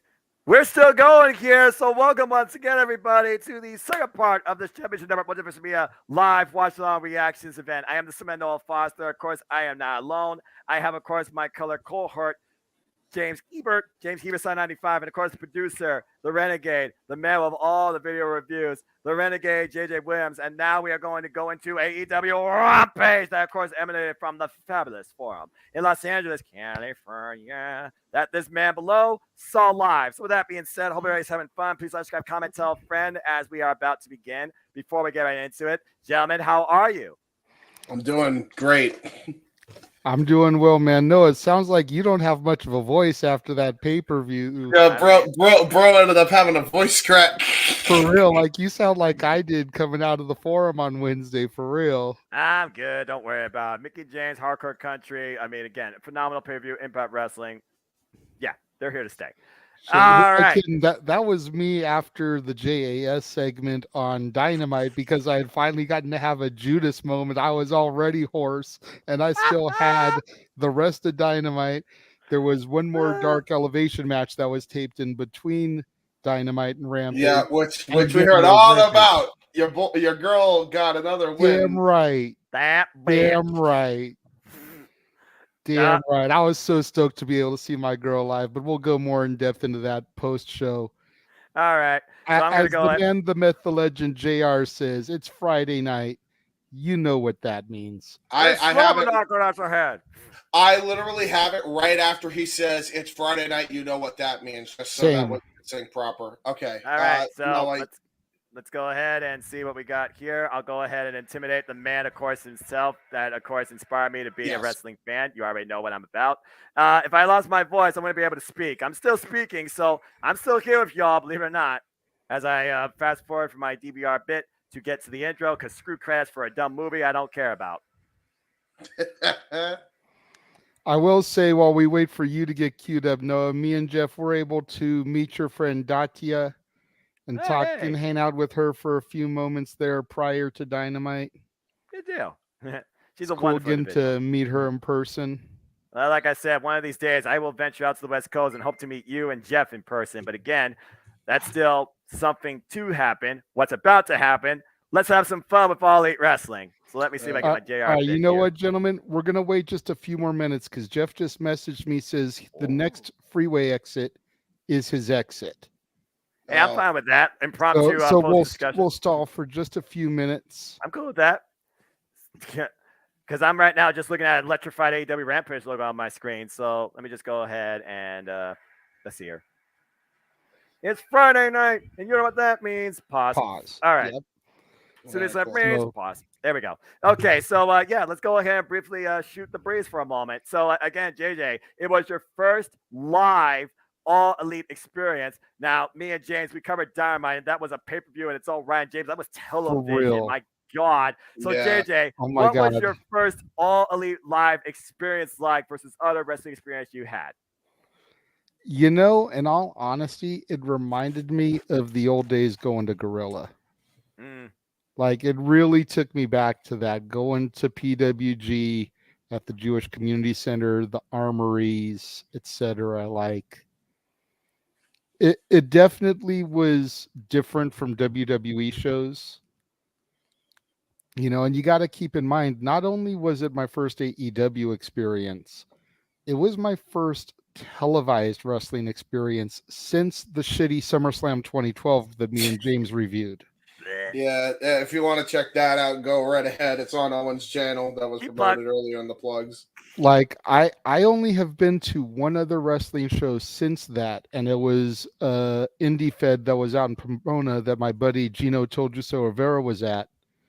Gotcha. So obviously it wasn't televised, but that show had Billy Gunn, you know, Daddy Ass. It had Mark Henry. It had Crime Time prior to Shad's unfortunate accident.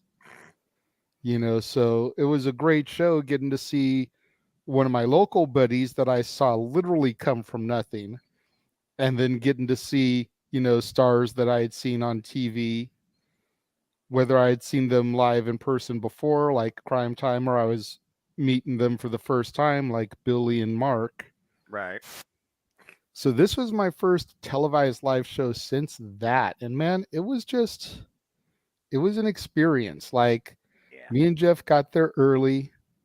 We did a lap around the building because we wanted to try and. That's how you found Dacia, probably. I figured you did that. Well, no, she actually didn't even get there until like the show was about to start. Oh, okay. She got there like 4:15. Like, we were missing part of Dark Elevation for meeting up with her and everything, and piping in with James once he finally, you know, woke up and started the live stream.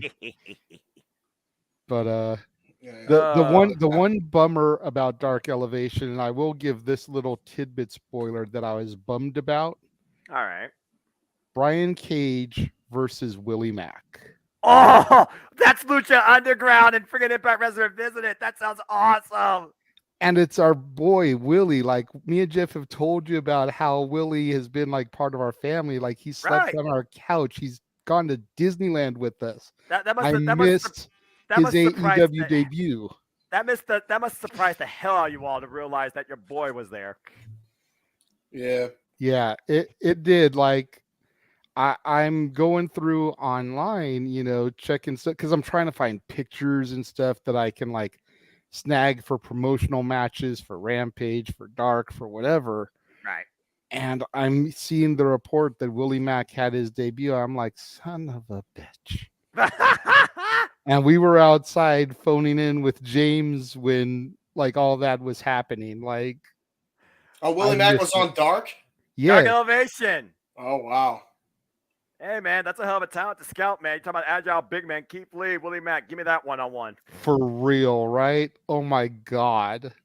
Give me more. Give me more professional wrestling. Give me what I want. Give me what I love. I was a little bit give me what I want. I was a little bit bummed too that I didn't get to see Keith Lee live. Like, I was hoping to see further progression in the Keith Lee Swerve storyline. Well, I mean, to be fair, because you got to figure both of those guys kind of came in and came up after my time, and I saw Keith Lee a little bit on Raw here and there before he made the jump over to becoming All Elite. I liked what I saw in the big man. So I was kind of hoping I'd get to see him live, but not yet. To be fair, he did take a cinder block to the fucking stomach. True. Like he's got to sell that. Like that's that you can't. Like I would. You can't miraculously heal from that. You can show him and be like, but they're not going to put Keith Lee. Not even Keith Lee's mentality to let him do that. All right. That's true. I didn't even think about that. Selling. Unless you want him to like come out like Raw Van Dam did on Impact in 2010 with bandages all over the fucking place. You mean after Janice ripped him apart like a carved ham? Oh yeah. And he was all taped up and bandaged up like he was gonna not be able to compete, even though he was competing the fucking week before, because that made fucking sense. Or no, he was competing the week after. Suspension of disbelief is sometimes misinterpreted about how far that goes. So, nice to meet Doubts. Yeah, I'm glad your boy performed. So, did you see any of Dark Elevation when you got in, or were you guys in there during like just Showtime only? I saw the first couple of things that happened for Dark Elevation. I can tell you that there was a trios women's match with Nyla Rose, Marina Shafir, and I forget who else was on her team. And then I'm assuming it was a trio of jobber women because they got the already in the ring treatment. Yep, that's local talent. So I'm gonna guess it's Emi Sakura, Killer yes, Queens. I was gonna say Sakura, but I couldn't remember her first name. I couldn't hear it over the microphone well. So yes, it was Sakura. That's rough. Vicky Guerrero was ringside, of course, which was so cool to see Vicky out there ringside. I love Vicky to death. She's a presence, to say the least.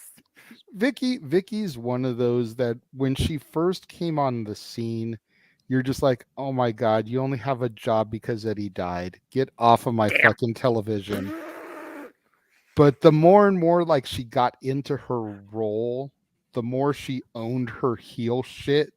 You were like, okay, Eddie is smiling down on this because she is totally healing this up. She is lying. She is cheating. She is stealing. And then you get to see her at something like SummerSlam Access and you see what a sweetheart she is too. And it's like, okay, I love you now, Vicky. You're cool peoples. There you go. Very cool peoples. Let's see what Daniel got here as we keep talking about your all the experience. I'm glad I was able to see my first AEW Rampage Battle of the Bells. Now I'm just waiting for AEW to return to my hometown for a live AEW Dynamite. Here's what they do in 2023. Like I said, you never know. Excuse me! You never know. But again, I got Dan Ohio, but I said excuse me, James!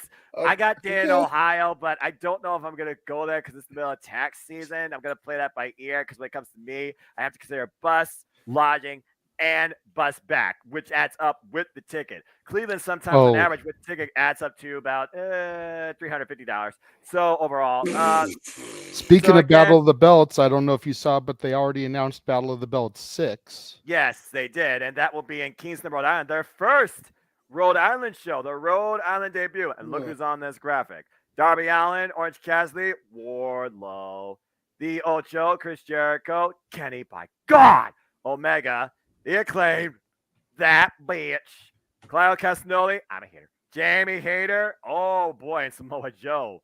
Now, I'm sure that's going to change, but again, we'll see. So going back, though, to your All Elite experience. So as you enjoyed a bit of Elevation, you got a bit of the environment, Justin Roberts hyping up the crowd, the Dapper Yapper himself, great personality. Yes, it was a hell of a deal. Like I'm sitting there, I'm getting into it. You feel it. Yeah, it may be a weird comparison to make because I know there's a lot of, the tribalism. People think that AEW is not on WWE's level. WWE is not on AEW's level, but who gives a shit? The electricity in the building was just off the chain. Yes.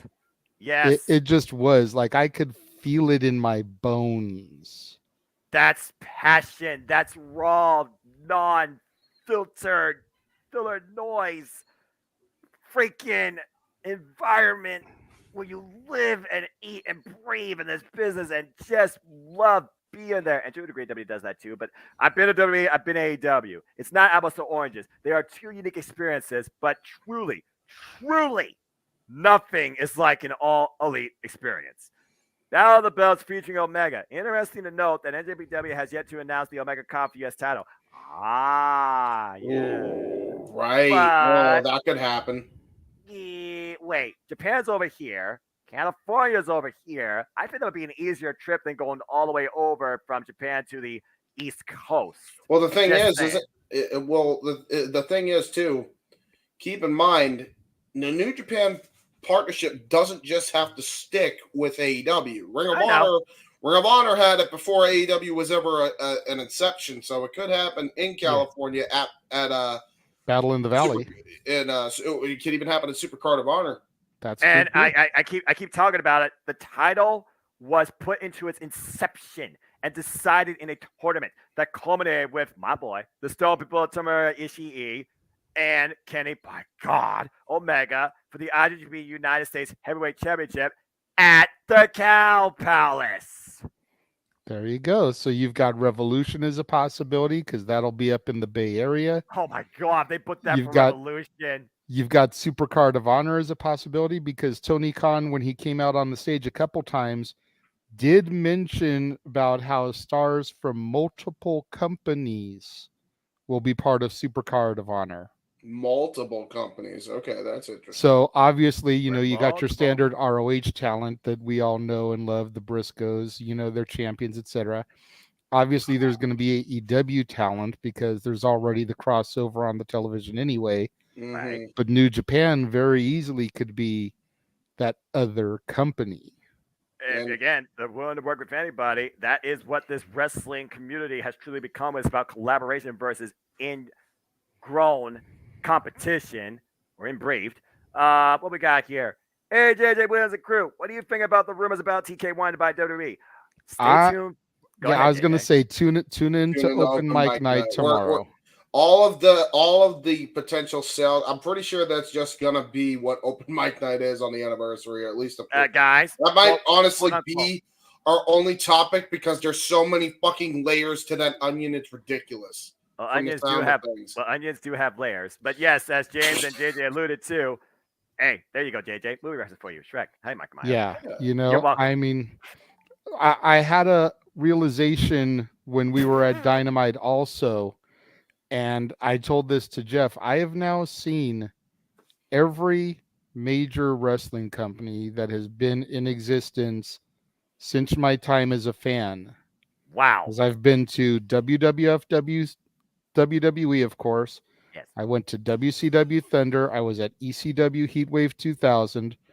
Numerous Guerrilla shows, numerous NWA shows when they were out here with Championship Wrestling from Hollywood. Now AEW. You've done it all, man. The only things missing are TNA/Impact and ROH. Well, Supercard of Honor is in LA. No Surrender is in Las Vegas. Freaking lucky, damn it, lucky. My freaking friends like, no, we're going to Toronto. You better have the. Wait, are they on the same day though, or the same week? Different. Oh, because Supercard of Honor runs opposite the SmackDown / Hall of Fame ceremony WrestleMania weekend. Well, I know what I'm watching. Yeah, No Surrender is going to be in February. Bro, for me, man, like that. I remember I was G1 Supercard. That was a freaking unbelievable experience. Yeah, I'm well aware, James. Yeah, it was tremendous. I ain't even kidding. Like I was in New York. New York is bigger than I ever thought it would be because, like, you see how big it is in pictures and shit. Because they always have like the wide frame outs. Yes. I think it's the pictures that makes it look like every other city you've ever been to, and then you go into the city, and you're like, I can't even. It doesn't even fit around my peripherals.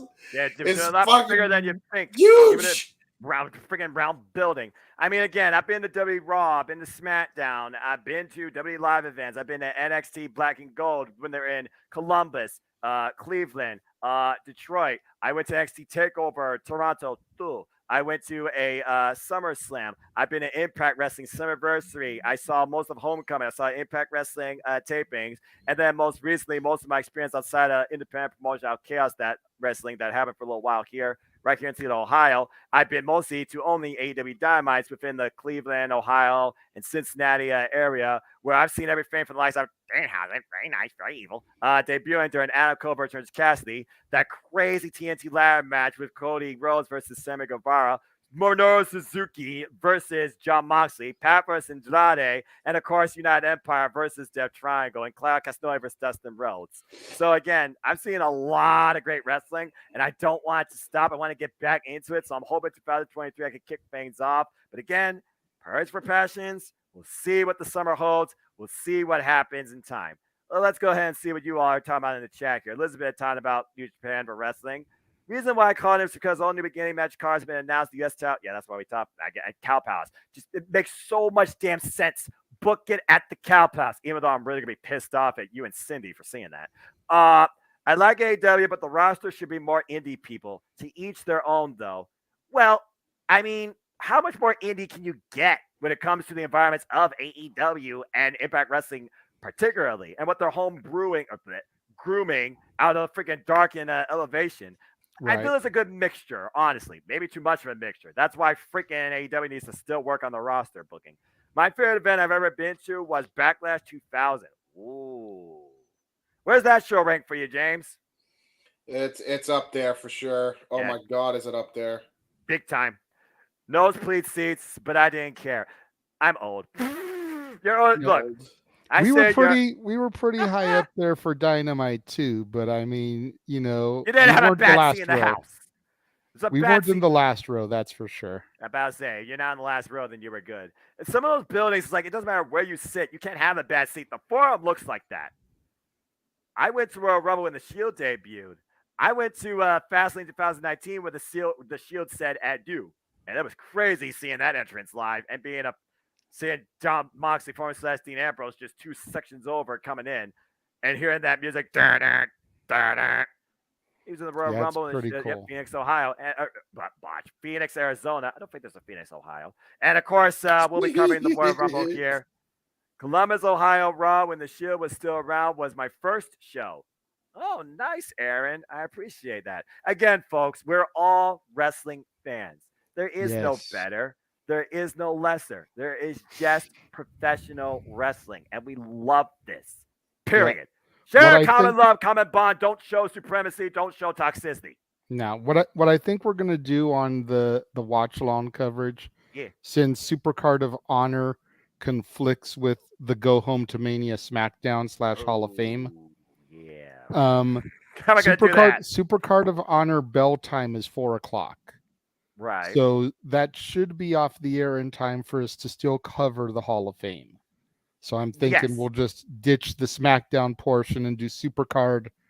And still give the Hall of Fame coverage, because at the end of the day, that's the most important part of that show anyways. Yeah, but bottom line, I'm not going to lie. I haven't found a SmackDown left worth my TV commentary coverage top to bottom. And I got to admit, Go Homes in WWE kind of fall flat. Hello, Jeff Meacham, wearing the shirt.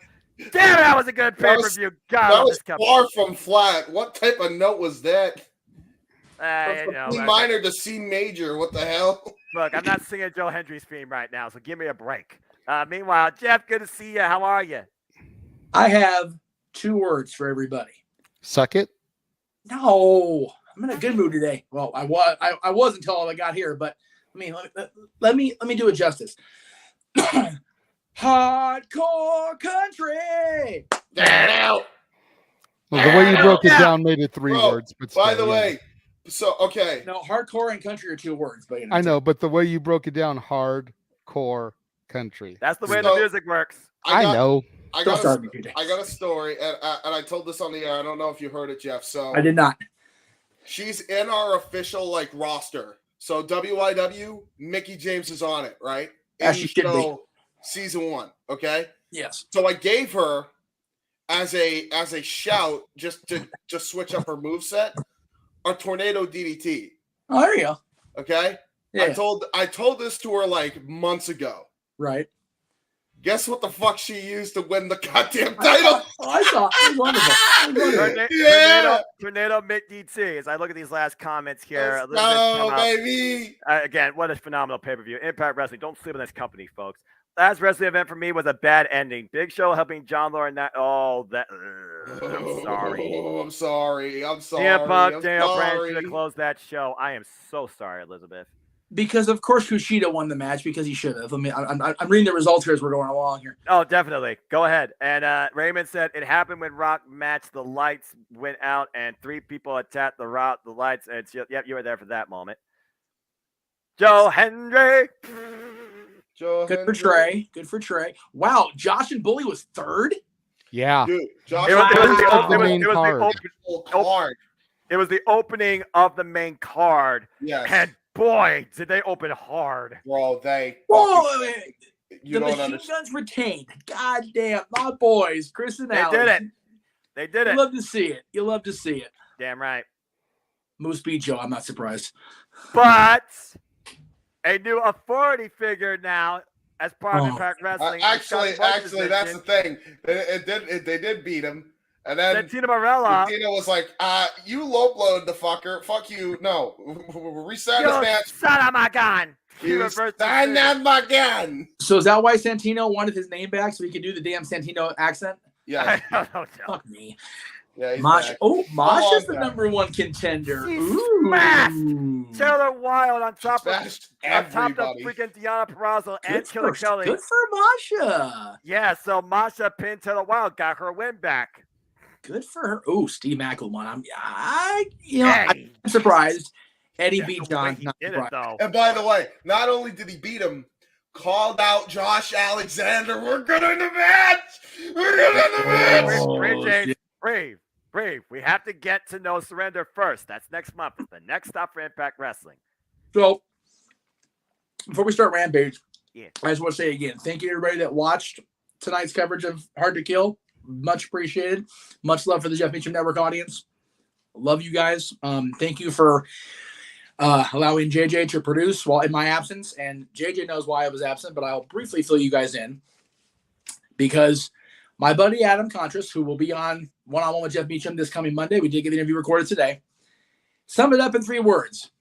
Families. Am I right, dog? And am I right was 1 word. Am I right, dog? I'm like, Yep. That's why I simply say 3 words, priorities before passions. My buddy was supposed to come over. You know Paul Mead, the wrestling mind that challenges Greg Cherry in WCW. He was supposed to come over, but as a boss at his job, he was forced to cover somebody at work, so they had nobody else.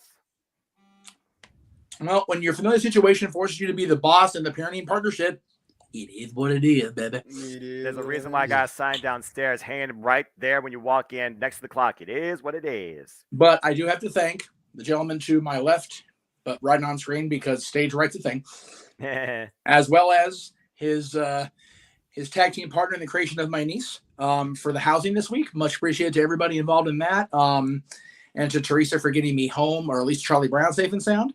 I did manage JJ to get that Santa key that I've been talking about for 3 months. So that was cool. As well as another can of liquid death water because Travis, I hate you for turning me on to that shit. That shit is tremendous. And a bottle of IBC regular root beer because I do enjoy IBC root beer, but IBC diet root beer needs to die a slow, agonizing, painful death because it's just nasty. Diet blank is nasty, period. Yeah. Okay. No. I got one for you, Noah. Diet Jolt. Why does that exist? I never heard that. Jolt. Diet Jolt is like tequila soda water. Be like super. What the fuck? You want bubbles in your tequila? Like you.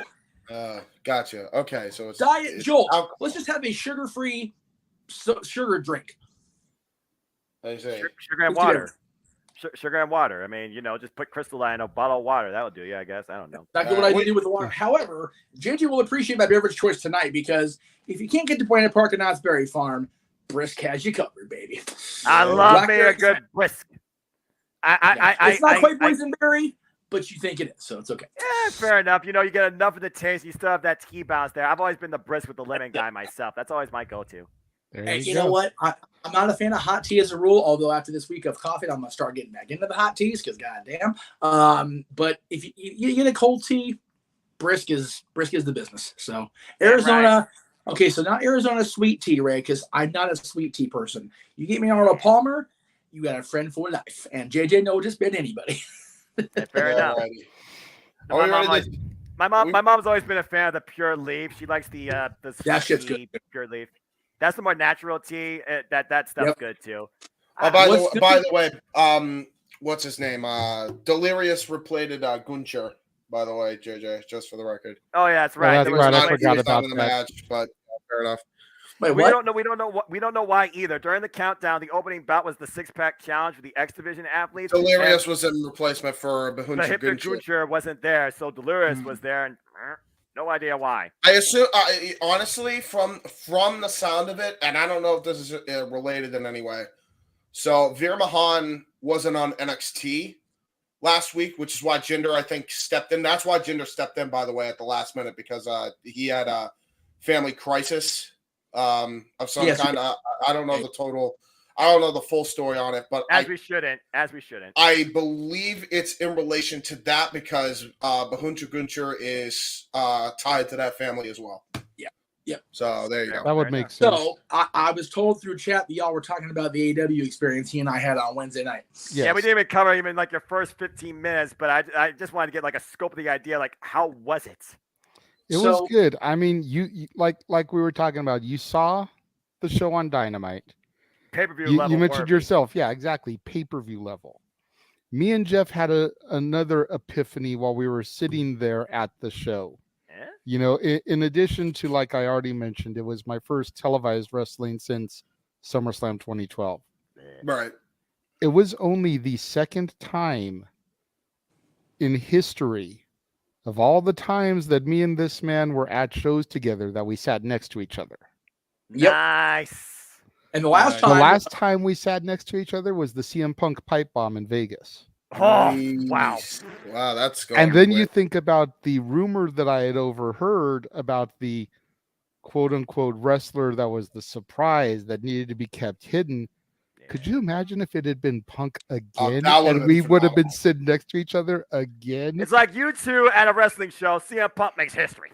Well, I mean, Punk is back on the video packages now. Freaking Adam Cole just made his return. Yeah. Kenny Omega's back to being the belt collector. I don't know. Things are starting to turn a direction in a good way. And I thought about something else here while I was out driving today. The last time me and Jeff were involved in live wrestling on a Friday the 13th. Right. Yes. Oh. Yes. If you have never seen this show, look it up. Oh, yes. Try to find it. See if you can find the DVD on eBay, Amazon, whatever. But the Jason hour-long match. Damn. On Friday the 13th, hence it was Jason takes PWG. X Division champion Christopher Daniels versus PWG champion AJ Styles to a 60-minute time limit draw. Oh, holy hell. Oh, no. Oh, no. On top of them going to an hour, which wasn't the scheduled thing, it was just a match. It ended up being an hour draw. 2 days later was Hard Justice, where AJ regained the NWA Championship from Jarrett with Tito Ortiz as referee. Yeah. I remember so, that. yeah, AJ had a pretty, let me get James mode, a bang a weekend. Put it lightly. But, yeah. It was so gratifying because that day, JJ, I don't know if you know this part of the Jason Takes PWG story. That was the interviews that Lee and I did on the rooftop balcony, if you will, at the Sweatbox with both AJ and Daniels that day. That's where those were taped, was Friday the 13th that of May. Wow. So yeah, that picture that's been circulated far too often with myself and Aaron and AJ and SoCal Val was taken right outside the door there on that balcony of the Sweatbox. And yeah, that was right after we did the interview with AJ going into the Iron Man, it ended up being Iron Man match by accident. Oh, that's the interview where he goes, no DQ.com. No. Okay, so another great, again, we're getting way off into the weeds trying to get into Rampage here, but that promo and the botches therein were actually recorded outside the original location of Frankensons, the now famous warehouse that has every damn wrestling everything. That was Frankensons. The interview we did with the first one we did with Frankie on video, where I'm in my black baseball cap, sunglasses, and a goatee that should have been labeled douchebaggery immediately. Frankensons. At least you own that shit. I 100% own that shit, because that was like 2004 Jeff, who gave no fucks and was hanging around with my co-host at the time far too often. So douchebag mode was in effect. But yeah, I mean, just ridiculous little thin goatee. Like, yeah, I'm hot shit. Like, Jeff, you look like a fucking buffoon. Matt, we're doing great as we always do. We thank you for coming in, brother. Again, his first televised wrestling event in over 10 years. To figure SummerSlam 2012 is 10 years in the past, and we hope it stays in the past, buried forever. Now that you guys covered it, we appreciate you covering it, but don't ever bring it up again. Hives and shit. God damn it. That shows the pits. We covered WrestleMania 4, and then we got off the air. We're like, what the fuck did we just do to each other? That was the longest thing in the history of the goddamn universe. And that's saying something about WrestleMania 35. Just saying. Well, okay, 35 was a decent show. I'm not going to lie. It just was very long, and I felt more bad for the people taking transit in New York than I did for the actual show. Like, golly.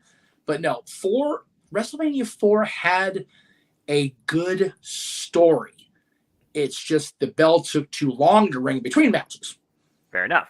Because you had, tournament matches, plus an Intercontinental, plus a tag, plus a Battle Royal, plus Hercules and Warrior, because that's what we wanted to see. Well, not to mention as well, the card, they had good stories, but they didn't have a good card from top to bottom to keep the audience engaged anyway to go that long. And again, James, when you come off a year build from WrestleMania 3, which was the greatest thing in the history of the universe, wrestling-wise, you had what was a lackluster tech-wise main event, but it's fucking Hogan and Andre. And then you had Steamboat and Savage go, okay, you guys get to follow us now, which pissed off Hogan and Andre. They were effed. They were effed. Yeah, it was what it was. But then the only thing you got of them actually touching as far as Hogan and Andre was Survivor Series, where Andre was the sole survivor, the contract signing confrontation, and then the main event with the Hebner screw job. That was just crazy. So it had a wonderful build. It was just, they tried to pack too much sausage into the case. That's really what it was. Yeah. But big fucking sausage. It was. If you have the tournament, or if you do it like King of the Ring style, like in like later King of the Rings, where you have like the opening matches on Superstars, Prime Time, knock that shit off. Prime Time, whatever, then you're good to go.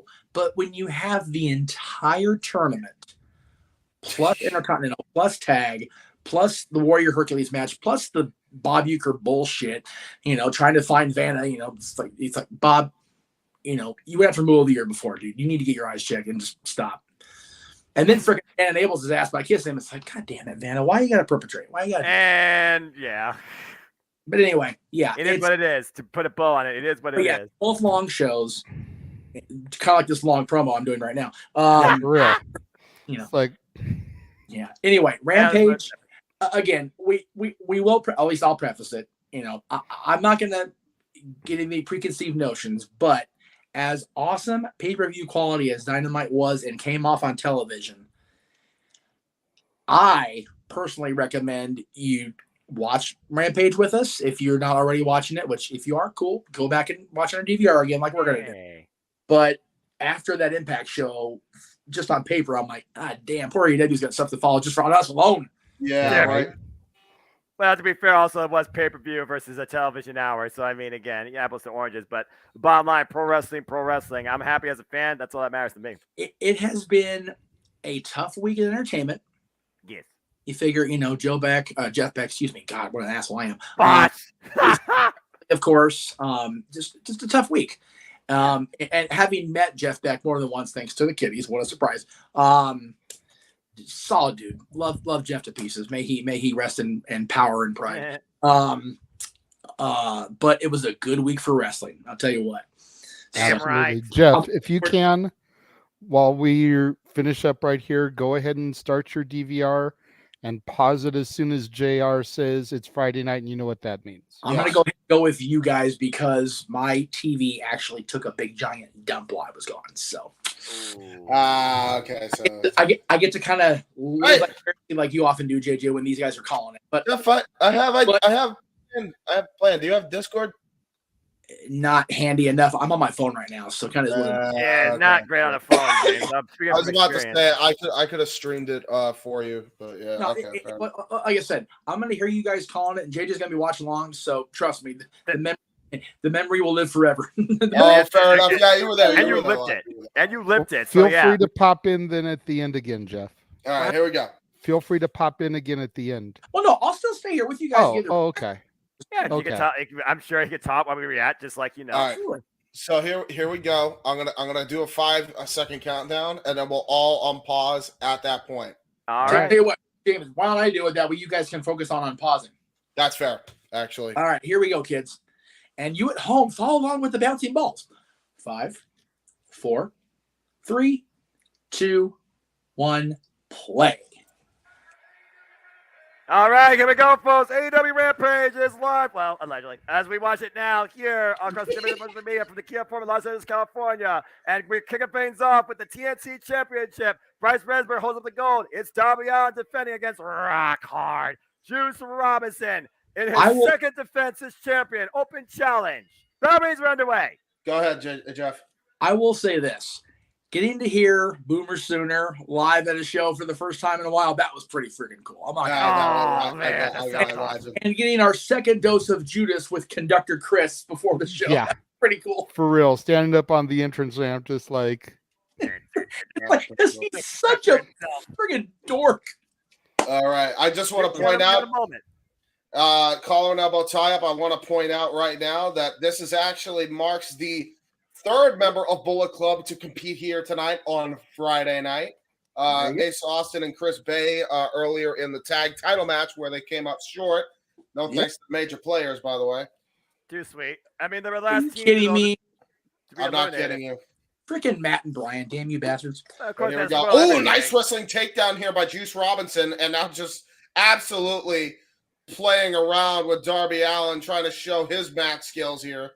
And Jeff, don't forget, you still have AEW out in Fresno, California. That's going to be making their Fresno debut soon enough, too. Fresno. Yeah, but nobody goes to Fresno unless they have to. Yeah, fair enough. But AEW might be enough reason. Either that or wine drinking. Not for me. Well, that's like saying here in Boston, it's like, if AEW's in Jamaica playing, you should go. No. Fair enough. Side headlock, Darby Allin ripped off the roll, maintains hold. No. Again, Darby Allin, he's made a point.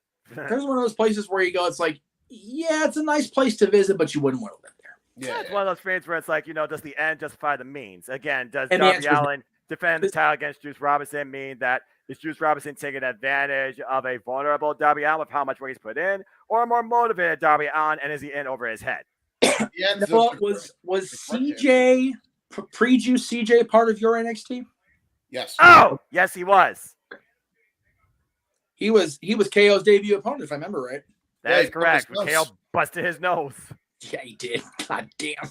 I gotta say, Darby is one of the dudes that Darby is one of the dudes I was kind of excited to see. I was glad we got him on Rampage because he wasn't announced previously. Yeah, that was neat. Yeah, nice surprise for you announced during AEW Dynamite, as they usually try and do at least one match in AEW for AEW Rampage announced during Dynamite. The thing about Rampage, it tries to be its own ecosystem sometimes, but it also tries to be a bridge in storytelling and opportunity. We've seen people take advantage of this platform and make it their own. Shades of Eddie Kingston, for example. Nice! Great arm drag. Another one. Well, it's one of those things, guys, Whoa. Oh, my! Oh, Jesus. Darby Allin just took a fall. He spilled out his ribs. I honestly think that Thunder and Rampage are more alike than the companies will want to admit. And I say that. That's accurate. You figure Thunder started off with literally the resolution to the Starrcade shitfest. Oh. Like, what are we going to say? What's going to happen? And then, here, title's vacant. Rampage debut, or early on in Rampage, anyway, we get CM friggin' Punk in his debut with the company, and then that shit to bed too. So it's just kind of, it's Rampage is still very much trying to find its own identity, right? Yeah. So, Exactly. you know. And I mean, But- I feel like with the constant experimentation you see every week, some of the episodes as a whole are hit and miss, but I feel like there's something you could take away from each show at least. I love the retainer walls, by the way. Can I just put that out there? I They think it are adds pretty so much. I gotta say, it was nice to see the TNT title defended on TNT this week. I agree. Network congruency. Thank you. Oh, Unlike man, the Rob. TBS While the TBS title is going to be on Dark Elevation. next week. Well, you might as well be like a media championship. Oh, no. That needs to be on television. She's undefeated, folks. Come on. And she's still undefeated, technically. Think about the champions that AEW has right now, man. They're all young cats, bro. Seriously. Meanwhile, we go to picture-in-picture for the next 90 seconds as we check in with y'all in chat. Colin, good job. Stay tuned, folks. I have the scores tomorrow for Impact Wrestling. Starting off with Darby Allin. Amazing, more amazing next Sunday. He'll be main eventing Yokohama Arena as we see Great Muda's last hurrah. Yeah, that's going to be insane. Seeing Sting and Darby Allin and Great Muda together. What do you think of Sting's last match? Yeah, what do you think of Sting's last match in AEW with Darby Allin? Well, considering the last time they were together, it was tag team. I think the last tag team match was it Full Gear against Jeff Jarrett and Jay Lethal? I think what they're trying to imply is, do you think that Sting's last match should be against Darby Allin? I would say so. Yeah. I'm okay with that. As long as they take care of Steve on the way out. Yeah, I mean, at this point, Sting is there to have fun, but he also is there because of Darby Allin. And I feel that, Darby Allin literally being passed the icon torch by the icon himself would just be the culmination on a young man that has literally made it to the promise. Covered by Juice and gets a 2 count on Darby Allin. I would like it if Darby's progression in this young, newly established company mirrors Sting's. Sting started out in Jim Crockett Promotions / WCW. His first title win was the television title. Gee, TNT is kind of like that, isn't it, Jeff? Yeah, yes, I would say so. Asking. And then Sting, I think his next singles championship was the U.S. Championship. So, throw in a good long reign with the secondary title. And then, have him eventually, if the story's right, if his build is right, if his aura is still present, have him be the world champion for even for a cup of coffee. Sting's first title win was what it was. It was Flair, and times were changing. People didn't want to necessarily boo Flair, and Sting had a tough act to follow. I'm world champion. So Darby, Darby getting that progression would be cool to see. It's all about how the story lays out. Exactly. Oh, man, just throwing his body into Juice Robinson, setting him into that retaining wall. Yeah, these two people shit each other for real. You're talking about Darby Allin and the Juice in the start of his young career. I mean, starting before even AEW on the independent scene, Defy Wrestling. This guy been a foundation since day one. Literally, essentially be damn. Oh, clubbing shot to the back of the head. Yeah, right when he was trying to go for the coffin splash. Now Juice Robinson measuring this, and there's a Harlem sidekick by Juice Robinson. Cover 2. No. Without going too far down the rabbit hole, Darby was one that was linked with Priscilla Kelly before they went to WWE, correct? Yes. That is correct. Okay. Yes.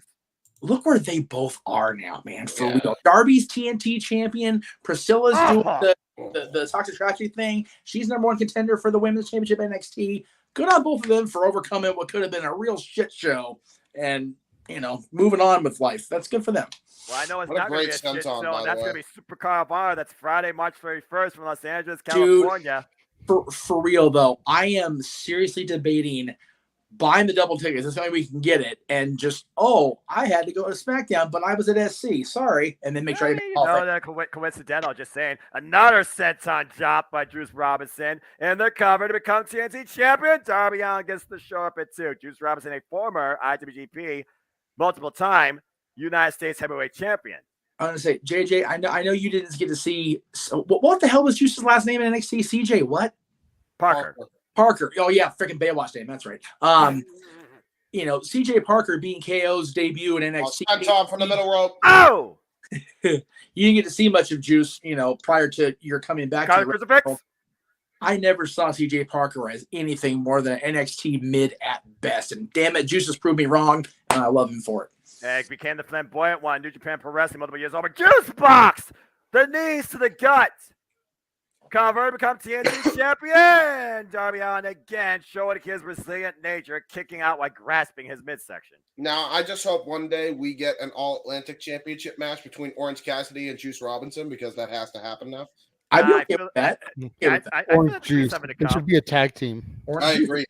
I made the pitch that you should team those two up with Suge D, and I called them Tropical Punch. And the cannonball misses in the corner. Darby Allin up and over Yoshitaka. Code Red. Cover to the retain. No. Is there a prominent wrestler last name Simpson right now? I don't know. Trios team: Orange Cassidy, Juice Robinson, and Simpson. I mean, O.J. Simpson. I mean, you know, if the controversy doesn't follow him, I guess that could work. Oh, O.J. Simpson's usually an artist, baby. He's busy taking a horse to the hotel room. Yeah, he's wrestling a whole different battle outside the squared circle. Just saying. Yeah, a little bit. Darren, I don't think Darby's is strong enough on the babyface side of things to be the one to dethrone Max. Oh man! Nice lariat from the top rope. Even as TNT champion, JJ, am I off base there? At this point, no, but with the right build, I mean, who's to say that Max is going to be a short-term champion?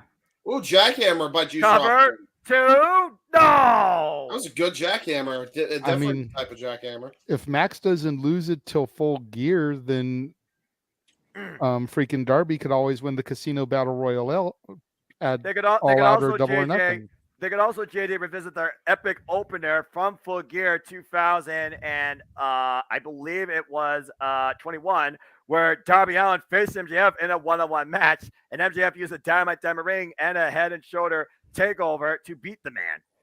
That's right, because All Out 2021 was Darby and Punk. Correct. Yes. Okay. Full Gear 2021. Meanwhile, looking for a superplex out the corner. Darby Allin first. Oh, into the Scorpion Death Drop. What a counter by Darby. Avalanche Scorpion Death Drop. He's feeling it. I'm going to go to the top rope now, looking for the coffin drop. Right after that tremendous counter by Darby. He hits it. Cover 2, and Darby Allin retains again. That was phenomenal. What a counter. Definitely looks a lot more painful to watch in person than it does come off on television. Because you see him on that top rope, it's like, God damn. It's like part of his body cut more of the side of Juice Robinson. He didn't get full-on contact with the center of his body. Thus, it was even worse for Juice Robinson's kidneys. Are we gonna have memes of Darby eventually? What? Scorpion Death Drop out of nowhere. Yeah, why not? And Sting is coming out. Oh boy! How cool was this, Jay? Sting, man, right there. Here's all Sting.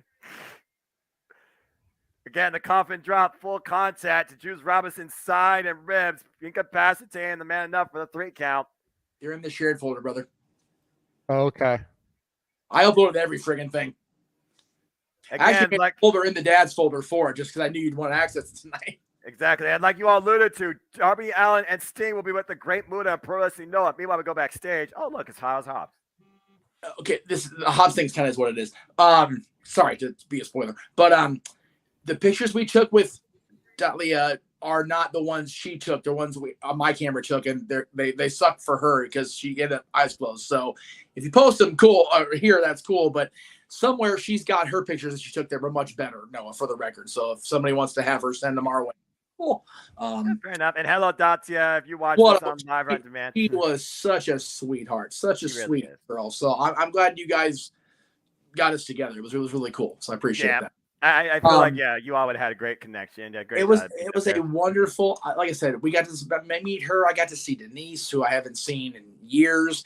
Freaking Chaos and Jezebel right in the damn middle of the opening stream. Like, oh hey, there you go. Good Mike Ward commentary was there with his girlfriend. And okay, so brief thing while we're still in the promo. You guys remember? Actually, so you're good. Okay, remember I talked about the guy I had kind of poached the YouTube music from that had like the heavy metal versions of the SummerSlam theme, the WrestleMania theme, the Michael Myers thing? Mm-hmm. He's a local boy, Escondido, California. We met him at the show too. Oh wow! Everyone was out in California. He looks right at me and goes, "You use whatever you want. You're Jeff Meacham." I was like, "Okay." They recognize the name. They respect the man's game. There you go. Yeah, like I've been friends with Greg and followed him, but it was only because of you guys I followed him. I was like, Jesus Christ, how permeated did we get in the culture? Me, man. So well, I mean, again, the wrestling it transcends despite being underrated. Every time I go to a local show that's big enough, I forget how long Aaron and I have been trugging along doing this shit. And then I go to SmackDown at Crypto.com Arena. I go to AEW at the Forum. I go to indie shows and I go, oh, yeah, that's right. 20 years. These Jimmy John ads are out of fucking control, by the way. Oh, all right. God. So, yeah, it's one of those Jimmy John, again, decent food. Decent food, much like Chick-fil-A. Then you find out their CEO is a piece of shit. It's like, oh, that's sad. Let me guess. Not a fan of the homosexual variety. It sounds like. No. Jimmy John's a fan of the hunting for hunting's sake rather than purposeful. There you go. Well, I mean, so is Brock. To be fair. No, Brock actually lives out in the middle of bumfuck nowhere and hunts to eat. So there is. Yeah, I say survival of the fittest. To be fair, he is a wild man. Period. What? No. Wait, hold on. To eat. Dude's a fucking billionaire upon billionaire upon billionaire. He doesn't live like a billionaire, dude. He's got that property up there in Canada. Yes, you have to be a billionaire to pay that for that kind of property. But exactly. He lives well below his means. So, Darren, we did not actually interact with any wrestlers other than, like we said, Joey Chaos and Jezebel from the venerated Santino Brothers Wrestling School, as well as Joey Chaos has been around since the original XPW. So God bless. Always good to see Joey and Sil. I miss them both. There's very few times in my life where I miss being a part of indie wrestling. Seeing people like Joey and Sil is when I miss it. I'm not gonna lie. There is an independent promotion up in Monroe, Michigan that my friend Paul Mead likes to go to. He invited me as a gift after my birthday, but again, it's a Wednesday, so for passion may deny it. But if I can go, I could see Camille versus Shauna Reed for the NWA World Women's Championship. Oh man, you might want to find a way, brother. I'm gonna try. I'm not gonna lie. I'm gonna try. Because I'm like two of my all-time favorite wrestlers. I mean, the 1X herself and Shauna Reed, incredible prospect, and also great woman of the game, and of course encouraged by Dustin Rhodes, if you will. Yeah. So Have you been WA the last few weeks, Noah? Huh? Have you watched NBA stuff the last few weeks? I know they've been doing like their power series, like the winning team like does the call their shot. But I need to watch this week's episode. I know the replays on that, but I didn't watch it this week. So, I know Nuff says coming up shortly. But speaking of, hey, like Renee Paquette. What? There we go. You guys see Renee Paquette live too. That's nice. Oh yeah, Renee Paquette in leather pants all the way live. Woo! Black leather. Eat your heart out, Tara. Moxley was bricked. I mean, what? Damn it, James! You freaking idiot. So yeah. Out the obvious. The night of live, on TV wrestling with Moxley. And you got to hear from these two. Yo. Okay, so listen. This is take two. Platinum Max wasn't so platinum in his first take. Yeah. He bought. Hang on. Make sure they catch the promo, Jay. Hang on. Promo's good though. Oh, poor Gavin Newsom, dude. Yeah. Oh, son of a bitch. Oh. Yep. He went there. He did. Fucking went there. And we knew he would, right? So, as JJ said, Jay, this was take two. Yeah. Max came out, did the whole listen, and then he fumbled his words. Oh, that's brilliant. And he's like, okay, we're gonna do it again. Freaking Billy Gunn takes the microphone and he's all, and you wonder why I only had 2 words for you. That's too damn good. That's great. I'm sitting there in the concourse after a coughing fit trying to gain my breath, and Max didn't help. Man, they should have kept that on fucking actual air, man. That was phenomenal. It would make sense in Hollywood. It'd be like, cut, take 2. It'd be a retake. What it was. I'm sitting I had a major coughing spasm coming up from because all the bathrooms are like down the flight of stairs. So I'm coming up, I'm just heaving. Coffee fit, and I hear the botch, and I'm like, damn it, Max, you suck. Yes, the botch is all over. It's all over social media. It is so funny. I know you don't usually permeate the tweeter very much, Noah. No, I don't. Highly encourage it, though. At least find that promo. I'll see my friend. I have friends that permeate the tweeter, whether for a good reason or negative mental reason, all the time. I'll ask one of them. As Darren did point out, the botch is apparently on the tweeter. So, and yes, by the way, when we do launch our second wave of shirts coming up at the end of the first quarter, one of those will be Jeff Meacham Network on Twitter since 2009 with all our Twitter tags on it. That's awesome. Because JJ got that out there, and Noah's taken the mantle and run like hell with it. And God bless you both. I try. Scissoring. It got weird. I have not seen them scissor yet. No, I just say it's about to get weird. I mean, these guys would be huge at Office Max. Damn it. Let me know when the Ass Boys music hits because it's coming up. These muckerfuthers. That was a heck of a scissoring invitation there. And what the heck is this stuff? Oh, that's a square. Okay, I get it. Cementing themselves in Hollywood. And there's the Ass Boys. All right. And now they're coming out. Got the rating killers. So there's a funny story related to the Ass Boys once their segment's done. And I don't know if we go to commercial or we go to their segment, but once they're done and we have a lull, I'll tell the story. JJ kind of came in at the end of it, but it's definitely mine to tell because I almost got ran over during it. Put it that way. Damn Ass Boys. Well, they are what they are. That's it. Damn Ass Boys and their damn pappy too, to be real. So, well, damn family. How about that? We'll leave it there. Well, Oh man, this tea's good. You did steal the dad. The dad chose to go with them. Wah. I love this now. This is good. These Ass Boys. Oh man. Yeah, they're saying Ass Boys in the crowd. I love it. Ass Boys. I knew JJ would say it. They are the Ass Boys. Whoa. I love that music video so much. Danhausen is brilliant. Because they're the Ass Boys. Oh. Feeling us and the Ass Boys. Oh, no. Oh, wait. What's about to happen here? Okay. They're going to put their hands in the cement for what that's worth. Oh, no. Oh, no. Oh, no. Oh, no. Oh, Wait, no. what are they about to do No. What are they about to do here? Oh, my Lord! Oh my God! Oh no! Oh no! They're the Ass Boys for life! Oh no! To quote DJ Tanner, "Oh my Lanta." Oh no! Oh my Lord! Oh, they're the Ass Boys forever. The Ass Boys immortalized in LA in concrete. Some people hate them. Okay, go backstage. Renee Paquette was standing by. What the fuck, Mogul? With Mogul Enterprise. Who the hell are these people? What are they showing? Swerve Strickland and his little crew. And a bunch of other people. Yeah, the Swerve and the Who Are You crew, including Brock Lesnar 2.0. No, I was going to say Tom McDonald 2.0, 1 and 2. Well, Parker Boudreaux is the guy that everybody said looked like Brock Lesnar, and he's in NXT, so. Okay, so Brock Lesnar and Tom McDonald wannabes, got it. Yeah. All right, Jeff, go ahead and tell your story while we do this promo.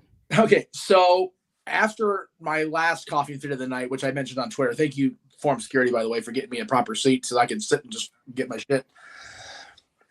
I'm literally walking to the steel chair seat there right on the side of the stage, and this woman and her kids come barreling by me. The woman's going down the steps toward the stage area. Uh-oh. And she's like, "That's my brother, that's my brother." It turned out it was Billy Gunn's daughter, the Ass Boy's sister. Now, here's why I have a problem with this. She was claiming ignorance like, oh, geez, solo shot. You know, I hate that shit. Thank you. Considering all I see is black with red aura, I think I know what's about to happen here. I'm just enjoying the story because it was so like, what the hell? She was claiming like she didn't know any better, or whatever. And I told the security guard that helped me out. I'm like, all right, look, here's the deal with this bitch. If she's Billy Gunn's daughter, which okay, cool. He's been on mainstream, at least American television, since 1993. He knows better. her brothers are in the company, which means they know better. So she should know better. Bro, this theme song, sorry to cut you off, it sounds so Power Rangers. Right. I feel like this theme came straight out of Brody King's band, because again, he does run a heavy metal band, so it wouldn't surprise me. He's phenomenal if that's the kid, because it sounds straight out of freaking Mighty Morphin Power Rangers, this fucking theme, man. Yeah, so this is a force to be reckoned with. I was completely doubting the validity of her statement of being an ass girl. And then we're sitting there and she's off to our left with her kids and her much embarrassed husband. And sure enough, here comes, I forget which one of the gun kids it was. So forgive me which one of you gun kids it was. But came up in a freaking hoodie trying to hide his identity, and they were gone. I'm like, oh, she was telling the truth. Which means you definitely should have known better, gun sister. God damn, you made a spectacle of yourself, for fuck's sake. Anyway. Fair enough. Talking about making a spectacle, how about the House of Black wiping out everybody from that freaking lumberjack match except for Ortiz last month? Yeah. And again, this is the match JJ and I both kind of went, okay, it's on the card, whatever. Because we love House of Black. I love Malachi. I love Brody. I love Julian Hart. Ortiz is awesome. We've known him from Impact. Eddie is who he is. So we were just kind of like, okay, we'll sit, we'll do the thing. Yeah. Eddie Kingston wrestling in the same gear that he wore Gorilla back in 2007. He'll never take his tribute off to Masala, bro. To be fair, about to say one of the 4 pillars that inspires him from the King's Road discipline. Remember that as well. No. We don't mean he's bought that. It's the exact same gear and it stinks like it too. Anyway, again, like I said, Jeff, San Francisco, California, Cow Palace debuted Friday, March 3rd and Wednesday, March 1st, AEW, and Revolution Sunday, March 5th from the Chase Center. Good old JM turns the big 4-0 in San Francisco. I do have to say, it's going to be kind of nice to actually have a pay-per-view on a Sunday again. Right? In a way, I kind of agree. In some ways, it actually does work better for me. It's a great way to close out my week and get me really hyped up and ready to go for what's ahead on a Monday morning where I don't feel like waking up. I inadvertently did not get Sunday the 5th off. Didn't think about the pay-per-view part, but it'll be very likely that because I'll be still traveling home, they'll give me the day off anyway. So I'll be able to call the action with you guys. So, be special analyst guy with you and no one. Don't mind me. Did Black just tag? Yep, he did, and now Eddie Kingston's finally gonna collide with Malachi Black. Yeah, and again, we're gonna have our little. It's a 3-person this week, right, Jay? Yes, sir. 3-person in memoriam video to start Open Mic Night Saturday. Again, I won't be there because the mouse has me enslaved on the clock at 6:45 p.m. So, that Dutch Muay Thai background, Malachi Black coming into play here. His legs, lethal registered weapons. Right. Another guy. I'm so glad that WWE did his love of the business. Well, again, not everybody in this business is broken mentally. By even a breeding ground of controversy. And to be fair to the business, he wasn't happy in AEW either. So, yeah, I mean, I'm about to say I didn't put out any company out there. I'm just saying the business in general. Wait for the Hurricane. Wait for the Black Match. Jeez. People are very quick to blame themselves being sick on WWE, but AEW turned Malachi off, and he clearly set Punk off in Chicago. So, Well, as we go to picture my quiet picture, Malachi Black and Eddie Kingston jaw jacking, and Brody King just took Eddie Kingston's face off. That was phenomenal. That was such a great exchange by Kingston and Black. I want them one-on-one. Yeah. And by the way, JJ, if you want to do a solo shot real quick now, you can. I've been waiting for this Cow Palace. Where's my camera? There it is. I've been waiting for this. The guy that runs the Cow Palace that gave me the private tour that was empty gave me this to wear because we were still pretty COVID scared at that point. So, man, I've ordered this so much. I'm so excited to go. I haven't seen wrestling there live ever. It hasn't been the hot place. The non-WWE companies run it. But I looked right at the guy and I said, if you get AEW here, I will find a way. Look, if Impact Wrestling showed anything tonight, it's that anything non-WWE can be hot, if not hotter, no matter what venue it's at. Cover 2, almost got him. Kingston almost had him. Bischoff mentioned in his book, which, by the way, I finished Bischoff's second book, Grateful. Dude, find a way to get that shit in your library. Good stuff. Really noted. He mentioned the unfair, that leg sweep, illogical. Oh God! Senton drop on the back. Continue. TNA and WCW. Ariara moonsault. Yeah, it's one of those. It's going to happen because we were so hurting with our lack of WCW in 2002 when TNA launched. But yeah, Impact was at Center Stage tonight. It's like, that's awesome. And Center Stage used to be the place to be, and then you watch it unfold on Saturday night television, man. And now the Cow Palace, which was the place in NorCal for years, decades, and they also had World War II soldiers housed there to, be, processed into the service. So that, it's such a legendary place. And, JJ was up there for a independent show. I believe it was Ring of Honor, independent in general. It was that wrestlers autograph session thing. Oh yeah, okay, convention. Yeah, so it was convention more so versus the Frisco Fiasco. Gotcha. Yeah, the Frisco Fiasco. Yeah, Frisco Fiasco. Well, that was for reasons with JJ. It was named like that because the promoter skipped out without paying a bunch of the talent. Oh, that's right. Oh, bad move. So, but yeah, they've had that there. They had New Japan's been there, and now AEW is going to be in there. So I'm stoked, man. Yeah. Darren, it really, I've heard. Now, JJ and I have, the answer is no. He's a dick. But I have heard in recent years that he's lightened up quite a bit. So I guess it depends which Eddie you catch on which day. Yeah, about to say, again, no matter what, though, Eddie Kingston, he is what he is, man. He keeps it real, and he stays real to who he is. And yeah, I'll agree with that, Noah. But I remember watching when he was talking about, when he was on that podcast or whatever, was talking about, his struggles with mental health and depression. Stability. I completely sympathize with that. But no, yeah, exactly. It's just a but and then a dot, because you can't really say more than that without, sound like you're on a soapbox. And I don't want to get on a soapbox about personalized and mental health all that much if I can help it. Right. But my personal experience with Eddie Kingston, working in the same company as him and as a fan of PWG, just turned me off completely. So it is what it is. And if other people had good experience with Eddie, good on you. I don't begrudge you that. I don't shortchange that, because any positive experience you can with an independent contractor that's not having their crack wet by business, good for you, for real. Well, that wasn't a positive experience. That Campbell in the corner hooks both legs too. Ortiz breaks it up.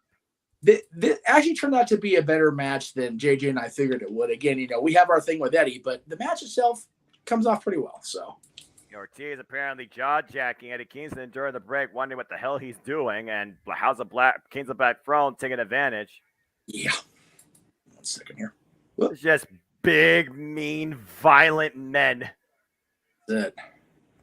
Oh, there it is. I was looking for that. There we go. And Brody King waiting for Eddie Kingston to get up. Might be looking for a King Kong Bundy-esque lariat or God! Gary counter. The Kings are back up on his feet immediately. Oh!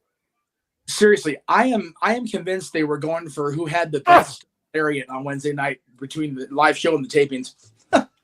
Konosuke Takeshita or Jamie Hayter. And even though I want to see those two face off one-on-one, I'm sure that never will happen. I'm still going to say I'm a hater, Jamie Hayter.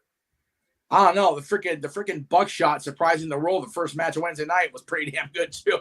How about Konosuke Takeshita freaking taking Bryan Danielson's head off from the top rope? For real, as awesome as it was to see Bryan live for the first time in a long time, man, Takeshita nearly got him. That was so good. Yeah, Jeff reminded me last time I saw Danielson live. Whoa! Team Hell No. Yeah, it was the match between the two of them that started the road to Team Hell. Yeah, it was. Summertime 2012 was what it was. So that was a nice DDT assist into the exploder, and the kids in the cover hook Malachi Black leg too, and Malachi Black kicks out.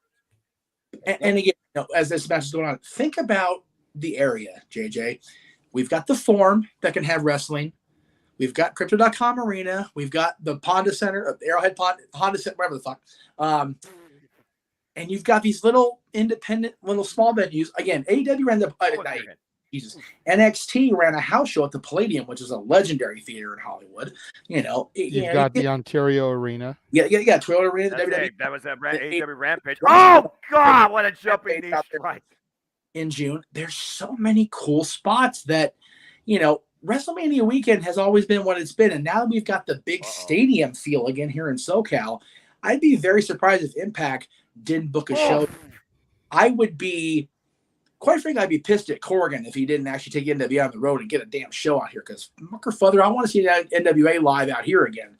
How about the Saito clothesline too for K-Star nearly gets Malachi Black. Or even if not Corgan, if Marquez did another championship wrestling out here, because he still does championship wrestling from Arizona.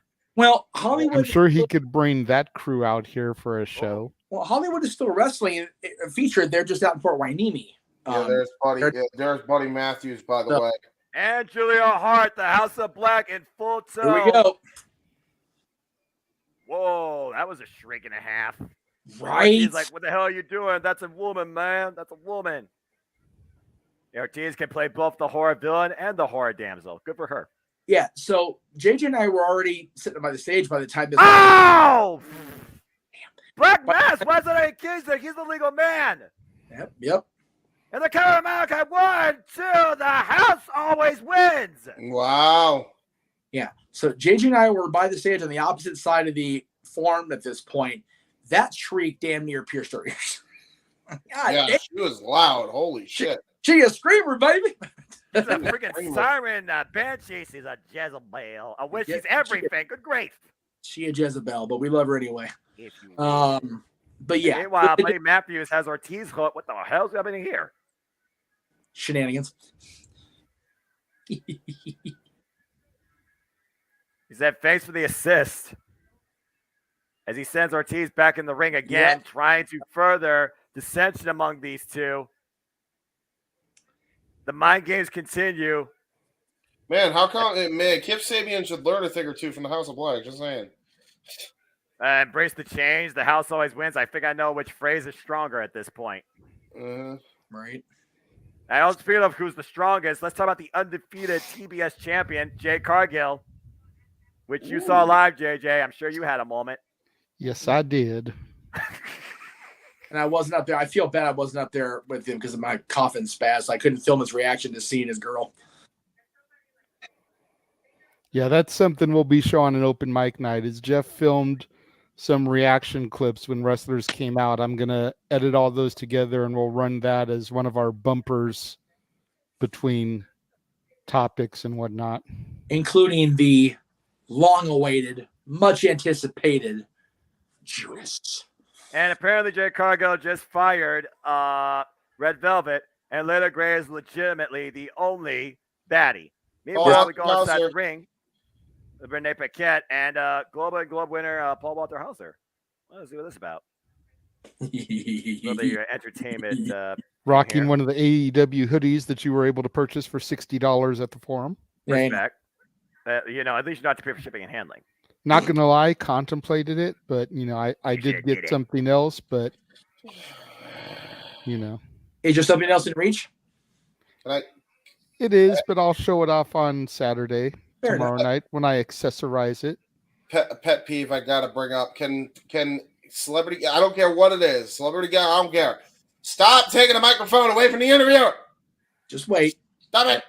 James, it'll be OT, I promise. Personally, I think everybody needs to stop taking it. Even the wrestlers, they are the interviewer for a reason. I agree. If you're coming to the ring to cut a promo, that's one thing. Right. But if you are coming out to be interviewed by whosoever, oh God, do not take the microphone. Yes, we got Danhausen too. Very nice, very evil. What's he gonna say? Everything. And nothing all at once. Danhausen, look at this guy. Give me Oscar, damn it. Anyway, this guy is so damn over. Look at Renee Paquette. She's like, what the hell? I'm just glad he's wrestling again because he was a fun host on the cruise, but I'm glad he's in the ring again too. Danhausen, that's me. Danhausen, very nice, very evil. A physical award. Wait, what? Boo. What? What qualifies you to hold a Golden Globe, dude? Yeah, right?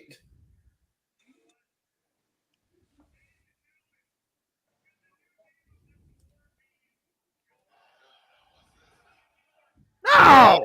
Yeah, I agree. No. Even Bene's like, no. What? Oh, God. Wow. Oh, hell no. You saw this? We Bad saw news. a horseman, baby. Satnam Singh, Sanjay Dutt, Jay Lethal, and Double J Jeff Jarrett. Booed Hold out on. of the forum. Hold on. In my world. Wait a minute. Hey, Horseman on the budget. Yeah, thank you. Satnam Singh, Sanjay Dutt, Jay Lethal, Jeff Jarrett. 1, 2, 3, 4. Don't go there, Woo! JJ. Woo! Horseman presented by 7-Eleven. Ow. Damn. Sorry, Jeff. Oh, Big God. Big gulp. Tasty beverage. That's right. Now, JJ, once the segment's over, has a theory that should be executed. We will go there. Yes, as soon as this segment is over, I'll go detail. That's a fair point. Not Play the position. guitar.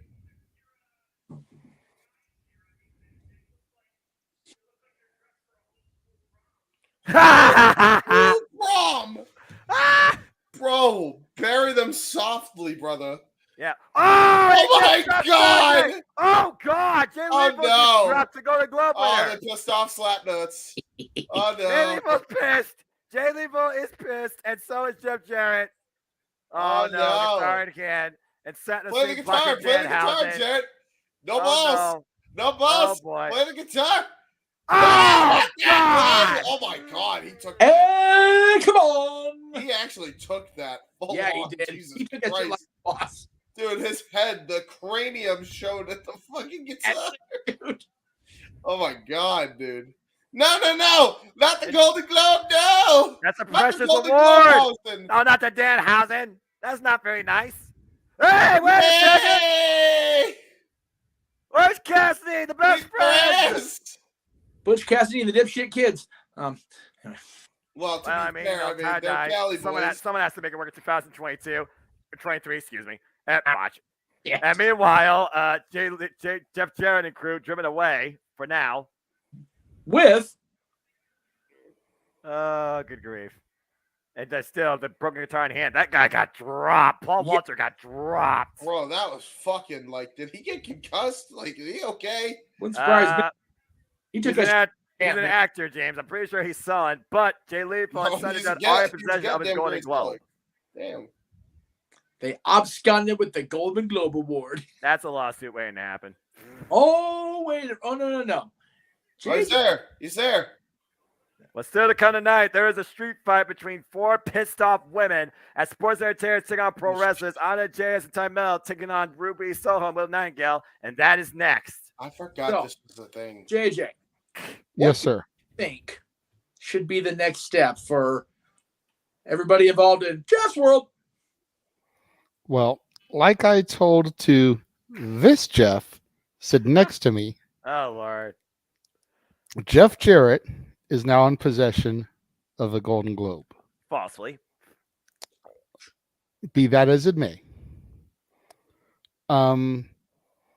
Prior to the tragedy of Over the Edge 1999, who was Jeff Jarrett's partner?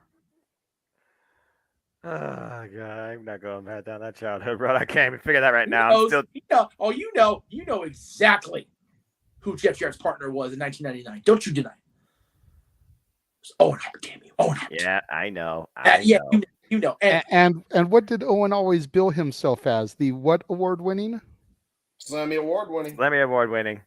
That Golden Globe needs to be Jeff Jarrett Slammy. He needs to come out with that every fucking week, put it over just like Owen did the Slammies. Oh, come on. Jeff Jarrett don't need to do that. At least with Owen Hart.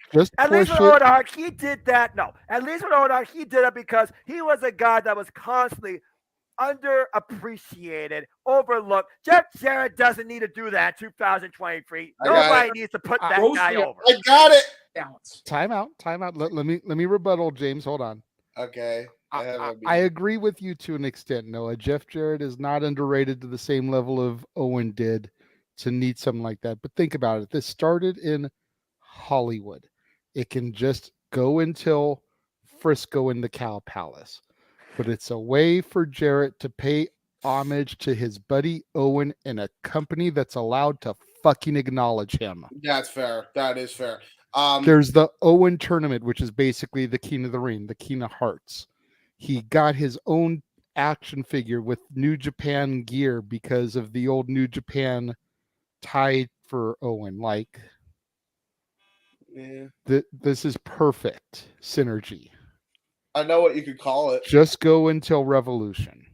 All right, I get you. While he still has the award, I know what he could call it. What's that? The Global Force Award. That's great. But, the Golden Global Force. Yeah. That's Hey, you want some gold?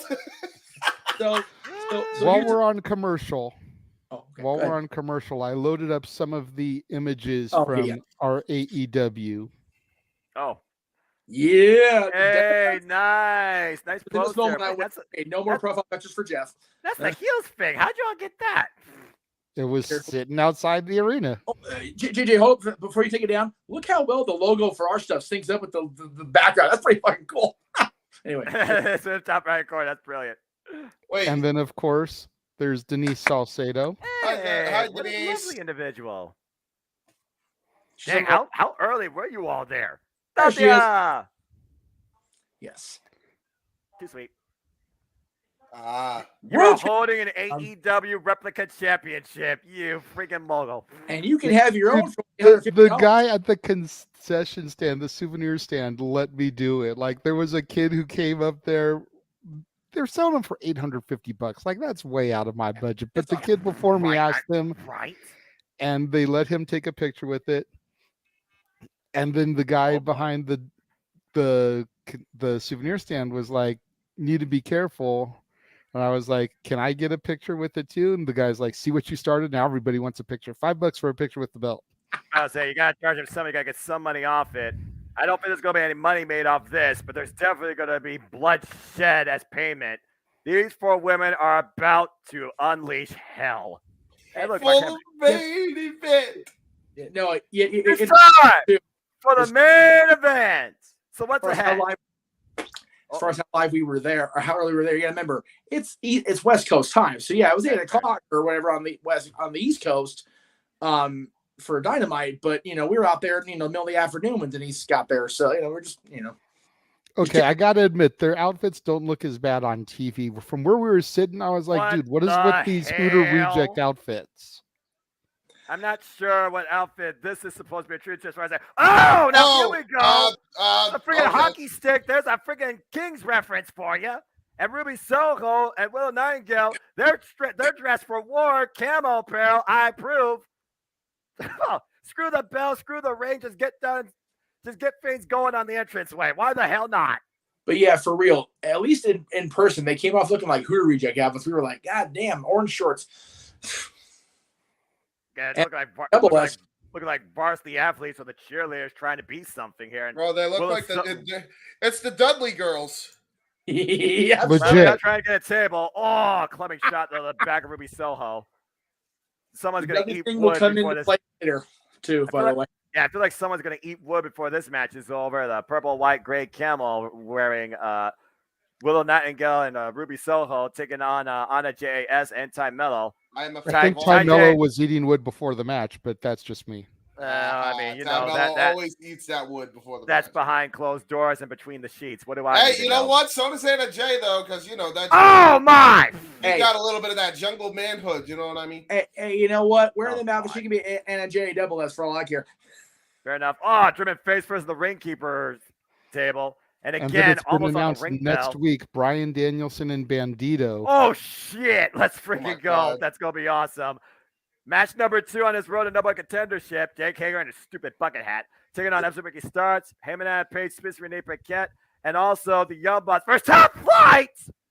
Jesus. Ooh.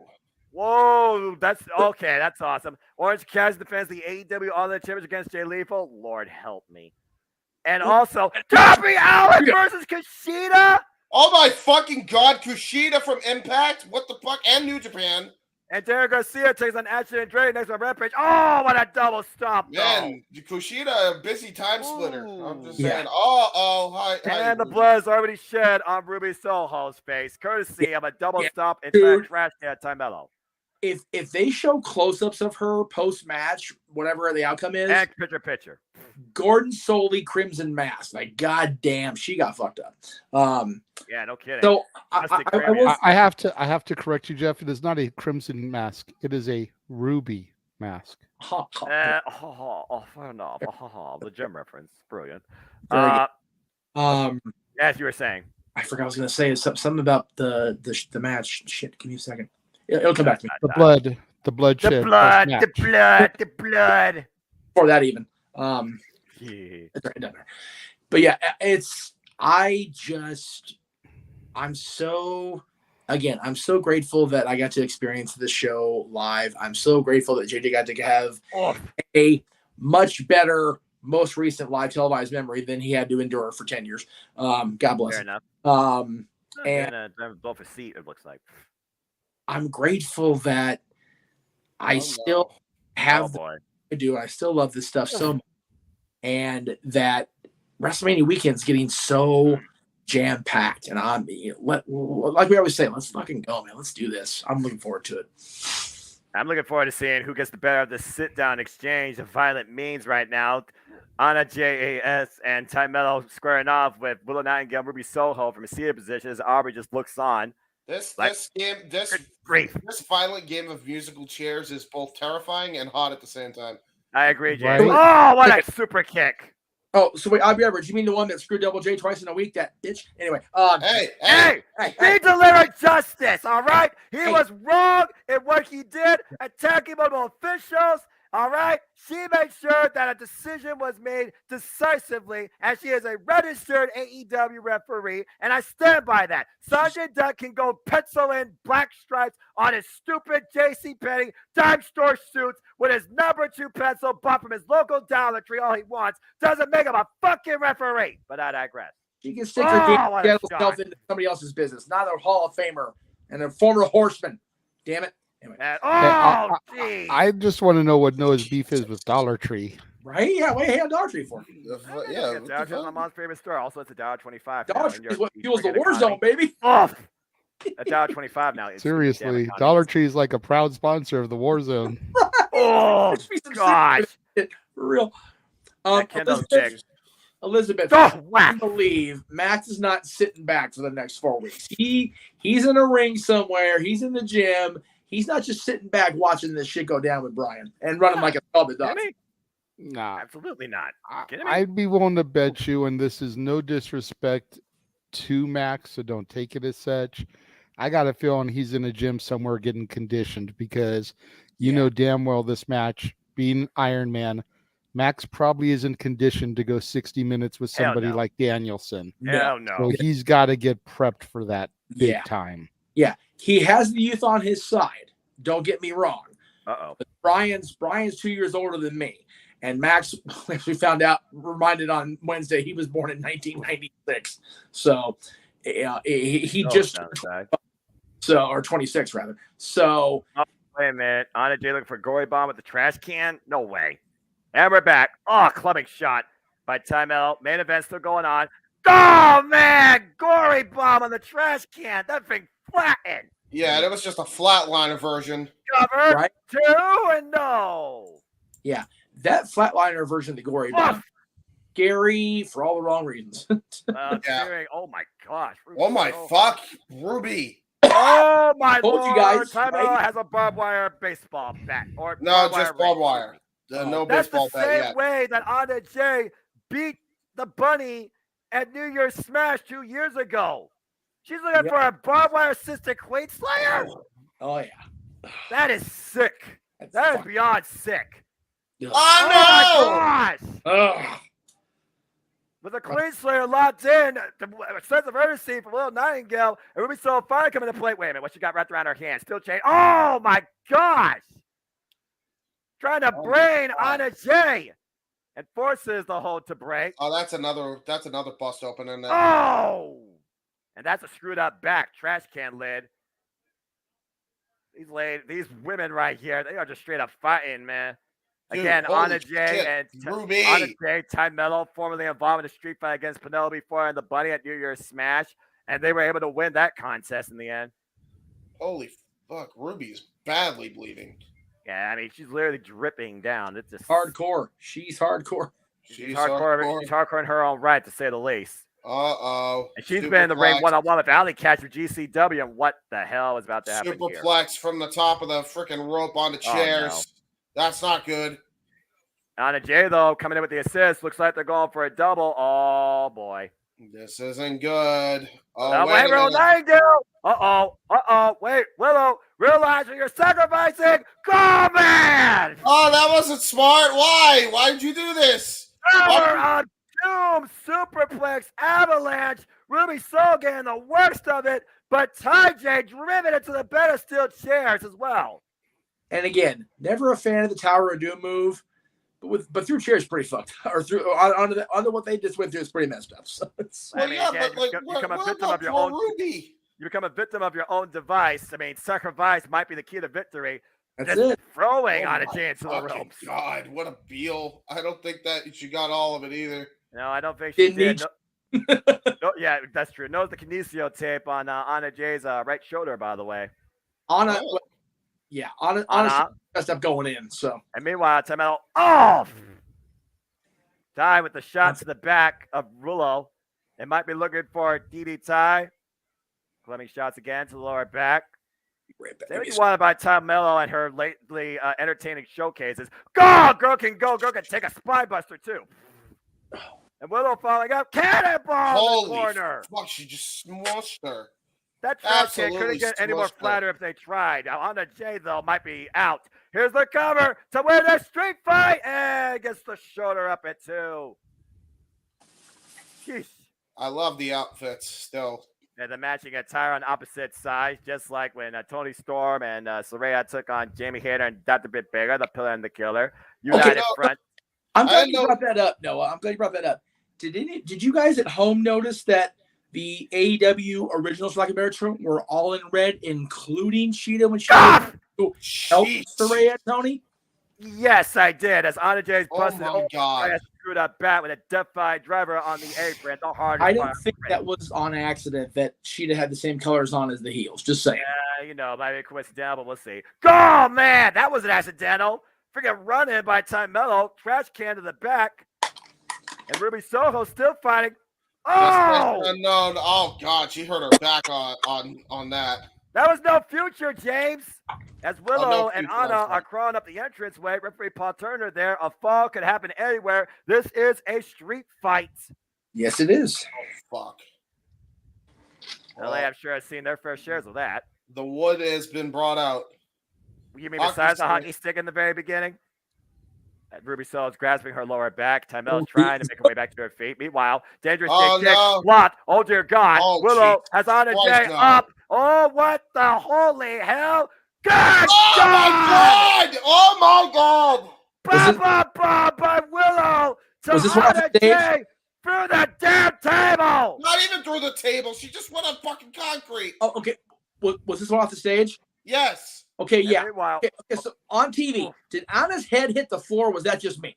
I think it may have. And meanwhile, Tymel looking to end Ruby Soho the same way she ended Penelope Ford.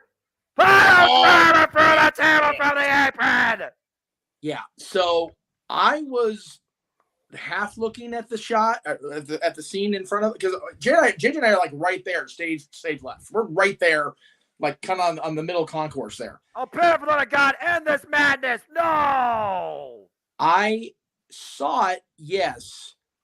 But man, I heard the thud.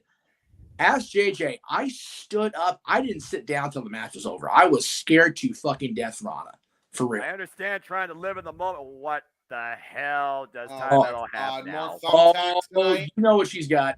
Oh, yeah, Thumbtacks that's again? a little bag of tricks, and that usually means one of two things. And 9 out of 10, I know what it is. So we Ain't started no the night with snapback, kids. So we're starting the main card with thumbtacks, and we're gonna end the main card with thumbtacks. Okay. Yep. Someone's about to be a human pincushion with some impromptu acute acupuncture. Again. And meanwhile, Gastyle Power Driver maybe influenced by Noru Suzuki looking to plant Ruby Soho head first. Dear God, no. Oh, fighting back. Nice fighting back there. Oh my God. Whoa. Watch your hands. Watch your hands. Oh no. Oh dear God. No. Trying to drive her face into them.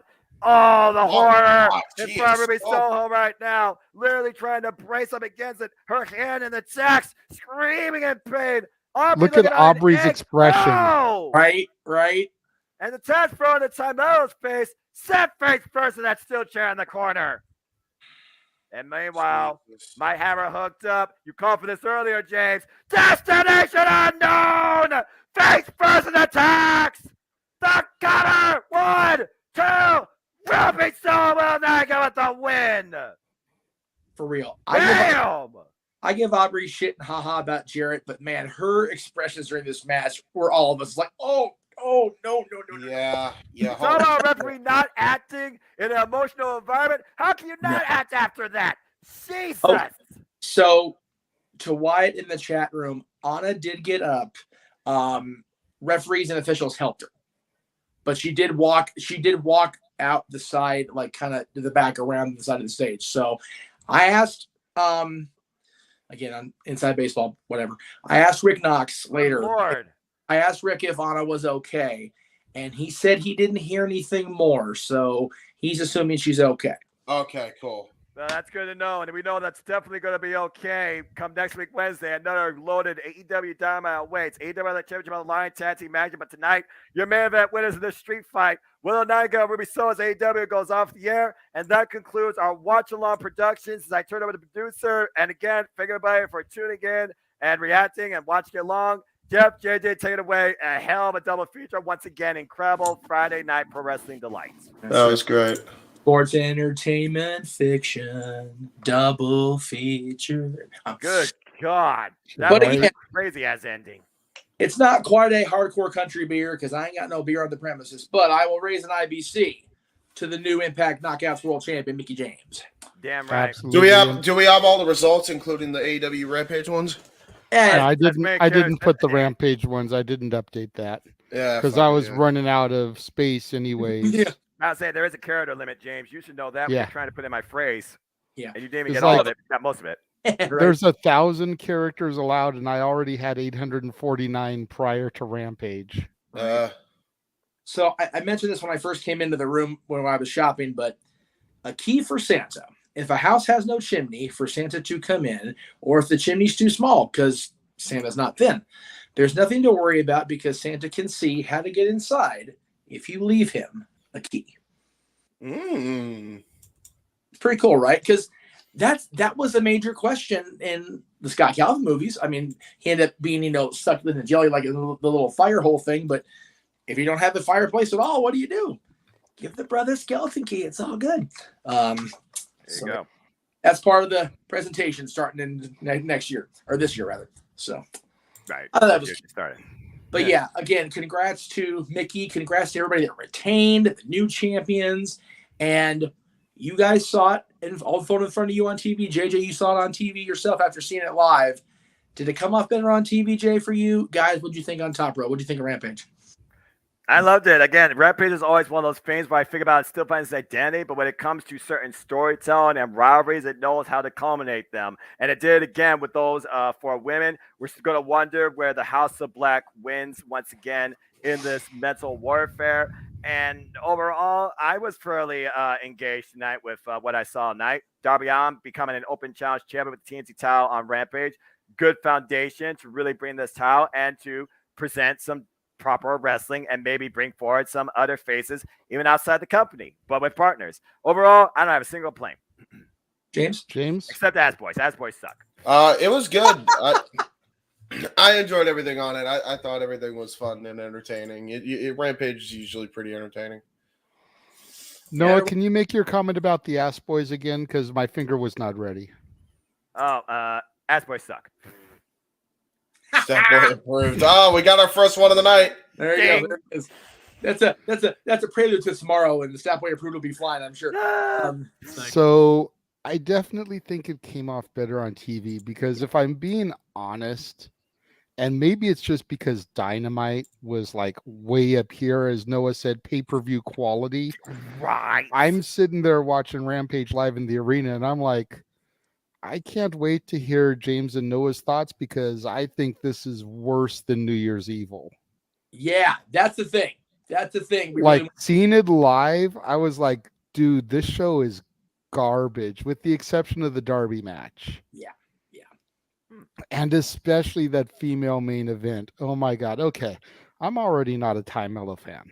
Yeah.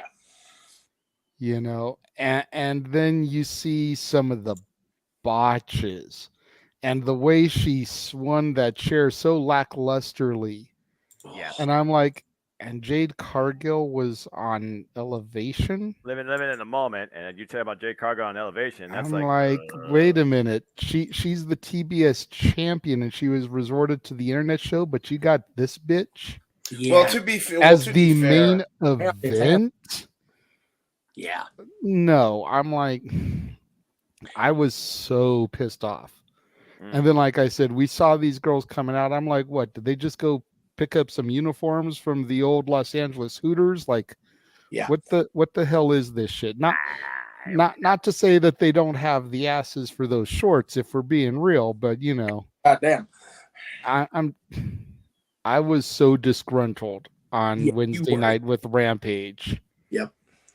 Also, again, in fairness, what they were following, and I'm sure the audience, there was a level of fatigue there too. Plus, you got to consider how inexperienced and up and coming, particularly a couple of those women are. When you consider Anna Jay is not even fully 2 years into her career yet. For the spot they were given, I feel they did the most they could with it. Maybe a little bit reckless, still needs to fine tune, but also they did the best they could with the time they were allotted. I feel like also they were probably just living in the moment, and especially under the influence of Chris Jericho. You gotta make the most of what you are given. Give the women the stage to present, and they will do all they can in the time allotted. All right, so the comment of the year for 2023 so far goes to the real Wyatt. Anna Jay and Ty Conti are eye candy, but Jade is a candy bar. That's not only Stat Boy approved. That's all of us approved. God damn it, that's brilliant shit. Ding, ding, ding. She a dark chocolate bar, and we all here for snack time. Lord Almighty.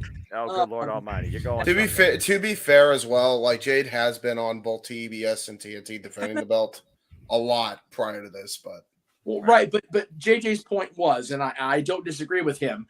You kind of made my point, kind of like old Mike Knight. Everybody's making their point for me, but I'll go ahead and make it anyway. You have women who are very inexperienced in the main event of your secondary show, but it's your Friday primetime show, and you have the champion of essentially the brand, the networks on your YouTube show. It's like, and I get the JAS is a hot act. They were at 3 different events this week, and only one of them is freaking AEW. Yeah, I know, right? What's that? And a lot of people on that act, to be fair. 2 of them.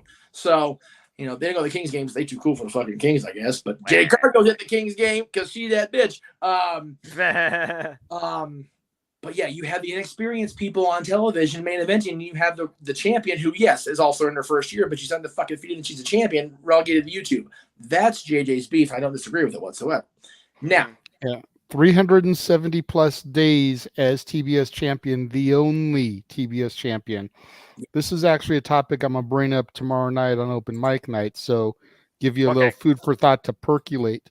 Is the TBS championship more prestigious than the actual AEW Women's Champion? I think we've had this conversation before, JJ, just to simply say this, but I'm curious to go round 2 with you on this too, considering who's my champion in AEW. But that's a whole different conversation. And by the way, I do want to publicly apologize to OG Collectibles, excuse me, in Downey, California. I did tell them I was going to be coming to the event with Britton and Jamie. I wasn't able to go due to scheduling shenanigans because, as Adam Contra said, family. Am I right, Doug? Yeah, pretty much. It was what it was yesterday. Yeah. But I definitely. The next time you guys have a mega thing with Wrestling Synergy, you have the W2 Network there, guys. Also, having seen the entirety of 3 hours on television for you guys, JJ, have you watched Out of My Back yet? No. Okay. When you watch Out of My Back, I'll ask you, maybe if you have it from a magnet, you can give your thoughts then, but I'll ask you two guys. Having seen the show unfold on television over the course of the 3-hour presentation, would you guys have paid to see that show live? Yes. But bar none, damn in a heartbeat. Okay. Because, granted, JJ and I were sitting up in the Bob Uecker section. I'm not going to lie, because that's what I can afford. But I'm glad I paid for the show. And I enjoyed going and watching it back. I enjoyed Dynamite. I'll watch Rampage back, but your guys' reactions made it awesome for me, so that was cool too. But I'm also glad you paid for the show. Well, and trust and believe that whether I went with you, I did purchase it for you to have your Happy Merry Christmas, Hanukkah, whatever, wear all that shit.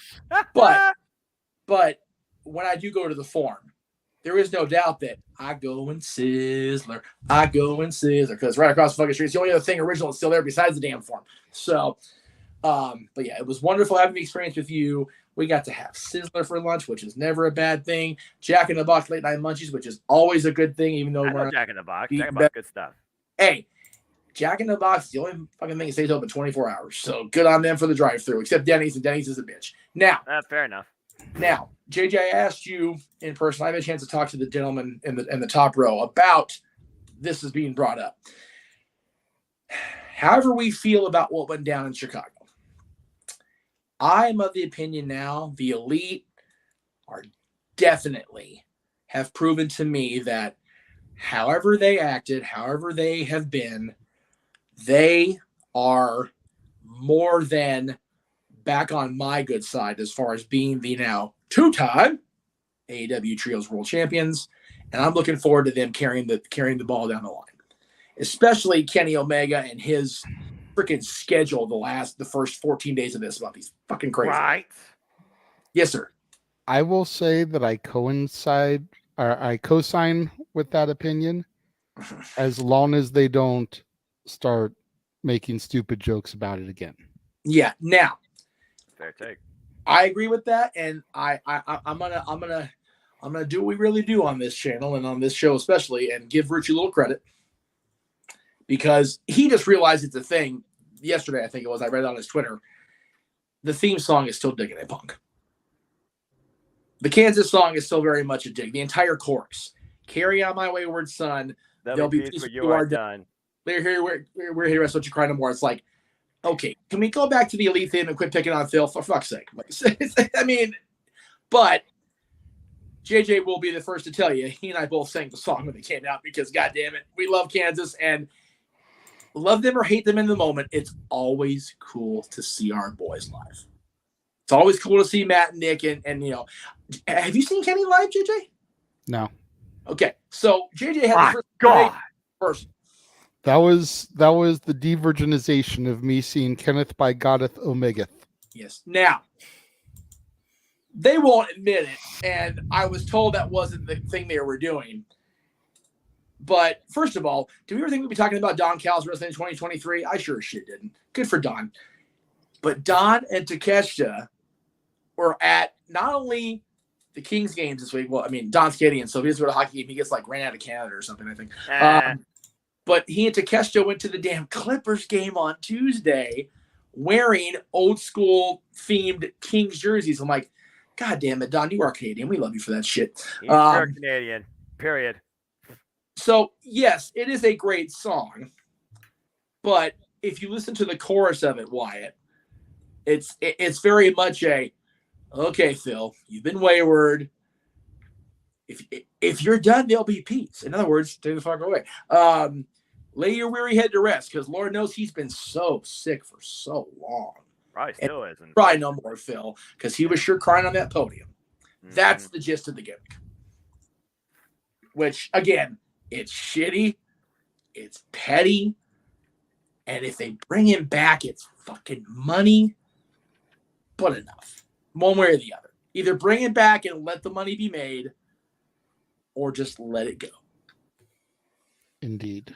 Practice. Time will tell. Our Snow Queen within the Disney brand. Let it go. Fair enough. But yes. Well, I'm sorry, Jay. Go ahead. No. Go ahead and get your last thought. I was just going to say it's 5 minutes till the top of the hour. Let's try to wrap this up so we can go off the air at the top of the hour. Oh, I was gonna start going into the show mode. Go for it. Everybody, check out. JJ mentioned the videos we have that I shot live. I know I shot our reaction to Judas. I know I shot the reaction to what we thought was going to be CM Punk or Mercedes Moné when Tony Schiavone came out and said, "I take no pleasure in this introduction." And we thought, okay, it's going to be freaking either Max or Punk Jericho because he hates them both. And sure as shit, man, that place popped like a damn cherry. So good on Adam Cole. So glad he's back. There's that reaction. And who called it, Jeff? Not only did you call it, you scooped everybody, including Denise by God Salcedo. So there you go. Good on you, brother. Oh, by the way, I watched her stream back. She did acknowledge that I chatted on her chat, but she didn't acknowledge the fact that she got the scoop from us, Tamper. Hey, if you want to still be the person that people go to, you gotta be incognito where you get your sources from. Well, yeah, but you gotta acknowledge your friends because I don't give a shit if I don't give a fuck if AEW knows I knew before they did. I don't give a shit. So I agree with that too, but again, different world. It is what it is. Different strokes for different folks, I reckon. But yeah, we got some pretty cool live reactions. Again, you guys saw the photos, so please, whatever happens, and we're not going to bring it up Saturday because it's not officially a news story till it's all in the can. Whatever happens with this damn major company in wrestling, support everybody. Go see AEW live. Go buy Impact Wrestling pay-per-views. Go see the NWA when they run, their shows. Go support independent motherfucking wrestling. Damn it. The business is not dead. It's not even dying. It's thriving. We just need to ignore the fact that if the blood money's being shilled around, good for them. We don't need to spend money on it. Support professional wrestling, damn it, and support the independents within the independents. And what I mean by that is support podcasts and support YouTube streams and go out and buy the merch you see on ProWrestlingTees.com/Jeff Meacham Network. You honestly go support Noah's 6,500 shows per week. Go support the 65,000 videos James has made just on interests for shows alone. Go support the Renegades of movie reviews because, God damn it, he had to switch movie reviews this week because there's so few fucking theaters showing good movies this weekend that he had to settle. So, damn it, go watch his reviews. Go support all the things. And be merchy, just like they say on ODQ, damn it. Be merchy. Buy the shirts, all of them. And there'll be more coming by the end of this quarter, I promise you. Unlike Fear, we're not going to take 6 months to come. The merch will come at the end of the quarter. He won't get lost in IKEA. That's right. Oh yeah, and if you all get lost in IKEA, especially in Burbank or Vegas, we will mourn your loss because we ain't gonna find you. Jesus Christ. We love you, but we're not gonna take our lives to try to find your asses in that big ass place. No. Yeah, you think Walmart's a freaking maze? Oh no. I know it is. I used to work there. Vegas, JJ, appreciate you producing in my stead again, and I can't wait to watch Impact back because apparently it was bought on my account. Didn't even remember it was logged in. So cool. Appreciate y'all paying for it. Collaborative effort. Whatever works. So yeah, again, there's so much stuff coming up this week. I'm gonna be at Disneyland literally every freaking day this week. It feels like except Monday. Between working and signing in. So enjoy professional wrestling. Damn it. JJ's third week of musicals is coming up. Do you have it loaded? Did I scoop? Okay. What do you? It's all good. Let me see here. Go open up my folder. Yes, he is. In order. JJ is choosing to start his new year off completely out of his movie comfort zone because musicals, not so much his bag, but yes, we love this shit anyway. So there you go. Yeah. Over the course of the weekend, I'm not even going to say they're both going to get up tomorrow because I just didn't film when I got home today because I was it's a live stream at 4:00, Yeah. So I still need to film my review for A Star Is Born, which was supposed to be today's review. Okay. Tomorrow's review, which was supposed to be Babylon, is now going to be The Pale Blue Eye. Ooh. Like the choice. I mean, it's not Babylon, but it's still a decent flick. So And then, of course, the Warzone on Sunday. Yes. Some point over the course of the next 2 days, all three of those things will go up. Cool shit. Then Plus- beginning Monday, it'll be Les Miserables, Ooh. Cats, Chicago. The Richard Gere one? Yes. Nice. I love that. And the new release Saturday for next week will be the Disney Plus original Adina Menzel, Which Way to the Stage. So good. So good. So that is what is coming up next week for me. No watch along next week. We were originally going to do the Wrestling Prestige show. Yeah. But I can't even find it on. It's not on Fight TV. The Vendetta one? So an independent pay-per-view, but yeah, it is what it is, guys. We're taking yeah. It'll only be open mic night next week. Darn. As well as tomorrow. Yes, as well as tomorrow night. Yeah. And why JD's reviewing Grease. So I recommend you watch Grease and watch his review and get and determine for yourself it's overrated. Me personally, I'm not doing Grease. So no. I'm not doing Grease. I don't know where that came from. I thought you were. No. Are you doing Grease 2? No. It's not in the trailer? I just wanted in the trailer. No. Okay. Hey, there's only so much musicals you can take, bro. Pretty much. Seriously. Well, I mean, Grease is one of the better ones. But okay, well. It is the one with Hugh Jackman. Yes. Les Miserables. Yeah. In my opinion, Grease is not overrated. Grease is fucking amazing. Grease 2 gets a better rep now than it did when it first came out because, oh my God, was it shit on. It's very much one of those cult followings. Like, it's not good, but it's better than people give it credit for. I believe Grease was taken out because it is, in fact, a movie with one sequel. So when that comes up again. Yes. Okay. But in any event. You got to stick with the theme, folks. You got to stick with the theme. Theming is a thing here on the Jeff Meacham Network. Multiverse media. So. The name that you hate. The name that I hate. Yeah. Again, it's not so much hate. It's just I feel silly saying it because I'm so self-depreciated and so despite popular narrative, I really feel silly putting myself over. Like it's weird for me. So but think of it like this, okay? Every single one of us that is affiliated with the Multiverse of Media in some way, shape, or form, whether it's Noah and James, myself, or even Greg Cherry, right? All are in this because of you and Rift. I know. So it just makes sense that we are connected to your multiverse. Yeah, be humble, man. We appreciate you, and that's what's most important. Yeah. It's so, you know, I do it in the car. It's like, oh Lord, it's hard to be humble going to a Flair Pro without getting like, I'm not this cocky. Like, what the fuck? So you're looking at somebody that people are like, I should be on TV, and I'm like, stop it. Yeah, exactly. So, but anyway, JD wanted to be off at the top of the hour, and we're already past that now. So yeah, I already knew that was going to happen. Anytime you let Jeff start rambling on about shills, we're bound to go over. I make that money, man. Yeah. So thank you everyone for tuning in tonight for our double feature presentation. Thank you to Noah and James for calling the action for both shows. We will see you guys back here tomorrow for open mic night and what is going to be a doozy of a show. And our 1 year anniversary of the forum. And our 1 year anniversary, which Noah is actually taking the reins on and hosting the show. Ah, jeez. So now, JD should be good. Yeah, JD will be producing, but Noah's going to be our host with the most. It's showtime. Anyway, this is news to me. What are we doing, Noah? You gotta clue me in. I told him I would still come up with the format. I'd still come up with the topics, but he was the one who pointed out the fact that it was our 1 year anniversary. So I was like, well, let him host. Let him follow the format. Let him introduce the topics. Let him start the conversation. Let him throw to everybody. Let him do what I do on a weekly basis. I see. Let him throw. All right.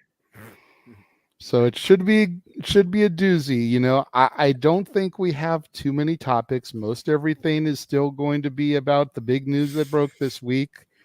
on Tuesday when, Jeff was trying to do talk wrestling and 500 other channels decided to do live stream broadcasts at the same time. The internet nearly crashed. Including the one I had talk wrestling on. But that's okay, boss fan, because I love you. So, that's definitely going to be the main event. But I'm definitely going to try to find a couple other little things to sprinkle in there. So it's not just about that. No. Also, I am scheduled till stupid ass weird shift, only 4 hours next Saturday for open mic night. So what I will try to do, I won't be able to, help produce or even be primary host guy. That's going to be JJ's role next week, but I will be on the bus and the train. So I will try to pop in for the majority of the show with headphones on and we'll see. Yep. See what happens. Fair enough. No. Anyway, no, Wyatt, that's a bad Wyatt. I'm not wrestling anymore. I had one in-ring experience, and I ended up with bruised ribs for 6 months. Nope. So, thank you all. Appreciate it very much. Yes. Come to Open Mic Night tomorrow and enjoy the shenanigans that unfold. And happy anniversary to the three of us in this little 1 year, baby. Love it. And yes, always buy the shirt, especially Shenanigans. Shenanigans didn't sell near enough. Yeah, that's a dad shirt. I need to buy more of that shit. So, for the simple man with the spectacular voice, Noah Foster. For the Hebe man, James Hebert.